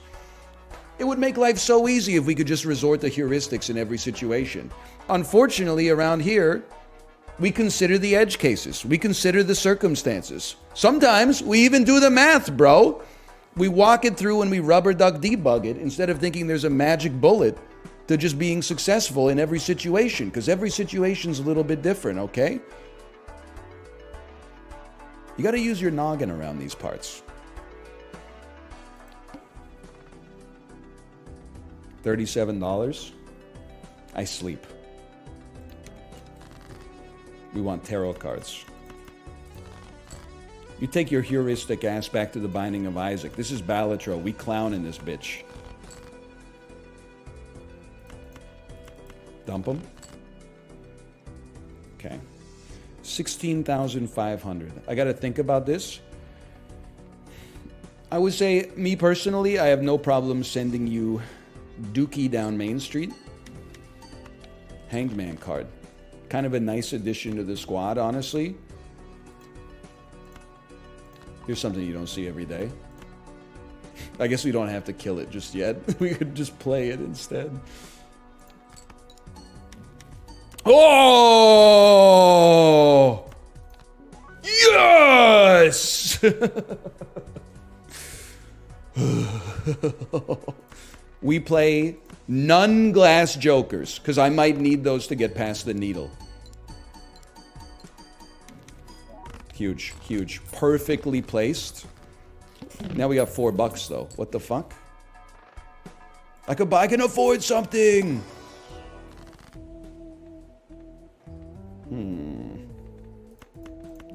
Kill. Gold. Emperor. Could actually come in handy. Could come in handy.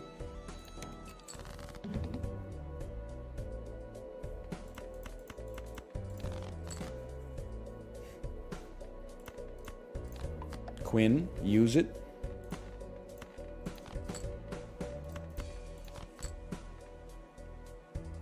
I kind of hate to do this, but I kind of don't hate to do this. I just want to make sure I'm not pussyfooting around here.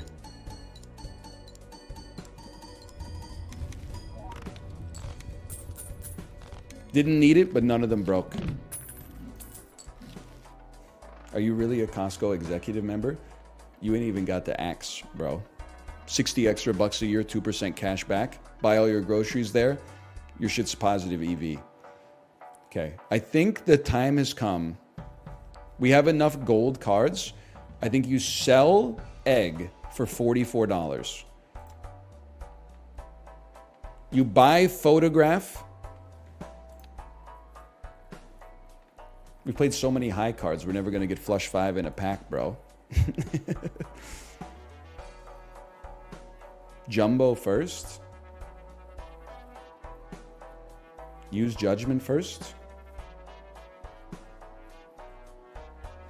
Hang on, I'm thinking.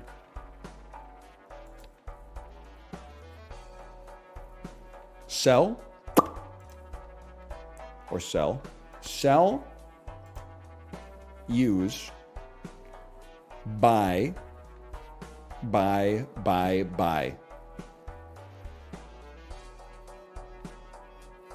Photo isn't great for your flat mult. But it's like, it's gonna give us 28 flat mult, right? Or it's gonna give us 32 flat mult. Because it triggers on this before the Joker, so it'll get us to 32.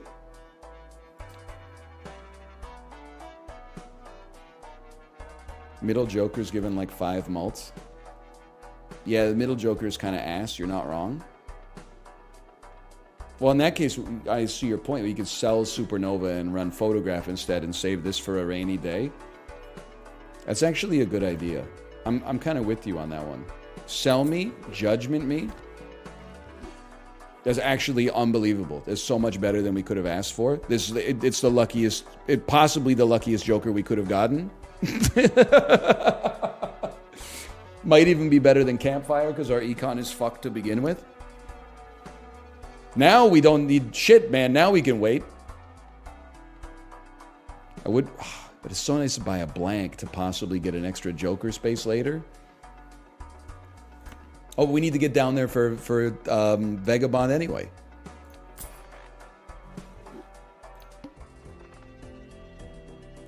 And we play these out. 4 of a kind, 5 of a kind, flush 5, Chibli, Olivia Munn, Chibli. Send it. Send it down Main Street. Justice card. 20K. Keep paying 20K a day. Now that is eating good. I know what you're saying, big boy. I know what you're saying when you say it.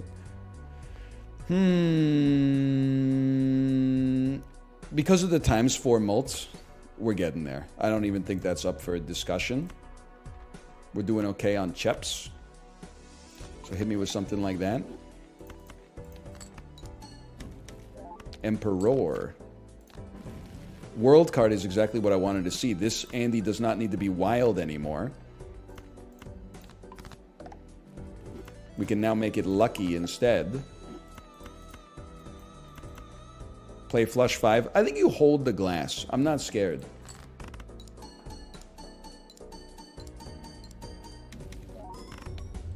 Not even close. Yeah, blue joker is next to go, without a doubt. I would agree with you on that assessment. $4.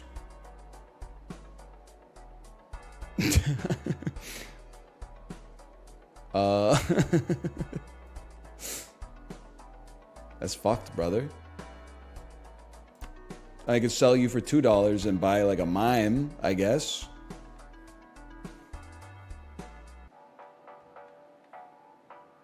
That way Vagabond still works.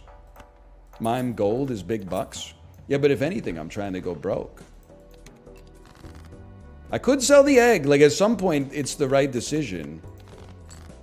But, like, I don't know. I feel like it should be the last thing that we sell. But maybe I'm the crazy one.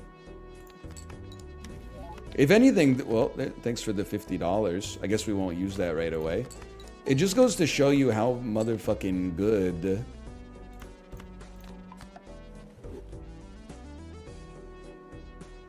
tarot cards are.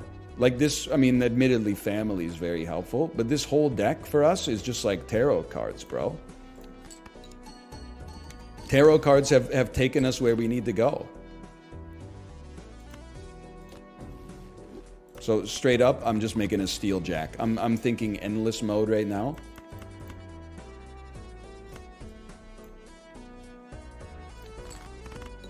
Temperance Fool. You don't understand. I mean, I feel like we're talking past each other here. If I Temperance Fool, I have to spend $90 on rerolls, bro. Or I could sell Vagabond, but that shit isn't happening because Vagabond is the engine that has allowed our deck to pop off to this point.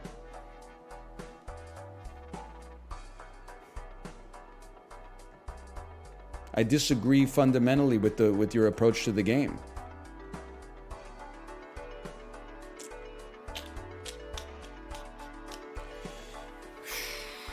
Baseball is pretty tempting.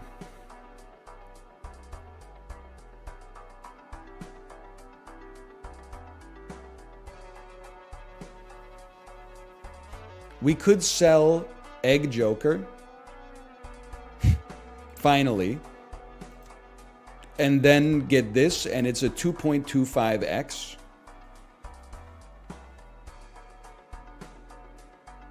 It fucks our econ forever, but do we beat Ante-8? Yeah, we easily beat Ante-8. So it's a use, a sell, and a buy, and then Arcana pack. We may want to dump Vagabond now. Yeah, I mean, yeah, because we got to save money for the right purchase.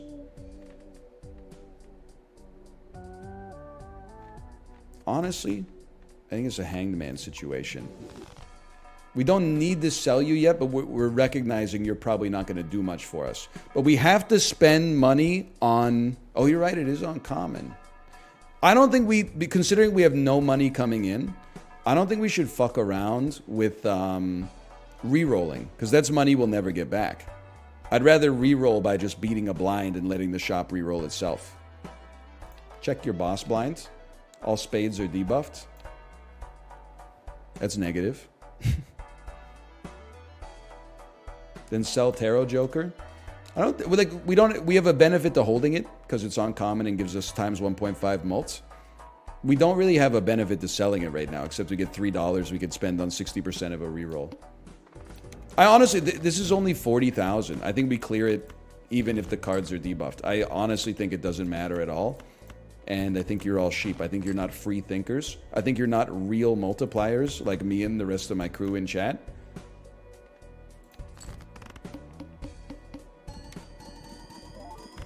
Easiest play of my life. And your ass was out here 30 seconds ago typing Monka S. Or even worse, saying, please use the Sun card. Yeah, let's ruin my whole deck forever. For what, bro? For what?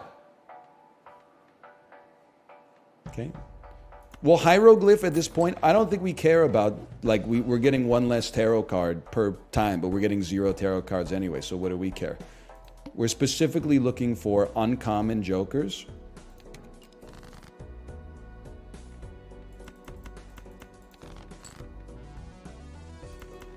We don't want to play Glass Kings until we gotta play Glass Kings. If anything, this is I mean, we got a long way to go, but if we could play 8 flush 5s, our Celestial packs will start to always have Ceres in them.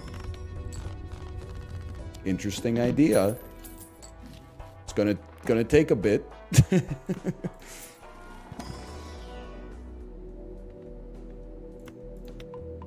Gonna take a bit, but you know, well, how we looking here? Nah, bro, we're not buying Mars. Rare Joker? No. We want uncommon Joker. You seem to have me confused. It'd actually be amazing to get some spectral packs so that we could get purple seals. I'll play 4 of a kind. I'm a different kind of beast. Thanks for the $20.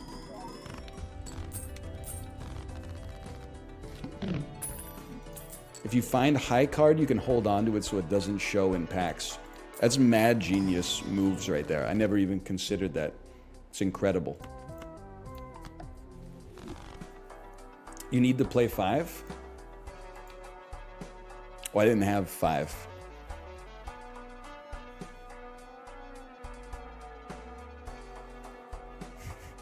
It doesn't work with Telescope? Okay. There's nothing wrong with making a mistake in Balatro. It's a complicated game. What we do need to do as a society is work on the level of confidence that we are giving advice when we're not 100% sure of the situation. That's something that we as a society... Oh, you're an ace. That's something we as a society need to figure the frick out, bro.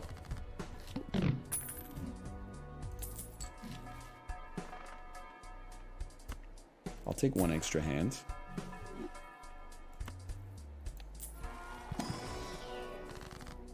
I'll take... I think we're in thin deck situations here. We want to draw 5 kings faster. There may come a point where we have to play 2 flush 5s in order to win.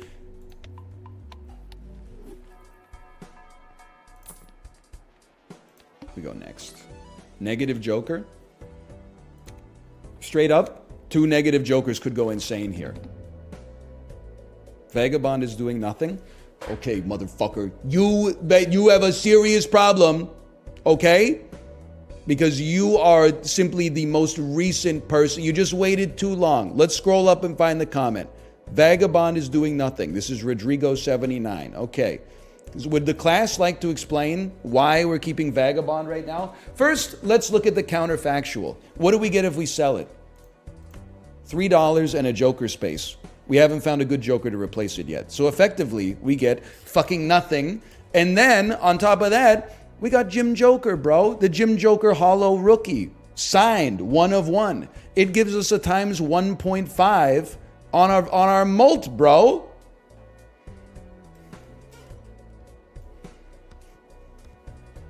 It's not hollow. I'm in spirit. You're right. It's not hollow in reality, but it's hollow in my heart. I'm not saying get the hammers. I'm saying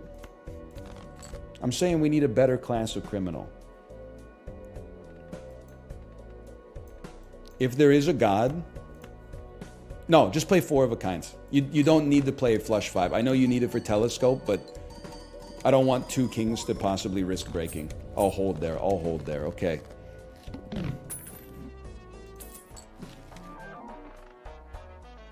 That's a gimme. Rare negative that gives us extra mult when you discard jacks. We have 5 jacks in the deck. That's not insignificant, bro. That's not insignificant.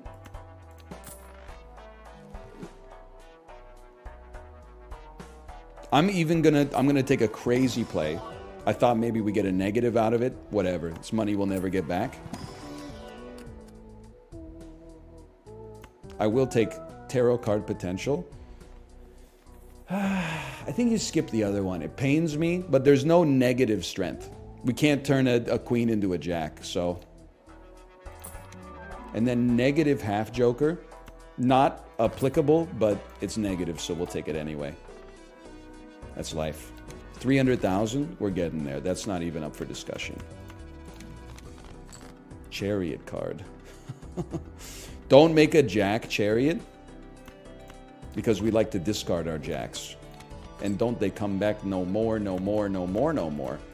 I'm willing to send it. Please don't break, though. It's been a while since we added a king.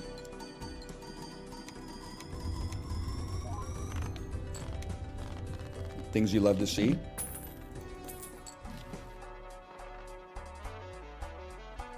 I'll spend $6 on this. This is economics.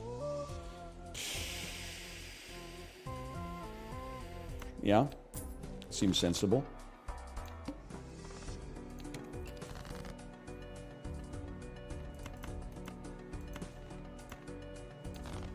Buy egg. Don't it always seem to go?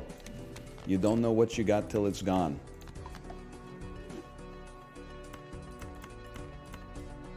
$5 million points, please. I think Wrathful Joker is on the chopping block next. I would tend to agree. Well, actually, no, Vagabond is probably next if we can find an uncommon. I mean, I guess Vagabond is literally doing nothing. So it can go easily for this hot swap. I'd still like to replace you with an uncommon that gives us some value. But I'm not going to judgment it, although imagine if it worked out for us. Holy brother. I know we can make $28 here, but I honestly think we get a lot of value out of consistent draws as well. I know I'm a little crazy with it.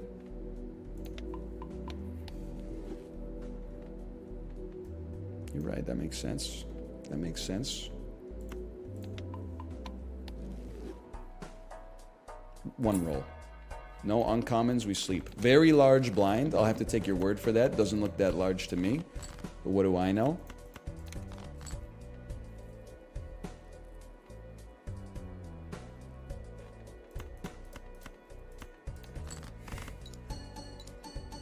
Dude, we've been having some good runs today. I don't know if this challenge is easy or hard, but definitely came through in the clutch, man. Or did it? Oh, we need 19,000. I think we're straight chilling, bro. Right? Cooked ass hand.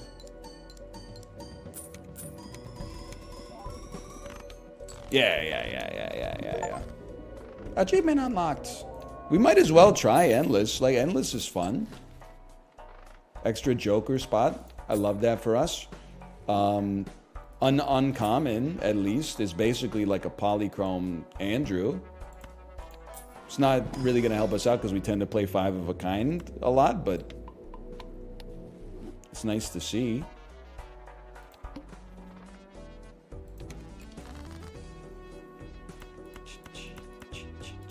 Fuck a gold card, man. I don't even care anymore. I can't discard you, though. Oh, I'd like to, though. Wait, do I discard you? I get, 0.5 instead of 1.5. Not as good. Okay, 1, 2, 3, 4, 5. We've gotten so lucky with these kings not breaking.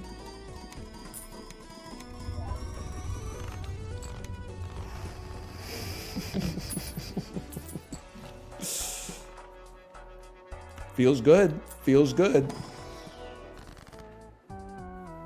that you, Tomo? It's making some weird noises.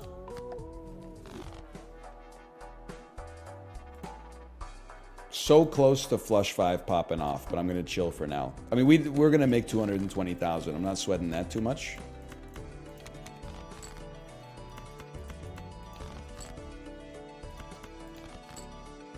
Congratulations, you have just become...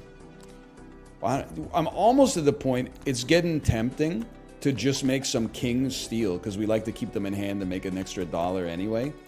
Boss makes $1, I make a dime. That's why I poop on company time. Hang on, this is an important message. NL, did you get the newest Costco coupons? Stoke Cold Brew, I should say, 2-pack on sale. Sir Panzer, I need a check on this. What's the sale? Because normally I think it's 2 Stoke for $11.99 Canadian, which is a huge bargain because they're $9.49 each at Save on Foods in Vancouver, BC. I'm about to hit up my Costco. April 8th to May 5th, $3 off. Oh, 2 Stokes for $8.99? Dude, I'm putting that on the calendar. That's I gotta get there at opening, bro. They're probably gonna be sold out. That's great intel. Thank you. I hate to say this, by the way. I don't think I can take Oops All Sixes, even though it's on common. It will make my lucky cards pop, but all of my glass cards will break, like, immediately. I think it's too risky. I know it's uncommon. I just think it breaks my glass cards too routinely. As a penance, I threw you 1 extra reroll, even though I don't like the reroll because that's money we're not getting back.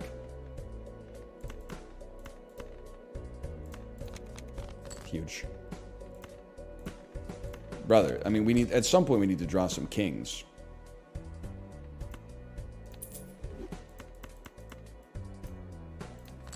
Don't break.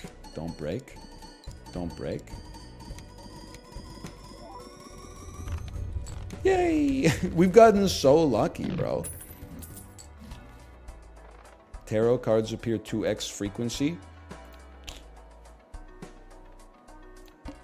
We just simmer for a minute. Spectral pack, bro. I hate to skip, but especially at this stage of the game, it's a little spicy. But a spectral pack could be just what the doctor ordered. Get red seal on a steel.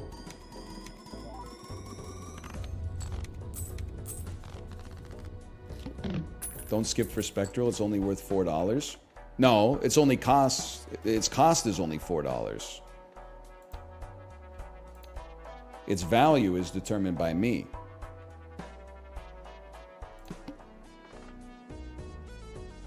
You know what? I trust you. You got in my fucking head.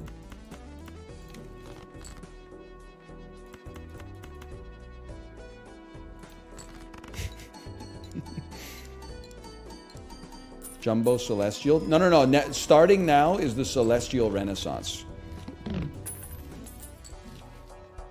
If we could get Celestials. This is actually huge. Because now we've played as many flush 5s as high cards. That's a big deal for us. $30 in my pocket, kind of a big deal for us too. Abstract over Wrathful Joker. You're very close. Most of the times, this is going to give us 30 mults, and this gives us 24. It could get better if we get negative jokers, but it's kind of perspective. Oh, and you're right. Rothful triggers faster. Yeah. The mult triggers earlier, which means that the steel cards are multiplying a larger number. We go through this a lot. I always appreciate the heads up. Thank you. I'll take a steel card. That's a gimme. Oh! I mean, 50 chips when you got like 10,000 mults? That ain't nothing to sneeze at, bro. Okay? I mean, I'm a simple kind of man. You're gonna put me in this situation, I'm gonna fight my way out of this situation. That was not even close to being good enough. I think we just lost. Okay, so you have to play... We can't discard jacks. You should play Dookie to draw more kings. What? Play for dusk. Oh, you raised a good point.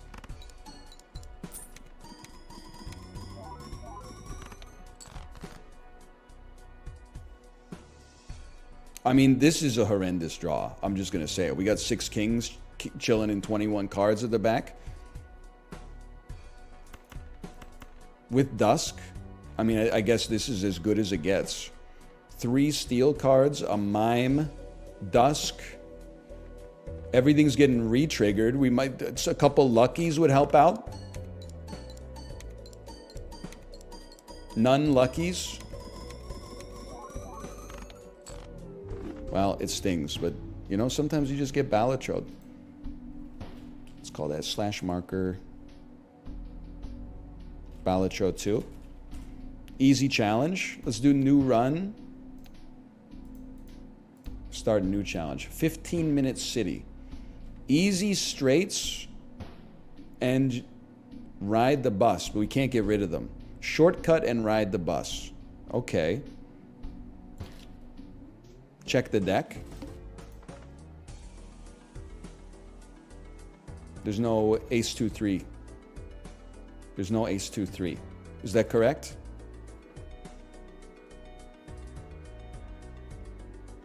And it's double face cards. Oh, brother.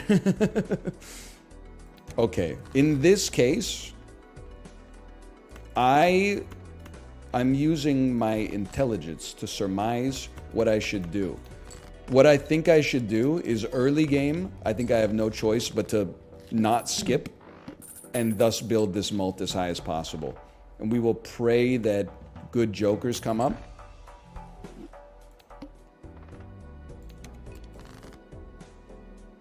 It's actually so doable. We'll pray good jokers come up without rerolls.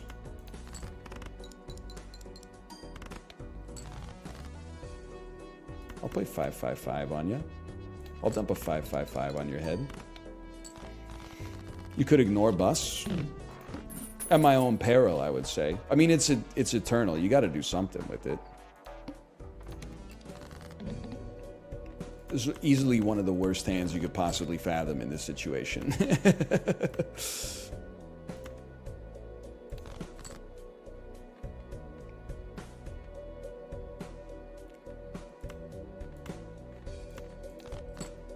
No! Okay. If I play Jack of Clubs, does it fuck ride the bus even though it's debuffed? It doesn't, right? Because it doesn't count as a Jack.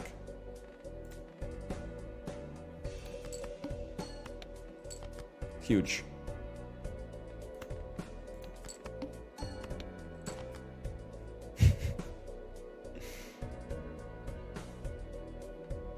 It's that simple, bro. Draw a straight.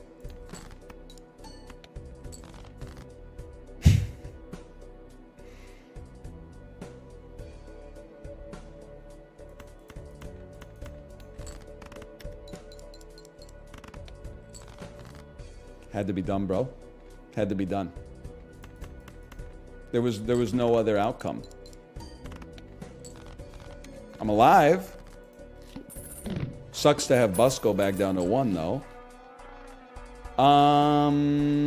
Sure. Ancient Joker could get us out of a pinch, and then maybe Arcana Pack will just save us. I don't even know what. I guess removing face cards goes kind of crazy. We got a long way to go, though. Okay, try to play some diamonds. Beautiful. Maybe we don't give a fuck. Maybe we just play face cards, bro. I mean, I guess if we don't have to, it would be nice, but... That's a straight flush! This is a tough one. This is it's a spicy one, no doubt about that. Clubs also give 8 mults. I don't think we can afford to say no to that right now. Diamonds. Da, da, da, da, da, da. You know what I'm talking about? Islands heads.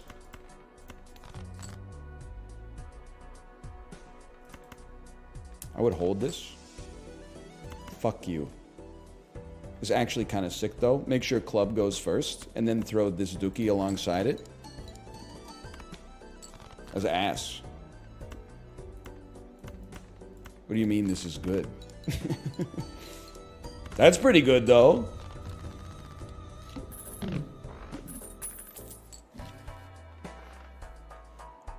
You ever done any seeded runs?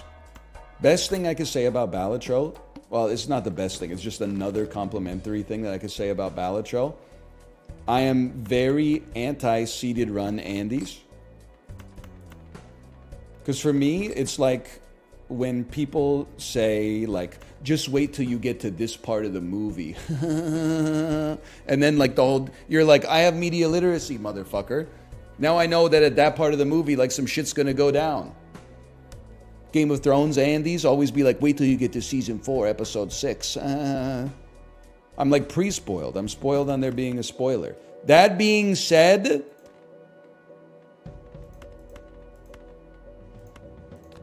Balatro is such a good game that I could see myself possibly doing seeded runs. I could see myself getting over my preconceived notions and biases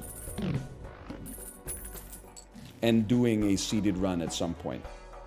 Well, we probably won't take Paradola. I think we're straight chilling for now, bro. We like hearts, we like clubs. So what, we get sober? So what, we smoke nothing? Know what I'm saying?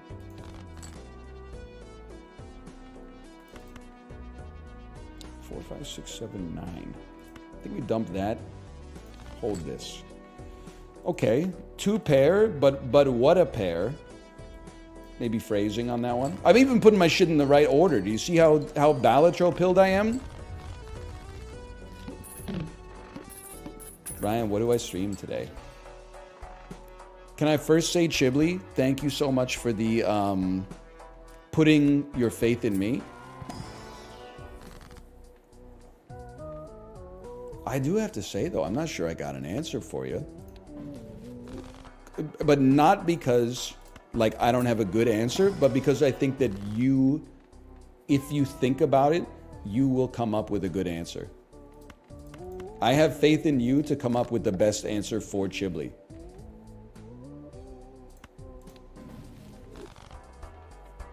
As long as it's not Stardew. I see a lot of people saying Stardew.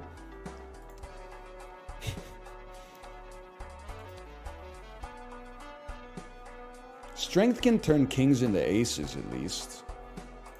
Just please not Stardew. I'm begging you.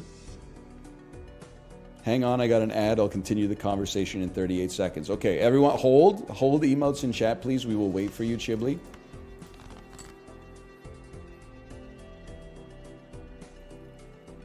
Check this shit out.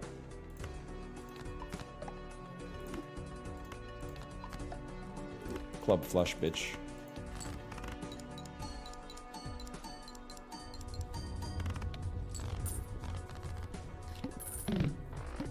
You have no 2s and 3s? Yeah, but at least I could play, like, you know, pair of aces or something, you know? Thank you, Sato Mori, for giving Chibli a gifted subscription. Thank you. 1 more month of ad-free. Why do you dislike Stardew so much? I'm not being an extreme hater, okay? I just find it boring to watch. That's it. It's no disrespect to the friends of mine who play it. I think they're great. I just don't like watching it. I'm expressing an opinion. I'm not being a hater. I didn't say fuck everybody who's ever played Stardew Valley. I mean, that's like, that would be insane. Hold this. 5, 6, 7, 8, 9, bro. With the spade at the back, it's perfect.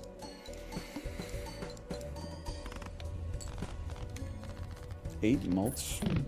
Malf's carrying, man.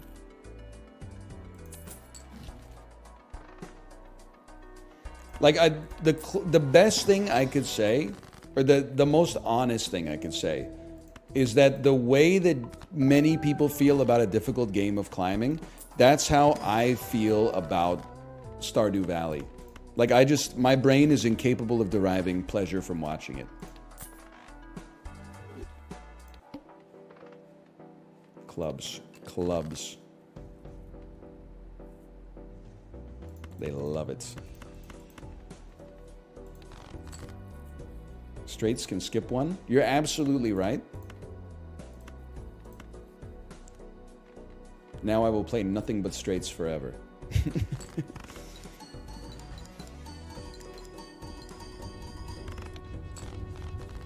Big hands, I know you're the one. What next? Ante 4. I think we're still chilling. Extra large blind. It does scare me. I'm not going to sit here and say it doesn't scare me, because it does. We could use some Malf resonance on that. Malf resonance, of course, is Ancient Joker asking for clubs. Because then we get the 8 mult and the 1.5x on it. Econ's looking good. I haven't really committed to a hand, so I don't think we're supernova pilled.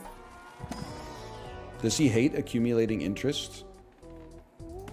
Honestly, like, have you ever heard of, like, investing?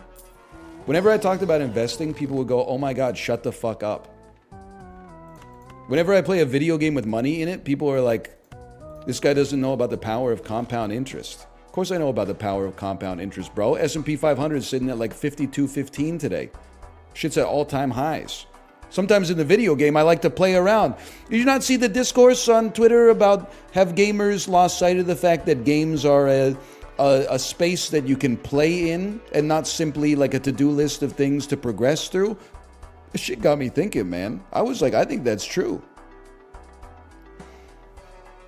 I find myself increasingly as the years go by, if I make a decision that's fun instead of a decision that's optimal, I have to justify myself to people who have been brainjacked by Activision Blizzard. It's insane, man. You know, this is the playground. This is the schoolyard. This is recess. We're playing freeze tag. It's rock, paper, scissors. Sometimes you throw dynamite. Dynamite's not in the rule book. We're improv-ing here. We're improv-ing. You got a yes and me, bro. Not just tell me you can't throw dynamite. Oh, well, you sound real mad just because dynamite kicks the shit out of paper. Would love driver's license. I think we have to take a shot at it. My 2 cents, we have to take a shot at it. And Malf loves spades. 5, 6, 7, 8, 10. 2 spades at the back. This is a very risky play, don't get me wrong. But if we can get driver's license to work, it might just win the entire ante for us. Holy fuck, that sucks ass.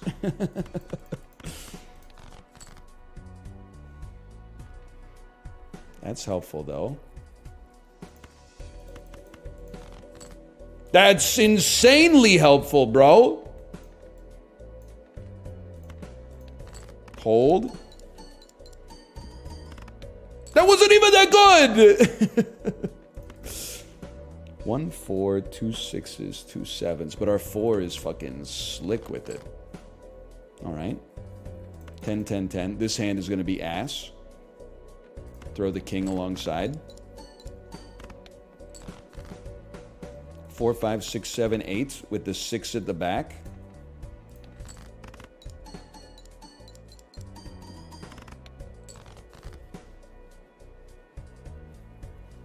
Motherfucker.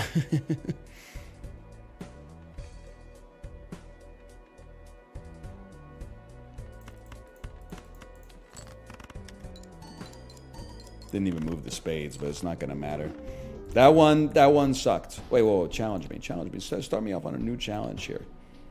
Start me off on a new challenge. 15-minute city. That's a run ender. I think it's just a good blind, honestly, or like I guess a bad blind for us. I still embrace the power of building mults. I'm gonna try to commit to ride the bus. It's an enormous debuff, don't get me wrong.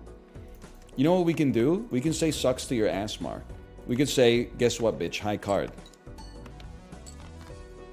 We could say, guess what, high card. Now, things might get a little spicy. I'm just going to throw a little pair in there to make sure we're not super dead. Then we throw 3 of a kind at you. Oh! Does this deck have more face cards? It does indeed. It has double the face cards.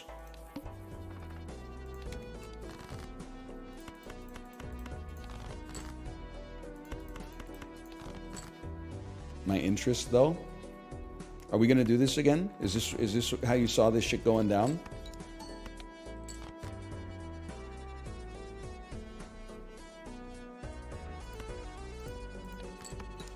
So what, we high card.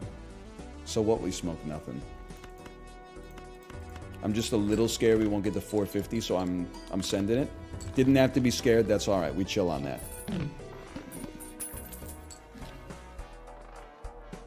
+1 hand size. It's a little weak, but I'll chill with it for now.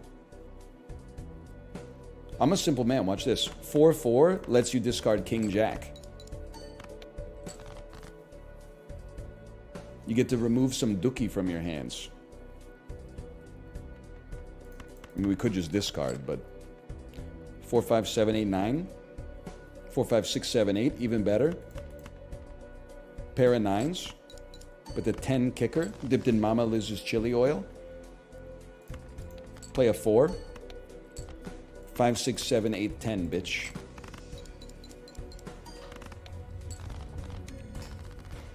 We should, in my personal opinion, we should fish for a rare joker. I cannot be tempted. I'm Lizan Al Gaib.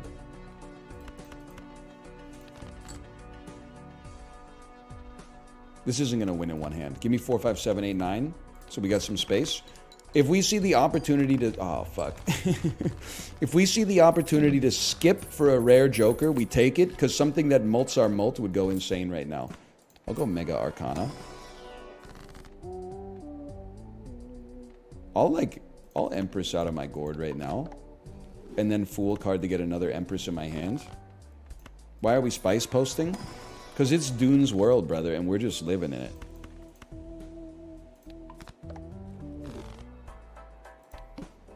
Would you guys rather live on Earth or Arrakis? What do you think?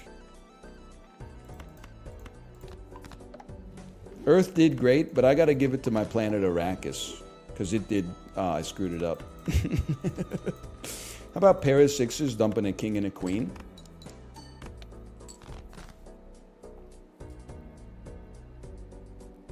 How about ace that lets you dump a queen?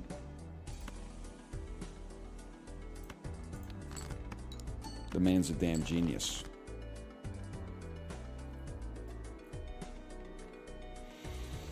How about discarding your queens? How about 10, 9, 8, 7? Just to let them know you're fucking with them. And then we hit you with one of these. The kill shot.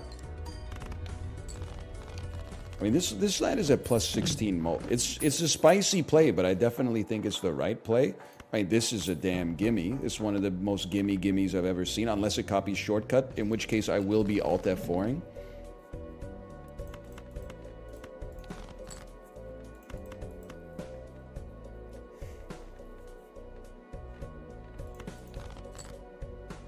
Four, 5, 6, 7, 8. Beautiful.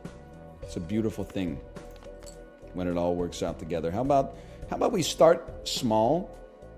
4, 5, 6. 4, 5. Ace, king, jack.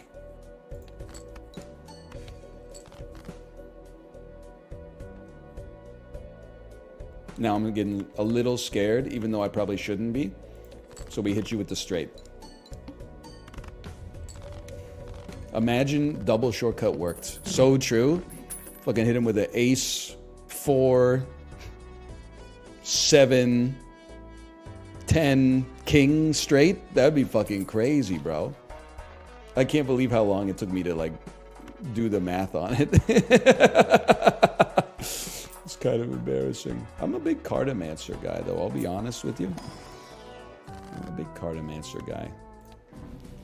Love it. This is guaranteed to work. It's guaranteed to work.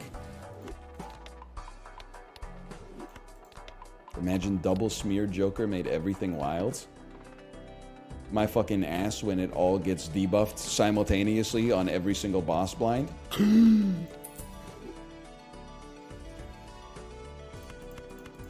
Easiest dumpa in my life.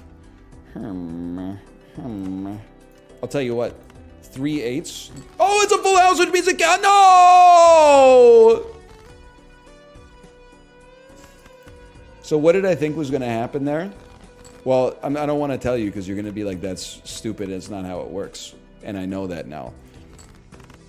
Playing a pair allows you to then dump a face card as a high card, and it won't count as a score. It turns out playing 3 of a kind doesn't let you dump a pair of face cards using the same logic.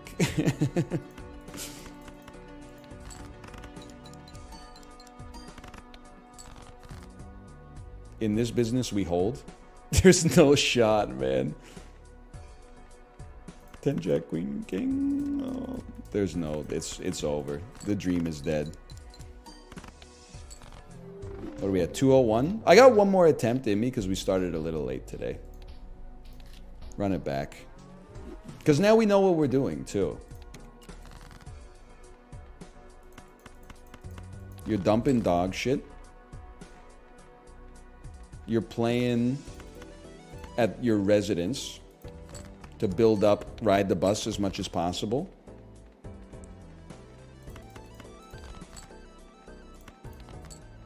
So we got 5, 6, 7, 8, 9, 10. We play a 10. We definitely don't play any of that shit. We'll play some of this shit right here. 6, 7, 8, 9, 10. That last run definitely could have won too. That's the worst part. Maybe it's lame, but I just ignored bus for this one. One thing you need to know about me, I'm a different kind of beast.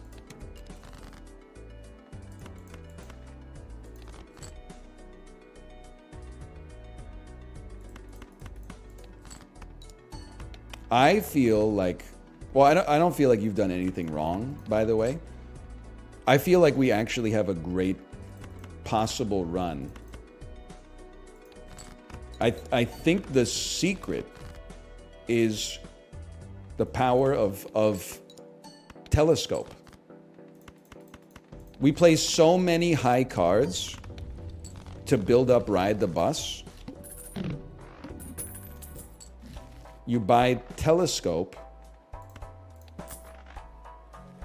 and then start buying celestial packs and just pumping high card as high as it can go.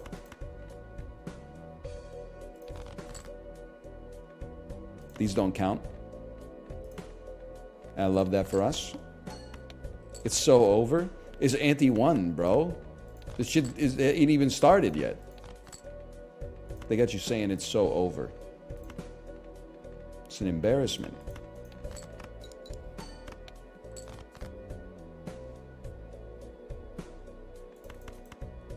Don't screw this one up.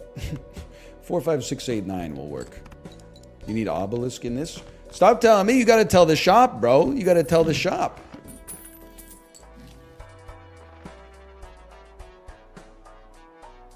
We go spectral. Any day of the week we go spectral. Aura. I don't really want 3 enhanced face cards. I would happily accept a foil 5, even though it's the lowest possible roll. We go again. Telescope, I'm telling you, you may not believe me, that's your prerogative. Telescope's gonna be huge for us, bro.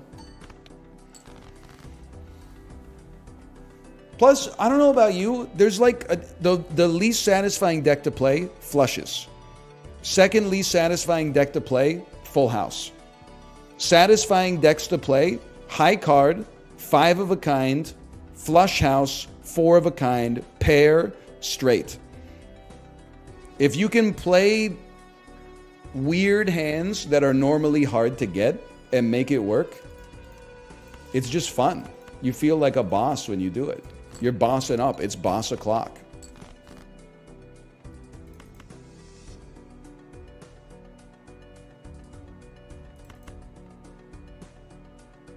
I think I gotta play. Can I play something even dookier? Nope.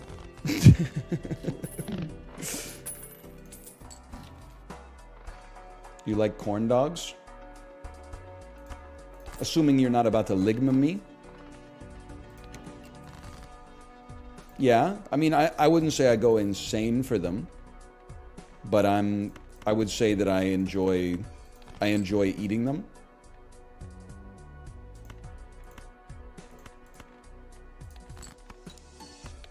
Corn dog my balls. Listen, I told you that in confidence.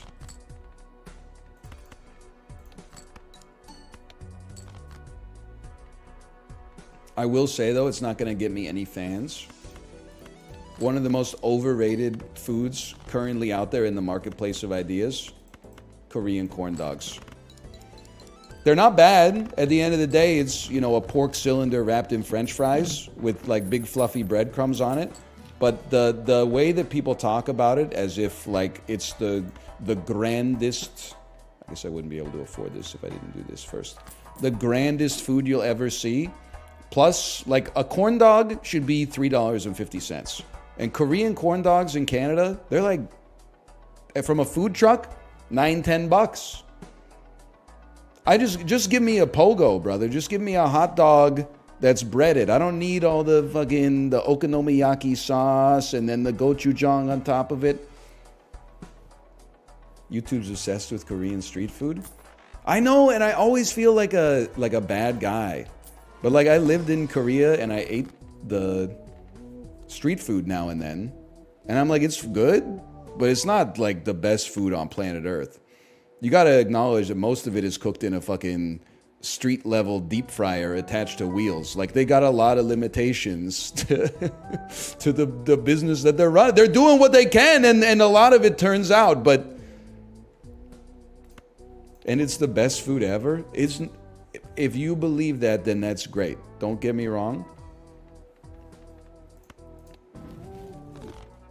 I'm just saying that if you're coming out of Samdak Sobangso, 2 a.m., you just left Who's Bob, you're fucking hammered, sure, get like a little pizza inside of a cup. Get a Korean corn dog. Get a fucking Pikachu-shaped like cutlet on a stick or something like that. But if it's 6 p.m. and you're like, what do you want to do for dinner? Do not go to the jokbal cart. You can do better, man. There's lots of amazing food in South Korea. Hang on, you can only play one hand. Hello, Kate, by the way. I'm just going a little late, Kate, because I'm addicted to Ballad Show, but also I started a little late today. How do you know about jokbal? I lived in Korea! I was in the pool! Hang on, I can only play one hand. In that case, we do this.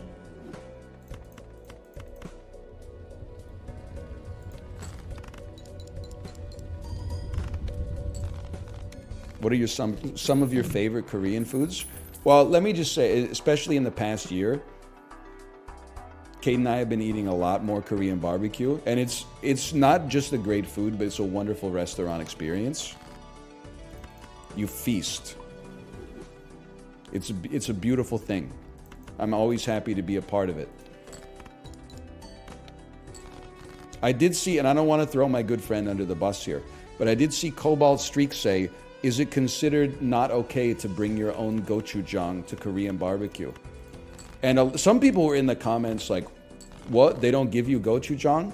Korean barbecue is not traditionally a gochujang added experience.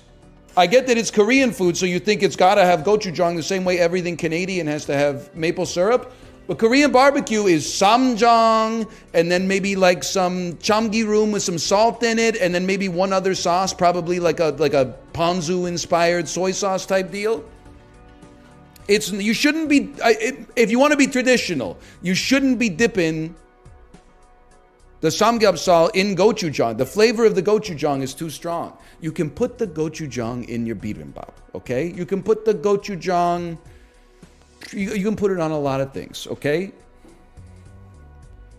You can dip steamed broccoli into it. But Korean barbecue, traditionally, the gochujang is not what you're doing there, okay? I'm not trying to cause problems. I'm stating my reality. Now, that being said, if you want to dip it, then fucking dip it, bro. Don't let me tell you. If you love the way it tastes, that's fine. But I was just, that the Food Network Andes that were in the comments that were like, they don't give you gochujang at the KBBQ restaurant? I'm like, yeah, because it's probably fucking owned by people who know what Korean barbecue is served with. Like, you don't even know what you're getting mad about, bro.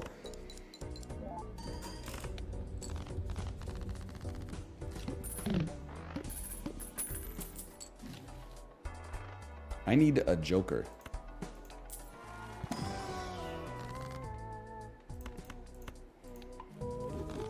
You can bring your own Mama Liz's chili oil. Sure, I'm not going to insult that. Okay, we played 10 high cards. I'd still like to get my interest popping before we start buying Celestial packs. I understand we haven't really lived by that code up to this point, but so be it.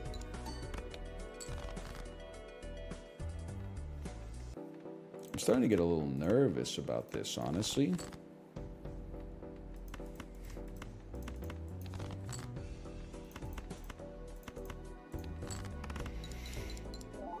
Anyway. 6, 8, 9, 10 jack. No, I don't think we will be doing that. We're Costco guys. Of course we don't play that.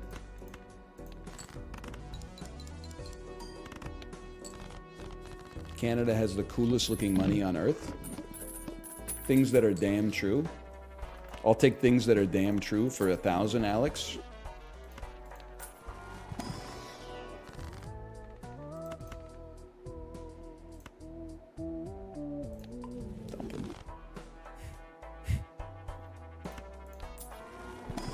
Counterpoint the Karl Marx euro.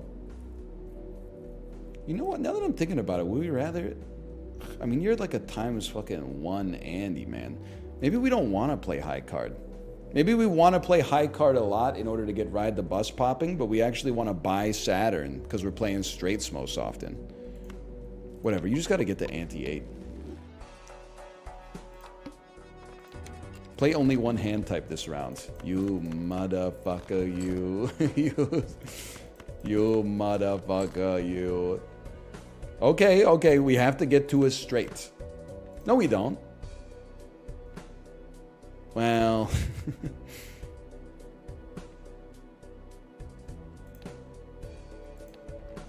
it would be nice. We could play just flushes. No, well, let me think about this. I'm going for 4 of a kind. We did not get there. I can live with that. I'm going to play 3 of a kind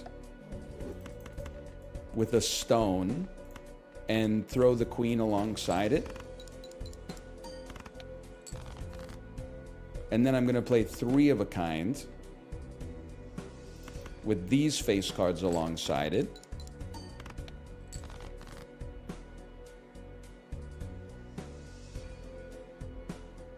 Then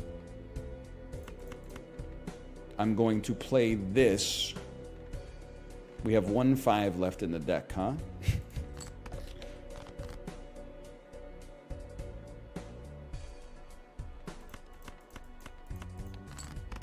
All right.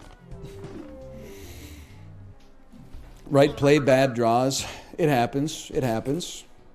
Dump the face cards. Class, can we explain why we wouldn't dump the face cards when our high card was like a 10? Let me skip to this because we're at the end of the stream. the face cards would have counted as our high cards and thus would have scored and would have ruined Ride the Bus. They wouldn't count? Why not? It was, oh, you're right, because it wouldn't count because it wouldn't be 5 cards. You genius. Or because it's not the same hand.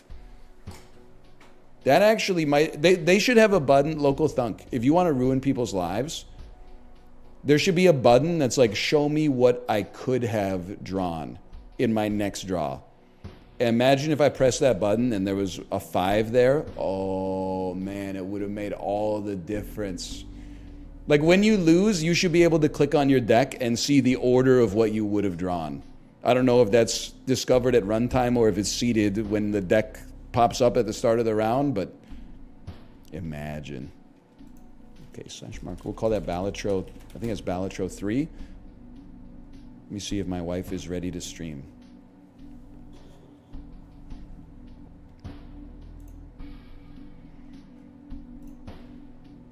Hello. Are you ready to stream? Smiley face. She's streaming already. Good stream today. I hope tomorrow we can beat a difficult game about climbing. You can spoil it for me. Once you touch Maggie Simpson's pacifier, how much is left in the game?